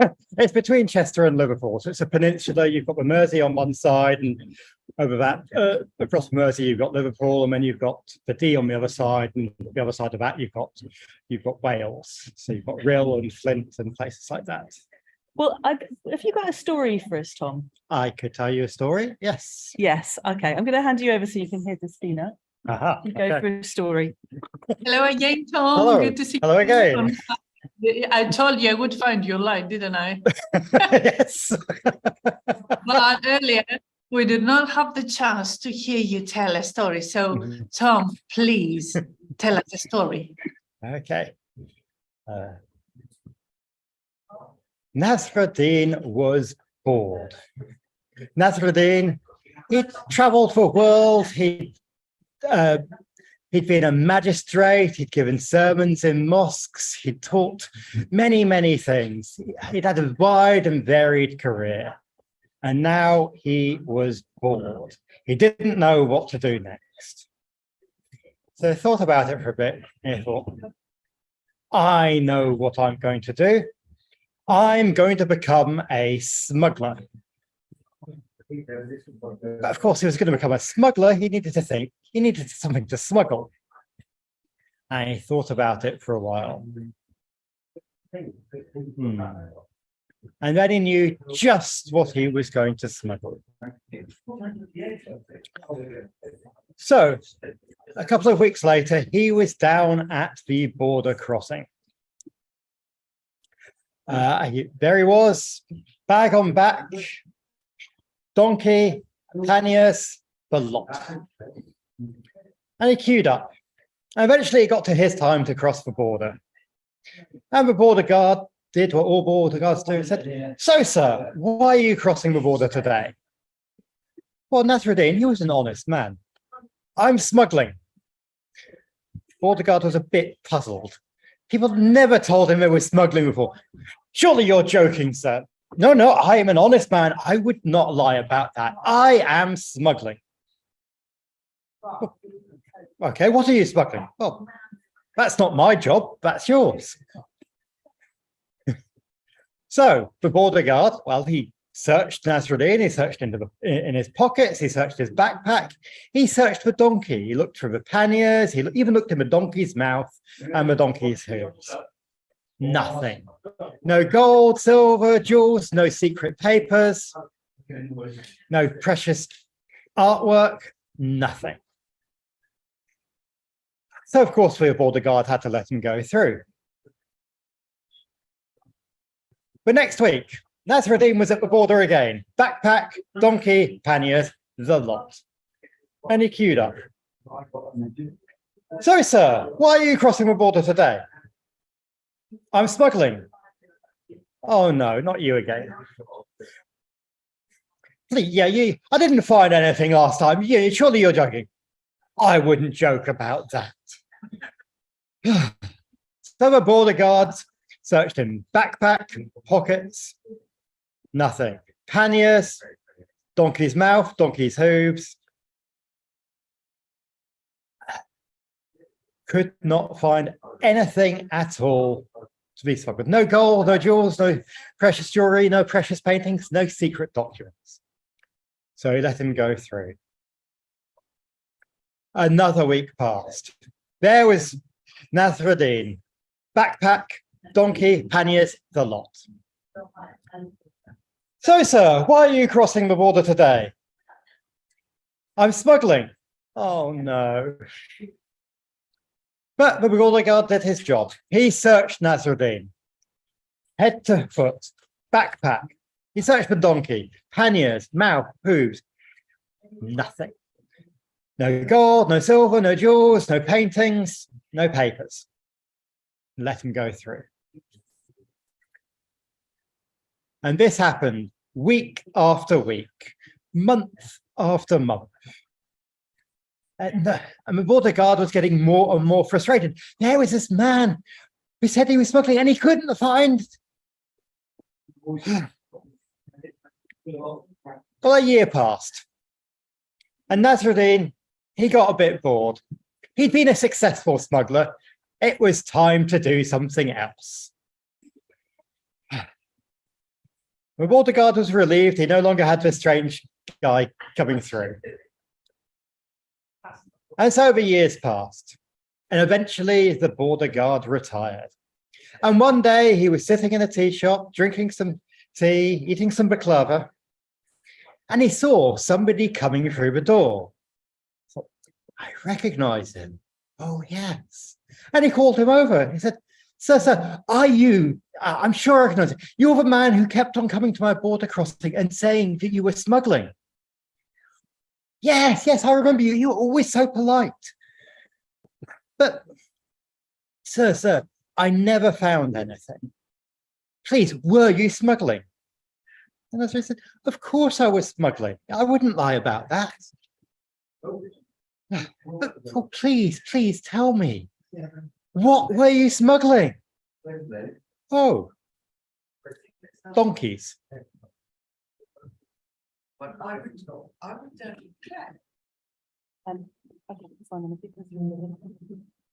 That was lovely too.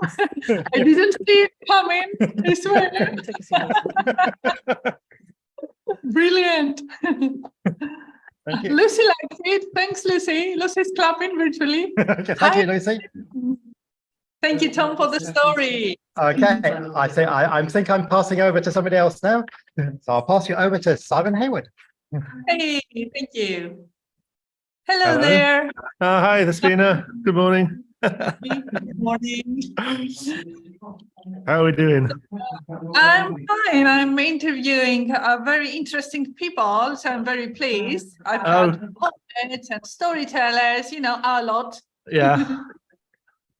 So tell us about you, Simon. I don't think people know you here in World Storytelling Cafe, do they? I don't think they do. No, I've not really had a lot to do with the World Storytelling Cafe. Hello, World Storytelling Cafe. My name's Simon. I do work as a storyteller. I also work as a teacher. As much of the time now, I'm really working on other people's storytelling as much as my own, but I still get pulled out to do the odd tale or two. And I've been telling a couple of tales this weekend, enjoying it immensely to be out there in front. I was just up at the Methodist Church this morning, telling stories for the Sunday morning service. That was a new one for me. I don't do religious services. Well, I do go to religious services from time to time. I don't do storytelling at religious services very often. And I've never done it. Spiritual service then, Simon. A ritual service, yeah. It's a very spiritual, that was. What, say again? Spiritual service. A spiritual service, yes, it was. Yeah, it was very. It was. I mean, it was. If you like that sort of thing, it was lovely. Really, I was interested to see how they do it because I've never seen the Methodists in action before. my family are Catholic or they're Church of England, and my wife is Jewish, and I'm a Quaker, and most of my friends are atheists or pagans. So we there was a missing piece in my jigsaw. You fill that in now. I can fill it in now. Yeah, I didn't know what to expect. I didn't know what they wanted either. So I told them an old story. There was a story about a priest who, when he was a young man and was not very religious, he would go hunting in the forests around here, around Clun, around this part of the world.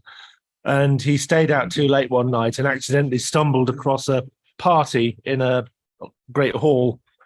And at this party, the king who was the king of the hall told him to, if he was a priest, to give him a blessing. So he gave a blessing, and a beautiful golden butterfly flew out of his hands and flew up towards the ceiling. And from that day onwards to the end of his days, whenever he gave a blessing to anybody, he did the gesture with his hands, a golden butterfly would fly out from his hands. And he got to be famous for it. And people would come and they would bring their kids because their kids wanted to see the butterfly. And he was known as Bishop Butterfly. And of course, the king that he'd met was Arthur, who was there in the shadows of the forest, waiting his time away, having been king of the country for a long time ago, waiting his time to come again in the world's hour of need, spreading a bit of wisdom. So I told this, and I don't think they'd ever heard that story in a Methodist chapel before. So I was doing my bit to bring storytelling around. They were very kind. They said they enjoyed it, so it was quite good. But you always end up doing things that you're not quite sure. That's one of the line of work. It is, yeah. I mean, the one some years ago, I was on a storytelling festival in Much Wenlock, in fact, or near it, and I ended up doing an hour with a Rasta poet, a Rastafarian dub poet. We didn't get a chance to prepare. So I knew who he was. We'd said hello, and then we walked on stage. We'd probably exchanged a dozen words in our lives, and we just had to go on and go for an hour. It was one of the most enjoyable hours I've had, because he was doing his stuff and I was doing my stuff, and we were trying to work out as we went along what would fit together. And it's, I think the fear is it can be a source of inspiration at times. You don't always want things to be too predictable, do you? Well, you do know that creative people are supposed to be able to improvise on the spot. We often do that. We have to. So sometimes collaborations like that work out better than planned ones. You never know. Well, that's the nature of creativity, isn't it? Really, it's something that you do when you meet a surprise or the unknown or the mysterious.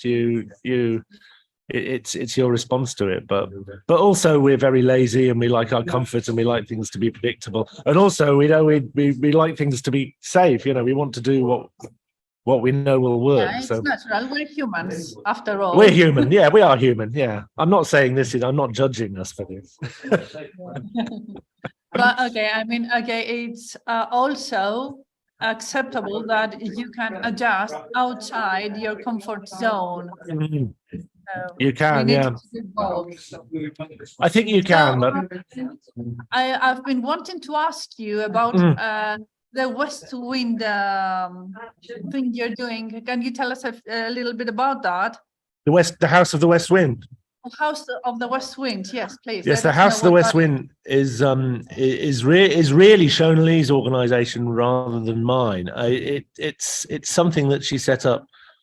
She does a lot of storytelling, and most of the work that we do together is about her stories rather than her teaching. But the House of the West Wind is she set that up because she wanted to do some teaching as well, and she has a number of students who are doing courses with her, short courses, long courses, some very long over a period of years, some very short over a period of days.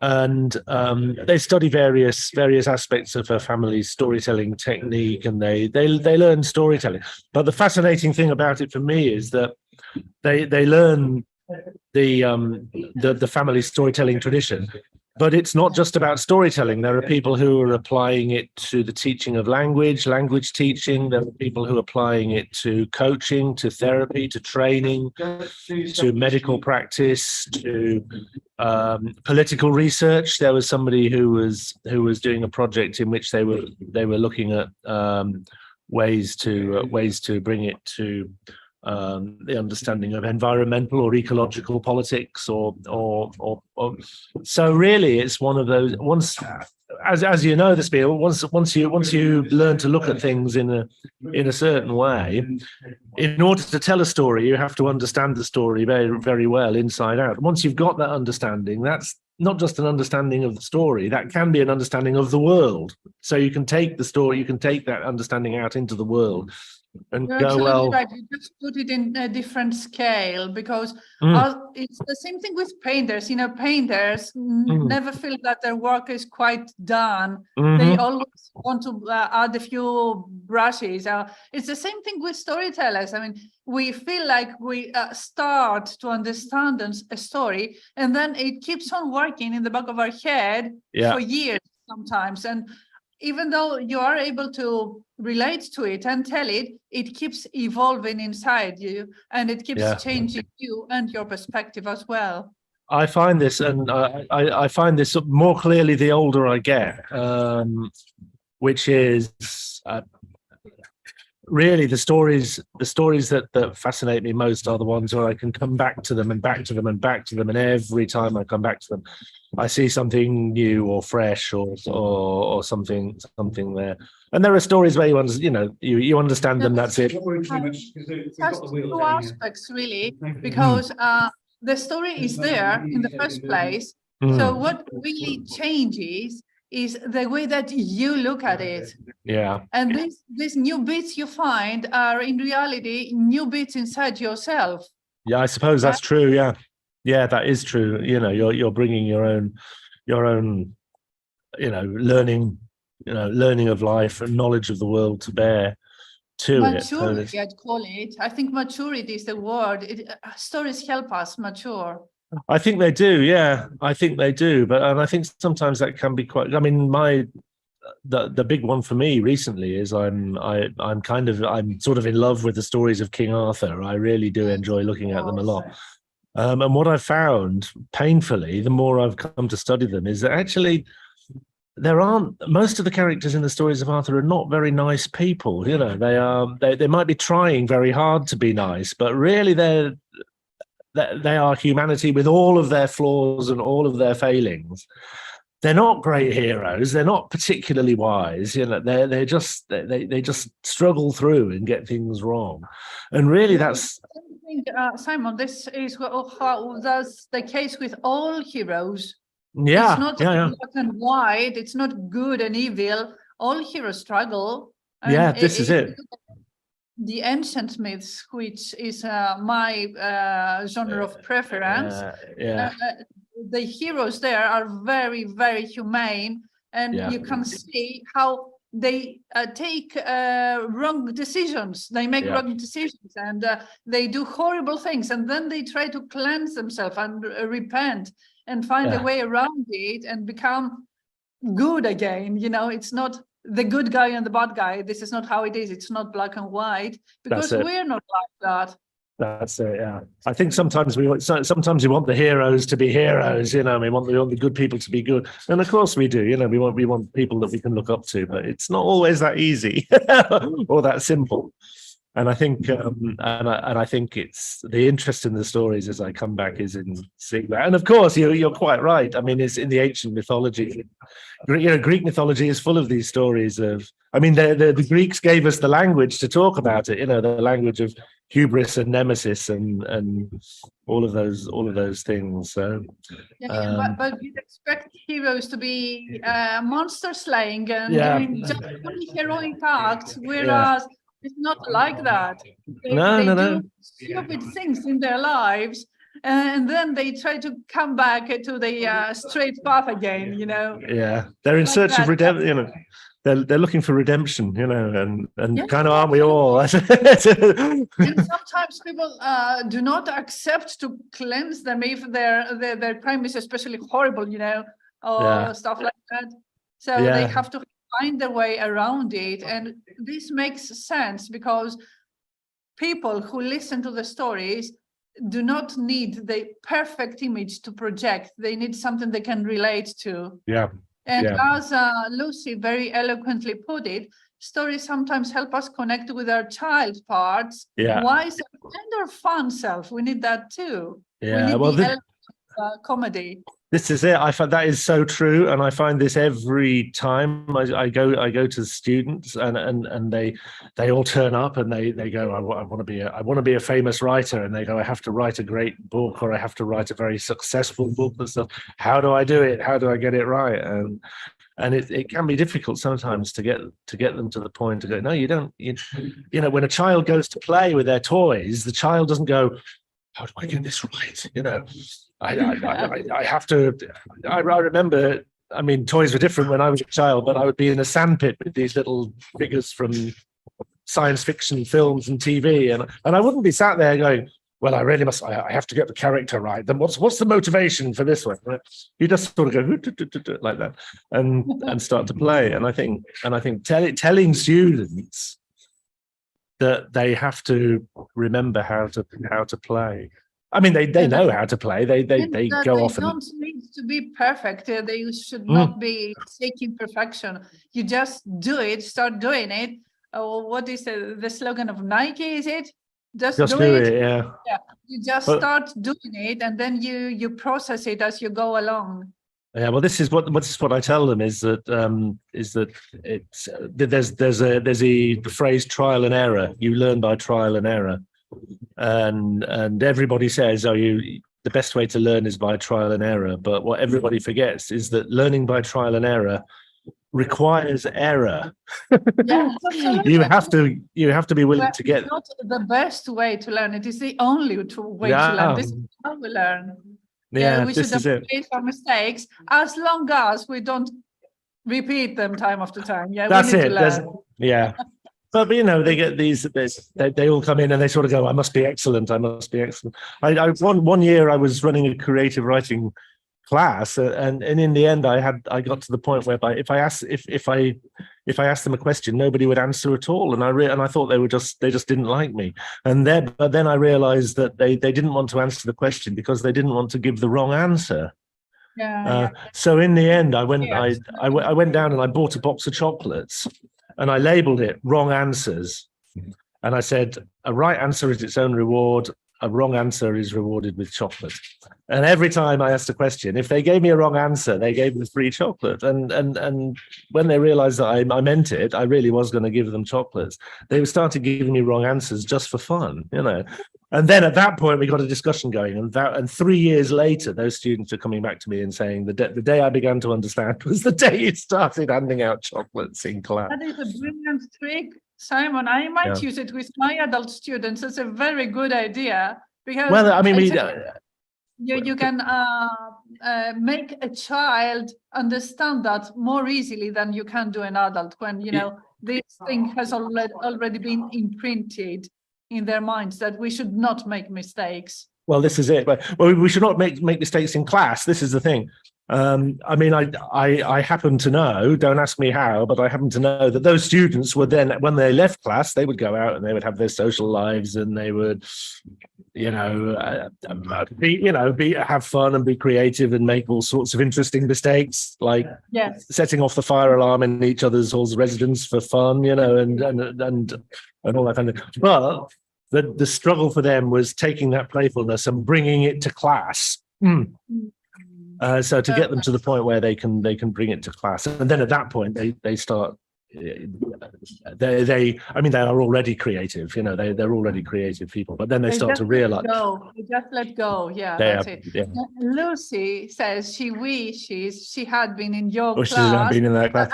I mean, it's the one I keep coming back to because it's not too late. You can still become a student to Simon Haywood.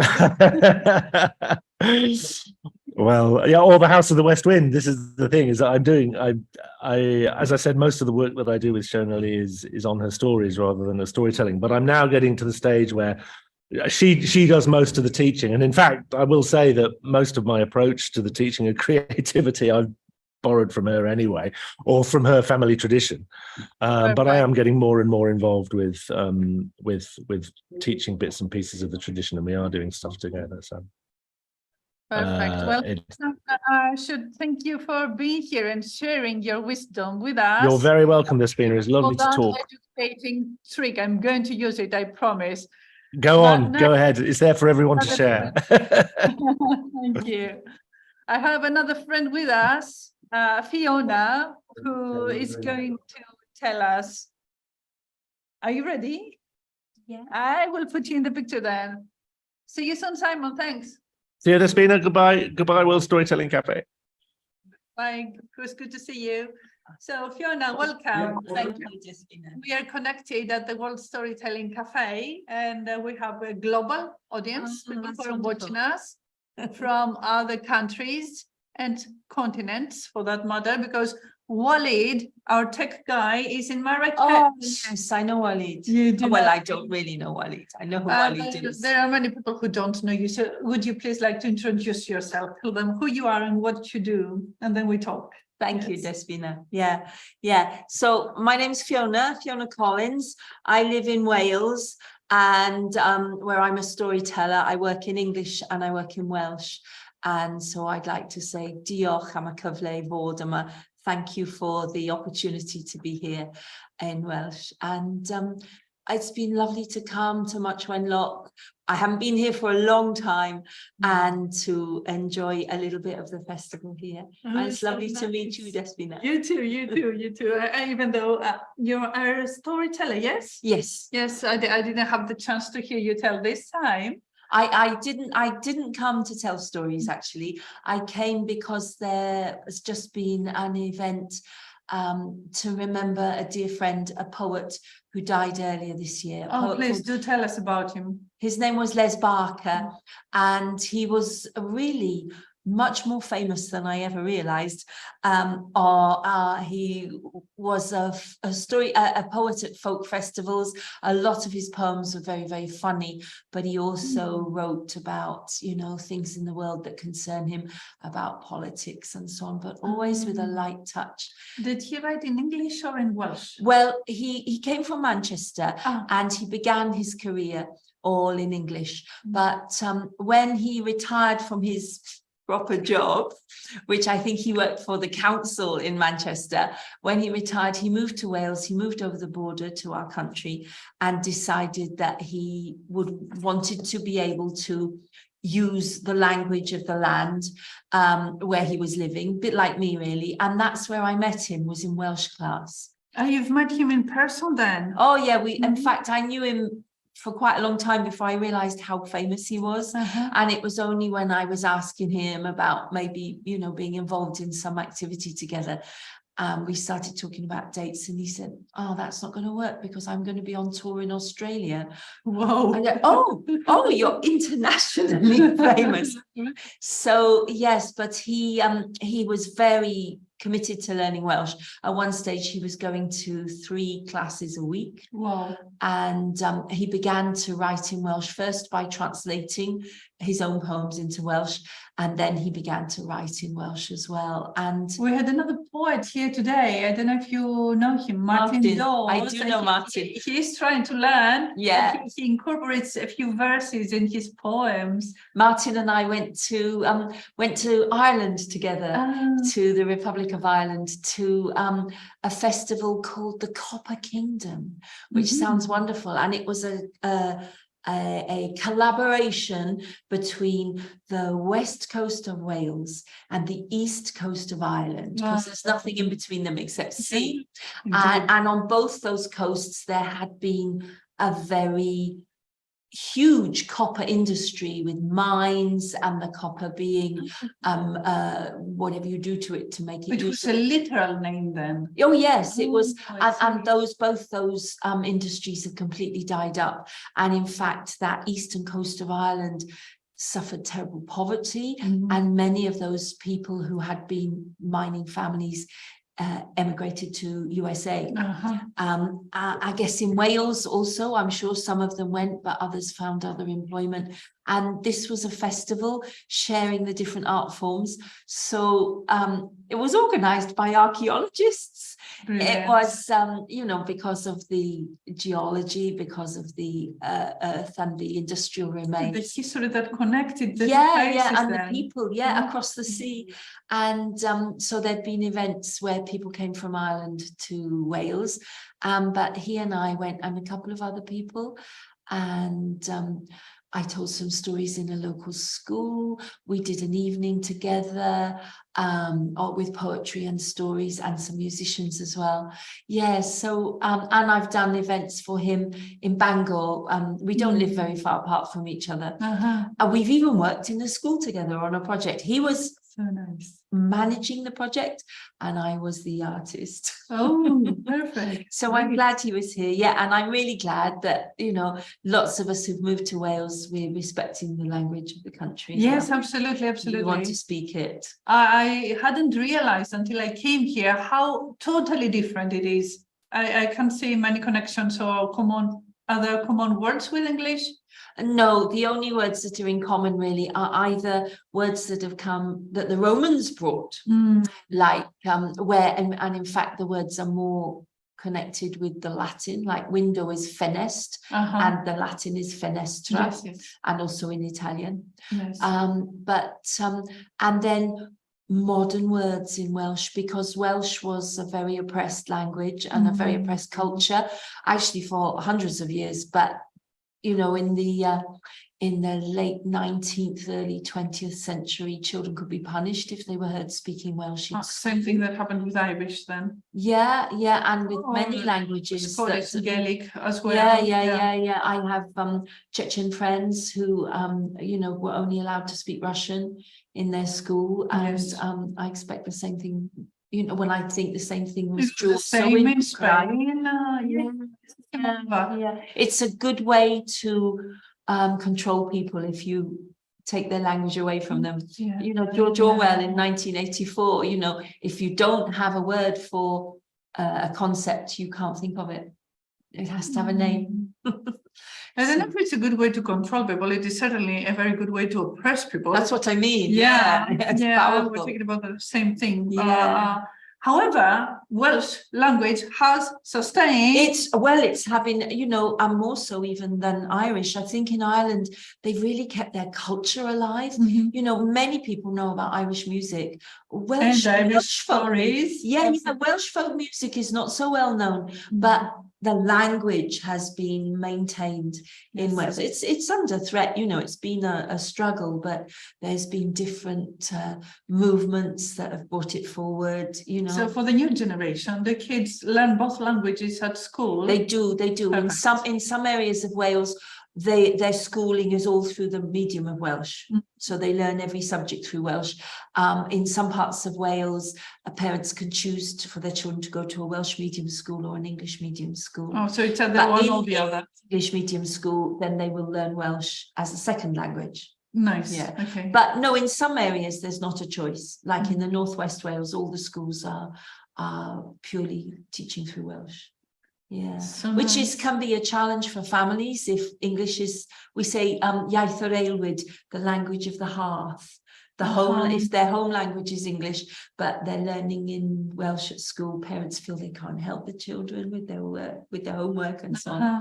But I think speaking more than one language is very, very good for your brain. And I'm hoping it's going to keep the Alzheimer's away as I'm getting older. It's absolutely essential for opening up your brain, opening up to a different perspective of the world and different cultures. Yeah, this is important. It's not just a language, it's so much more. Oh, everything. You must be bilingual, trilingual. How many languages do you speak? I teach English and Spanish, and I speak a little French. Not very good, but okay. I'm Greek. Oh, wonderful. Yeah. Well, it is my love. So which one is your mother tongue? My mother tongue is Greek. It is Greek. I have loved It's English. the way you said, "Oh, I'm Greek." You know, you just. It's natural since I come from there. This is why you said it this way. It is, And a lot of people have the misconception that being Greek somehow enables you to understand ancient Greek, which it does not. It's totally different. It's a foreign language to us as well. We can recognize the letters. That's as far as it goes. Are there words that have carried over? Like I was saying about expressions and idioms and a few words, yes, but we tend to forget their origin, where they came from, and those stories are really interesting. Yeah. If you go looking into linguistics, yeah, because they are connected with people in their lives, of course. Of course. And names, we know the names of the heroes and the gods, etc., and we forget that even names have meanings. That's one of the wonderful things when I moved to Wales. I moved to Wales in 2001. My mum was Welsh, but she didn't speak Welsh, but she went to London. I was born in and brought up in southern England, you know. So coming to Wales, I didn't have any Welsh at all. And all the names of places mean things, yes, of course. But it must be true in English. But, you know, what does Much Wenlock mean? That's where we are. You know, what is a Wenlock? I have been wondering this ever since I came back, because I'm very interested in languages. Yeah, of course. So I was thinking that maybe, I don't know if there's a connection, loch could have something to do with the Scottish Gaelic word for lake. Maybe. Maybe sometime in the past there was a lake here. I know there's a well. There are wells, you know, like Amy Douglas. Have you talked with Amy? Yeah, absolutely. Yeah, she's very much part of World Storytelling Cafe. I know that, both on Zoom and in real life. Were you there in Morocco this year? Yeah, well, this is where we met for the first time in person with Amy. That's so nice. Yes.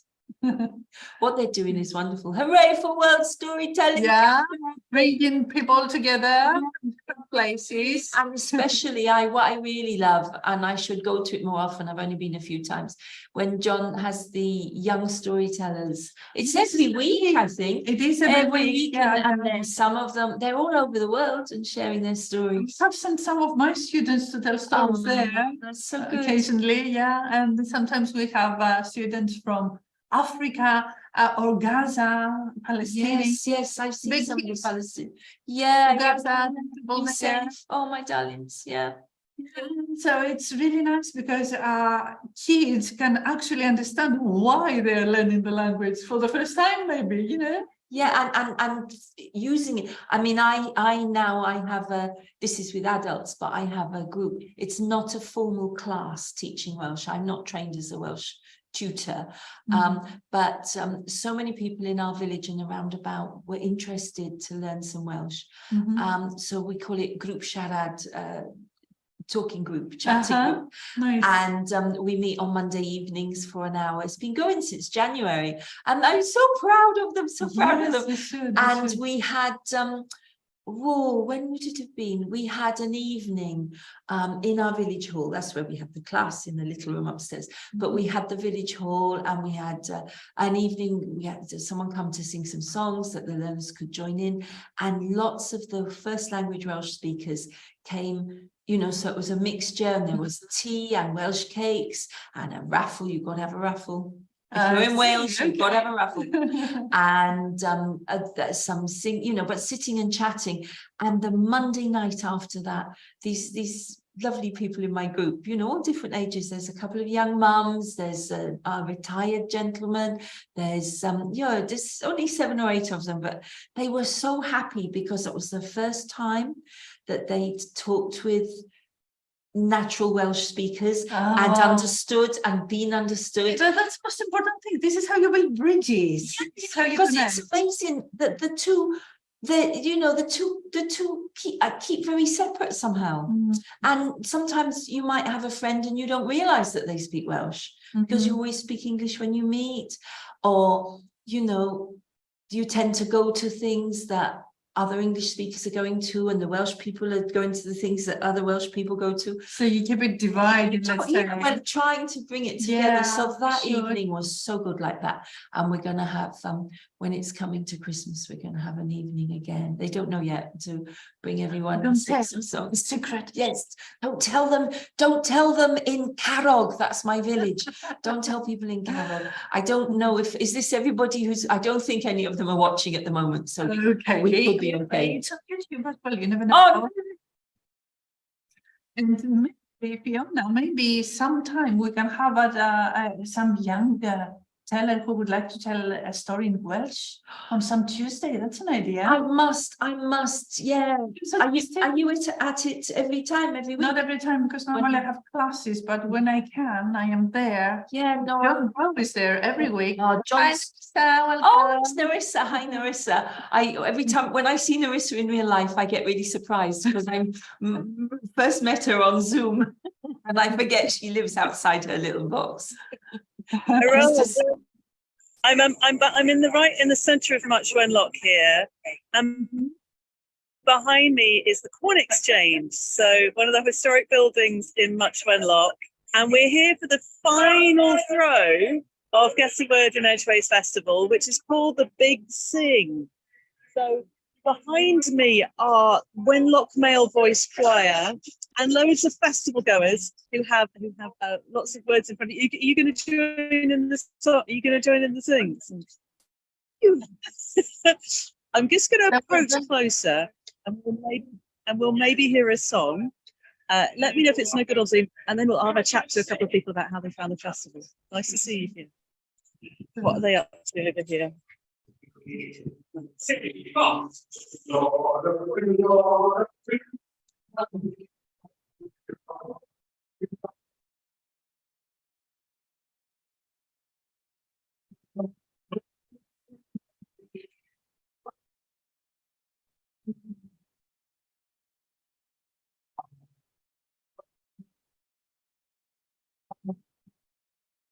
Send you a message in chat. Claire, if you can hear me, this is not audible for us. Yeah, Narissa's put it in the chat. Okay. Well, that's a little flavour. Let me shorten the festival going. Okay. Can you hear me all right now? Okay. Well, I'm here with Simon, and Simon, best of luck, and also has been involved. You were running a workshop with, weren't you? Yeah, I was What were you doing running today? moving stories this morning, so how to use our bodies to help express the story through physical theatre, movement and dance. So we were going really deep inside and just looking at how we can use our expressions and our fingers and our toes and our limbs to bring our stories to life and tell them maybe without words that are inside us and the words that we hear from outside, and use our bodies for that. Wow. And for you, like, what's been the moment you remember from this festival? There's so many moments, and I think the biggest part is the connections I've made and the people I've been speaking to, all the artists, the audience members, the integration of those things and the conversations happening. I mean, on top of the performances that have been so beautiful. Last night, slightly unprogrammed combination between Ryan Sinclair, Martin Dool and Kate Innes was a really beautiful part for me, just because of their weaving, how they brought some very different voices that wouldn't typically be put together, and they just made this really beautiful space that had me laughing, it had me crying, and it had me singing. So I couldn't ask for much more on that performance. And like I say, just speaking to people and just hearing people being enthused about words and about stories and getting excited about meeting each other and making connections and thinking, oh, we could do this and what we could take away from that, and having those ideas shared is so great.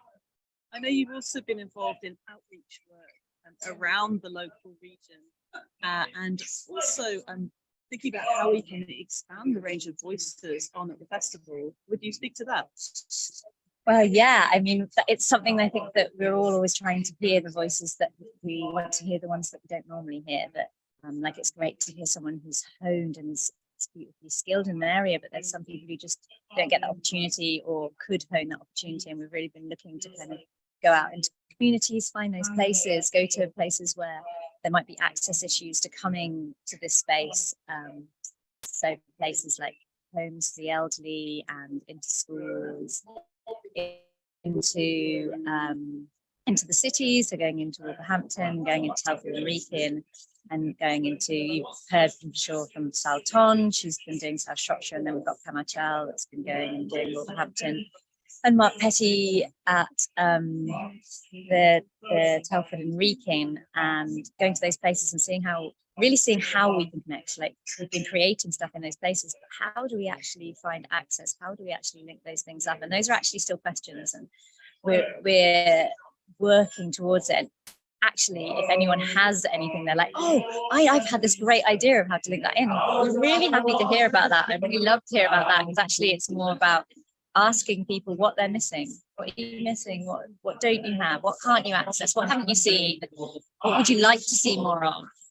And then also going, oh, what have they not even thought of? What if we go outside of that and then see what can be brought in and what we can support and find fundings for, or spaces for, just encouragement for as well. Thank you. Yeah, I will do. Thanks. There's think that Claire, under those arches. Your sound is not very good because there are people singing. We hear it with breaks. So if it's all right with you, I'll just let Fiona tell us about the Young Storytelling Festival for a minute, and then we get back to you. Yes. Okay. Thank you. Okay. I'll talk to you. It'll be a matter of minutes, and then maybe you can find some. Okay, great, thank you. So please, Fiona, do tell. Oh, excuse me. Yeah, well, I'm just thinking, all you lovely people who are enjoying this festival on Zoom, next Saturday, a week today, we have our Young Storyteller Festival of Wales, Gwyl Storywyr Ifanc Cymru, which we've been holding every year for about 10 or 12 years now. It's a whole day with activities for young people between 7 years old and 25 years old. So the children, but also young people who are maybe thinking of a career in the, in spoken word or in performance. So we're trying to tempt them away from poetry, not away from poetry really, but tempt them to come for storytelling. So we have a whole day of events. We hold it in Venue Cymru in Llandudno on the north coast of Wales, where we have a wonderful panorama of the sea. We just look out over the sea. I hope it'll be a beautiful day. But even if you can't come there to enjoy the sea with us, the festival will be online, and Claire will put a link into this chat. The festival is free whether you come in person or online. It's funded by Conway Arts, which is the county that we're holding it in. We're very grateful for that support, because what we hope we're doing is nurturing and encouraging the new generation of storytellers. Yay! And thank you. Thank you, Despina. And so, even if you're not between the ages of 7 and 25, please come to support them, come to listen, come to enjoy. There's different events all day. We start at 11, we finish about 5:30. And then we all go to the restaurant and have a meal together. And I kind of think you're going to miss that if you want to. So you'll just have to find something delicious to eat at home to be with us in spirit. And, I hope that there'll be the same lovely atmosphere that you've had here for Get a Word in Edgeways. Different people coming together, sharing their skills, enjoying themselves. So many young people, you have a better atmosphere. Oh, I don't know. You had your lovely family day yesterday. So thanks for having me here today, and lots of success for your closing events. And yeah, maybe we see some of you next week in Llandudno. Claire is she's not just producing here, she's producing that day as well. And I am. looking forward to it. I am. If you can make it to Llandudno or online for Welsh Storytellers Festival of the Year next weekend, you'll see me again on the Zoom with that. Lovely to talk to you, Fiona. I've just moved down. Yeah, it's nice to talk with you. I've just moved down You too. I've just moved down the road from the big sing because Zoom hates singing. So I thought I'd show you some of the other lovely historical bits of Wenlock. Behind me is the Guildhall there. Can you see? It's one of these buildings. Let me show you. There we go. Buildings. Look at this black and white building. Amazing. Very historical. And I've just managed to get one storyteller away from the big sing for one last story from the festival. So I've got John Mason here. John, who are you and where are you from? I am John Mason. I am a storyteller based in Brighton, in Sussex on the south coast. So I can tell a story from Sussex if that Yeah, would go be on. Just appropriate. tell us how you've been involved with the festival, because you've been working hard all weekend, haven't you? Well, yes, as not as hard as yourself and others, but yeah, I've been being an MC for some of the sessions and looking after venues. One venue in particular, the Pottery, Wenlock Pottery, and yeah, just making sure the artists are settled in when they arrive and making all the health and safety announcements and keeping an eye on the audience. What have the shows been like in the Wenlock Pottery? What's been going on? Oh, there's been quite a mixture of things actually. So that's where the interweaving events were happening, which were where there'd be like a panel almost of performers who, some of whom were poets, some storytellers, other things, all on the same bill with a theme to tell stories about or deliver poems about, or sometimes it evolved into discussion, or it was always supposed to be a discussion, that sort of thing. And also we've had like Zanti Gresham did Bridget's Sunbelt, which was just the most intense, amazing bit of proper performance storytelling with props and all sorts, and yeah, and all sorts in between. I like, well, if you're not totally out of words after that, like epic, like an epic, there's something epic about listening to so many stories that kind of, I don't know, for me, it just both brings me into like a real sense of coherence and words, and also just leaves me totally speechless. But if you've got a few words left in you, what story have you got for us, John? Well, I can tell the tale of the Lyminster Knucker, which many people will I'm sure, and among storytellers, there'll be people who've heard versions of this. This is the version that I tell. And those of you who are unaware of what a knucker is, well, I'm sure you'll have heard of dragons and the like. But down there in Sussex, on the land between the sea and the slopes of the downs, then in times past, people were most afraid of the knucker. The knucker is in some tales described as a dragon. In some tales it is slimy like a slug. In some it is long and thin and scaled like a snake, and it dwells in bottomless pools. And in the little village of Lyminster near the town of Arundel, which some people might have visited, just at a bend in the A27, then there is one such knucker hole. And the story goes that there were some men wandering home from the pub one night who wanted to see if the pool really was bottomless, and so they threw in a stone. Couldn't hear anything. They threw in a log. Couldn't hear anything. They threw in one of the church bells. Bong. Clearly it's not bottomless, then, not at all. But what they didn't know was that the bell had landed upon the head of the knucker, who was aroused from his age-old sleep, and his yellow eyes blazed open and his yellow teeth were bared, and he swam up to the surface of the water. And he could not see them because they'd already gone, but what he did see was cows and sheep and horses, and he realized he was hungry. And so he leapt out of the water and over the fields, and he was gorging himself on all of these beasts. And when he did that, then he remembered just how good it was to be awake and alive in Sussex. So he kept coming back day after day after day. And so the good people of Lyminster and Arundel and all thereabouts, they clearly had a problem on their hands. And what do you do when you have a problem with a big dragon-type beast monster? Well, you do Dragon Standard Operating Procedure 101. You put out a reward, an invitation for heroes to come and offer a reward. And so heroes heard that if they came and they slew the knucker, there would be the mayor of all Arundel. So heroes came, and heroes with their swords that go ting and their shining armor and their white steeds galloped down towards the knucker hole, saw the knucker swirling round in the water, and every single one of them remembered something incredibly important that they had to do. And so the people of Lyminster and Arundel had no help there. But they do say there was a local man named Jim Clutter, or some say Jim Hope. And he had a plan. He went out and made himself the most immense, the most enormous Sussex pie, which can have all of the things that you might want to put in a pie in it. And it was so big he had to heave it on a cart with a rope. He took it down, and there the knucker was swirling around in its pool, and it saw the pie and it came up and it sniffed at it, and it licked at it and nibbled it a bit. I dived in and ate the whole thing, soaking it, had crumbs all over its face, and he said, "Make me another one like that tomorrow." And so Jim Puttock, he did exactly that, and he brought another one back.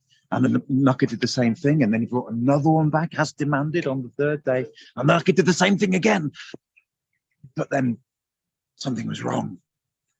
Something was really wrong. Oh, the Knucker's tummy, Knucker's tummy.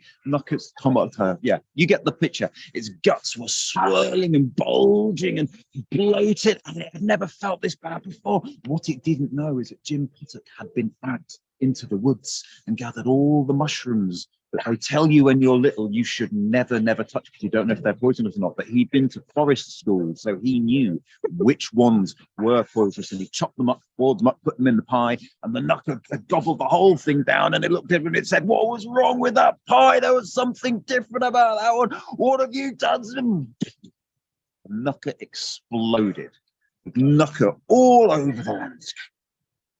And there was a Knucker all over Jim Puttock too. And so when he got back to Arundel and he said, "I've killed the Knucker," then everybody could well see that he had. And so nobody had any compunctions about making him mayor of all Arundel. But as he was having a celebratory pint in the pub, drained his glass, wiped his mouth, and then he realized that the one thing they also teach you about poisonous mushrooms is always to wash your hands after handling them. And he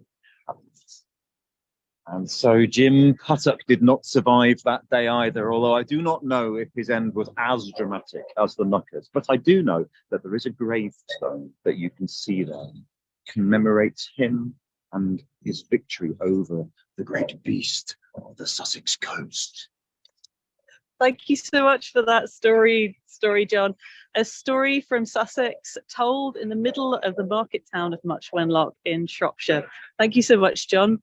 I'm just going to head back to where the big sing was happening, just for a couple of final moments of Atmos before we end this year's Gowie Get a Word in Edgeways online festival. We've been in and around the town of Much Wenlock. We've been in the Priory Hall. We've been in the Corn Market just now. We've been in the Wenlock Pottery. We've been in the Methodist Church. There was a special story told in the main church as well. There's been stories and exciting stuff happening all over this town all weekend.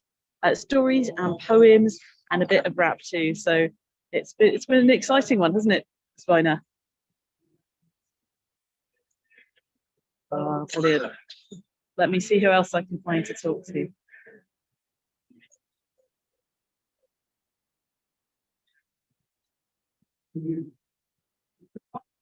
I'm just going to turn it around so you can see the singing. You might not be able to hear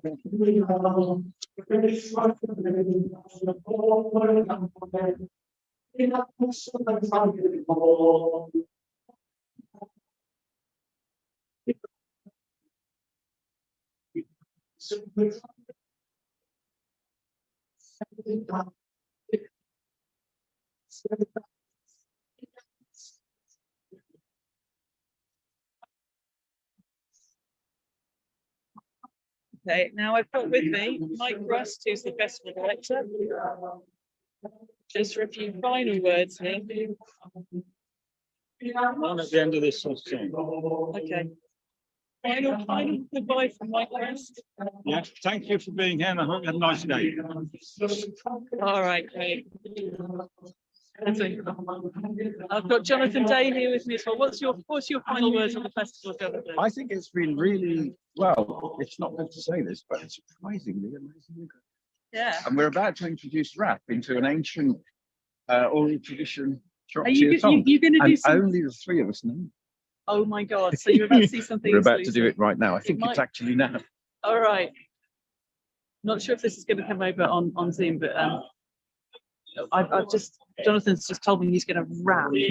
He's going to rap Farmer's Boy by Fred Jordan, which has never been done in recorded history. Oh, I think I got one more song before it happens. Let's see. Very exciting. There's Martin Dorsken. Hello, Martin. How's your? Are you joining in with this? Yeah. What's about to happen, Martin? I'm buzzing because the next Jonathan's doing a traditional Shropshire song called Farmer's Boy, sung by Fred Jordan of Ludlow, and he's asked me if I want to do a freestyle rap in it. So this is going to be different. So I'm just trying to think of a few choice words. I'm not going to drop into it. This is my nervous thinking face. Fantastic. All right, we'll link it up on Zoom. I don't know if you'll be able to hear it very well, but Well, you know, Claire, big thanks to Claire for this. well, it's the people that make festival happen. Lots of different things happening here this weekend. In fact, I'm going to talk to a lady over here who's also been working very hard on the festival. Are you happy to say a couple of words on the online festival? I think I enjoyed watching. What's your name? What have you been doing? My name's Sue, and I've been looking after the stewards, although I could say they've been looking after me as well. So yeah, it's been an experience. I think you've been looking after the stewards, and you've been looking after the venues, and you've been looking after the box office, so to be fair. Yes, okay, I have. So this is my time off, so I thought I'd come and have a sing. And look at you. And I don't know if Claire knows, Sue, you should tell her that you rhyme wonderfully. Oh, thank you so much. That means so much to me. Yeah, she published today, Claire. She's a wonderful poet as well. I don't think Claire heard what you said. Did you get a chance to see or hear anything, Sue?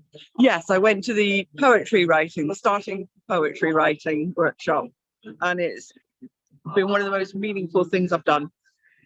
Is this the start of a new exploration for you as a poet? Maybe. I've been writing for many years, but I've just never told anyone before. So it's very meaningful to me. Oh, I'm really excited. I'm really excited for that. Because I think, something like a festival, it's such a big swirling cross-fertilization of ideas and people that, interesting seeds get planted, don't they? They do. One of the things about this was it felt like a safe place to share it, where I wouldn't be judged. Yeah. It was lovely, Ryan Dre Sinclair, wasn't he? Oh, yeah, absolutely. Yeah. He was really what I loved about Ryan is he was like really great poet, but also really modest, really understated. But yeah, ran a good workshop too. Fantastic. I can only agree. So Sue, are you going to help out next year? Ooh, leading question. We'll see. We all need a bit of a break after this, aren't we? I think so. Yeah. How are you going to relax when you get home? I'm going to go with a friend now and have a drink, which I haven't had all weekend. And then I'm going to go home and have the first proper meal in several days. Yes, we've mostly eaten biscuits and samosas for the last few days. Living on them. It's just like festive. Does anyone interviewed you yet? What, do you want to ask me a question? I will ask you the same questions. Will you do this again next year? I haven't decided yet. We'll see how my schedule's looking. And how have you found it? How do you feel it's gone? Well, the thing is that festivals created by the people that come. Ultimately, it's like such an interweaving of not only the performers, but also the audience as well, because that's so much of what brings the energy. That's so much of what creates what's going on. Now, I'm just going to turn the camera around and so you can see A Farmer's Boy, which is a traditional Shropshire ballad performed by Jonathan Day and the massed choir of the Big Sing. There might be a bit of rap in it. I'm not sure if the sound will come on over on Zoom, but I hope it'll look interesting for you. Thank you, Sue.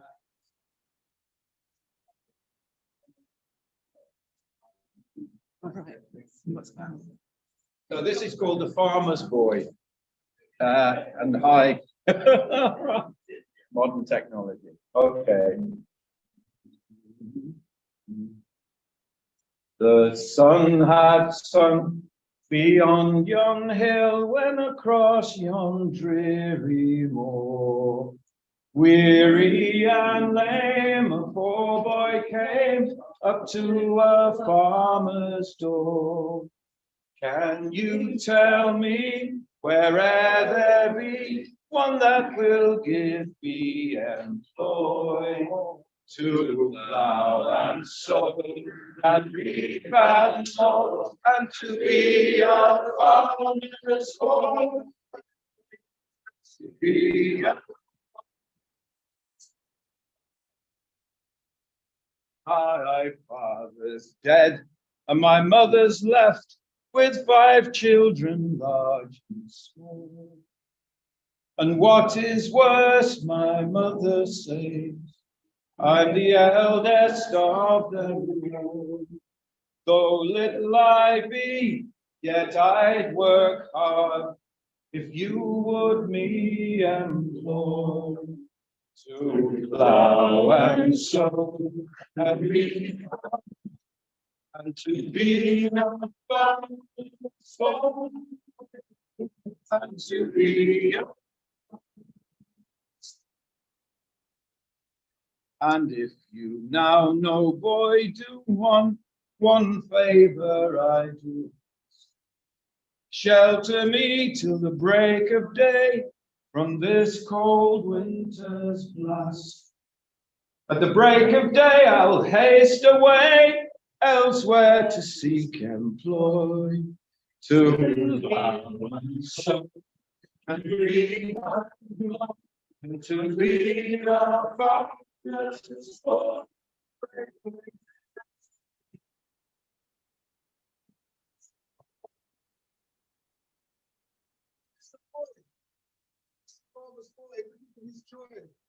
Digging the dirt, looking for earth to be his toy. Try to find beyond his poverty, open up his heart to find a greater authenticity. If I could do it, I'd build a hip hop fire and lay it to you right here in Shrop. Farmer's boy, digging the dirt, looking for his joy. He's just a farmer's boy. Looking for earth into his toy. He's just a farmer's boy.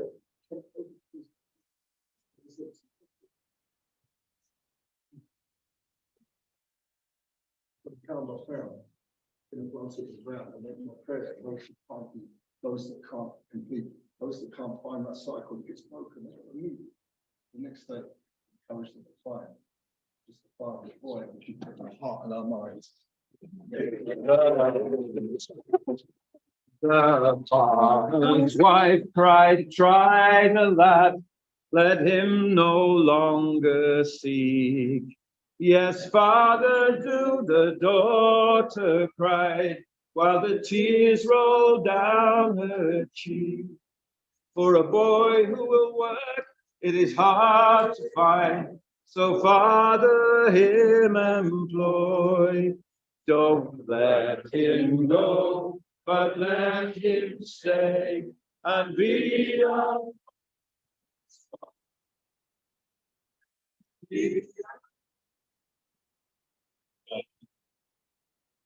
In time the boy grew up and the rich old couple died, leaving the lad the farm they had and the daughter for his bride. What's her choice?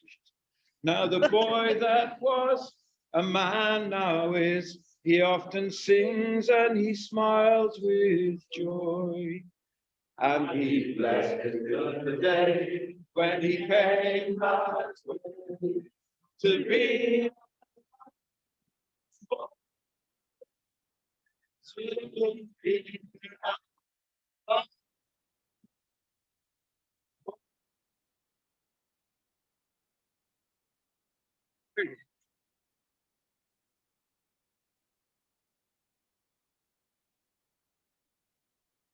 Well, ladies and gentlemen, that is the end of Get a Word in Edgeways Festival 2024. Thank you for joining us live from around the world. Thank you for joining us and watching on the recording.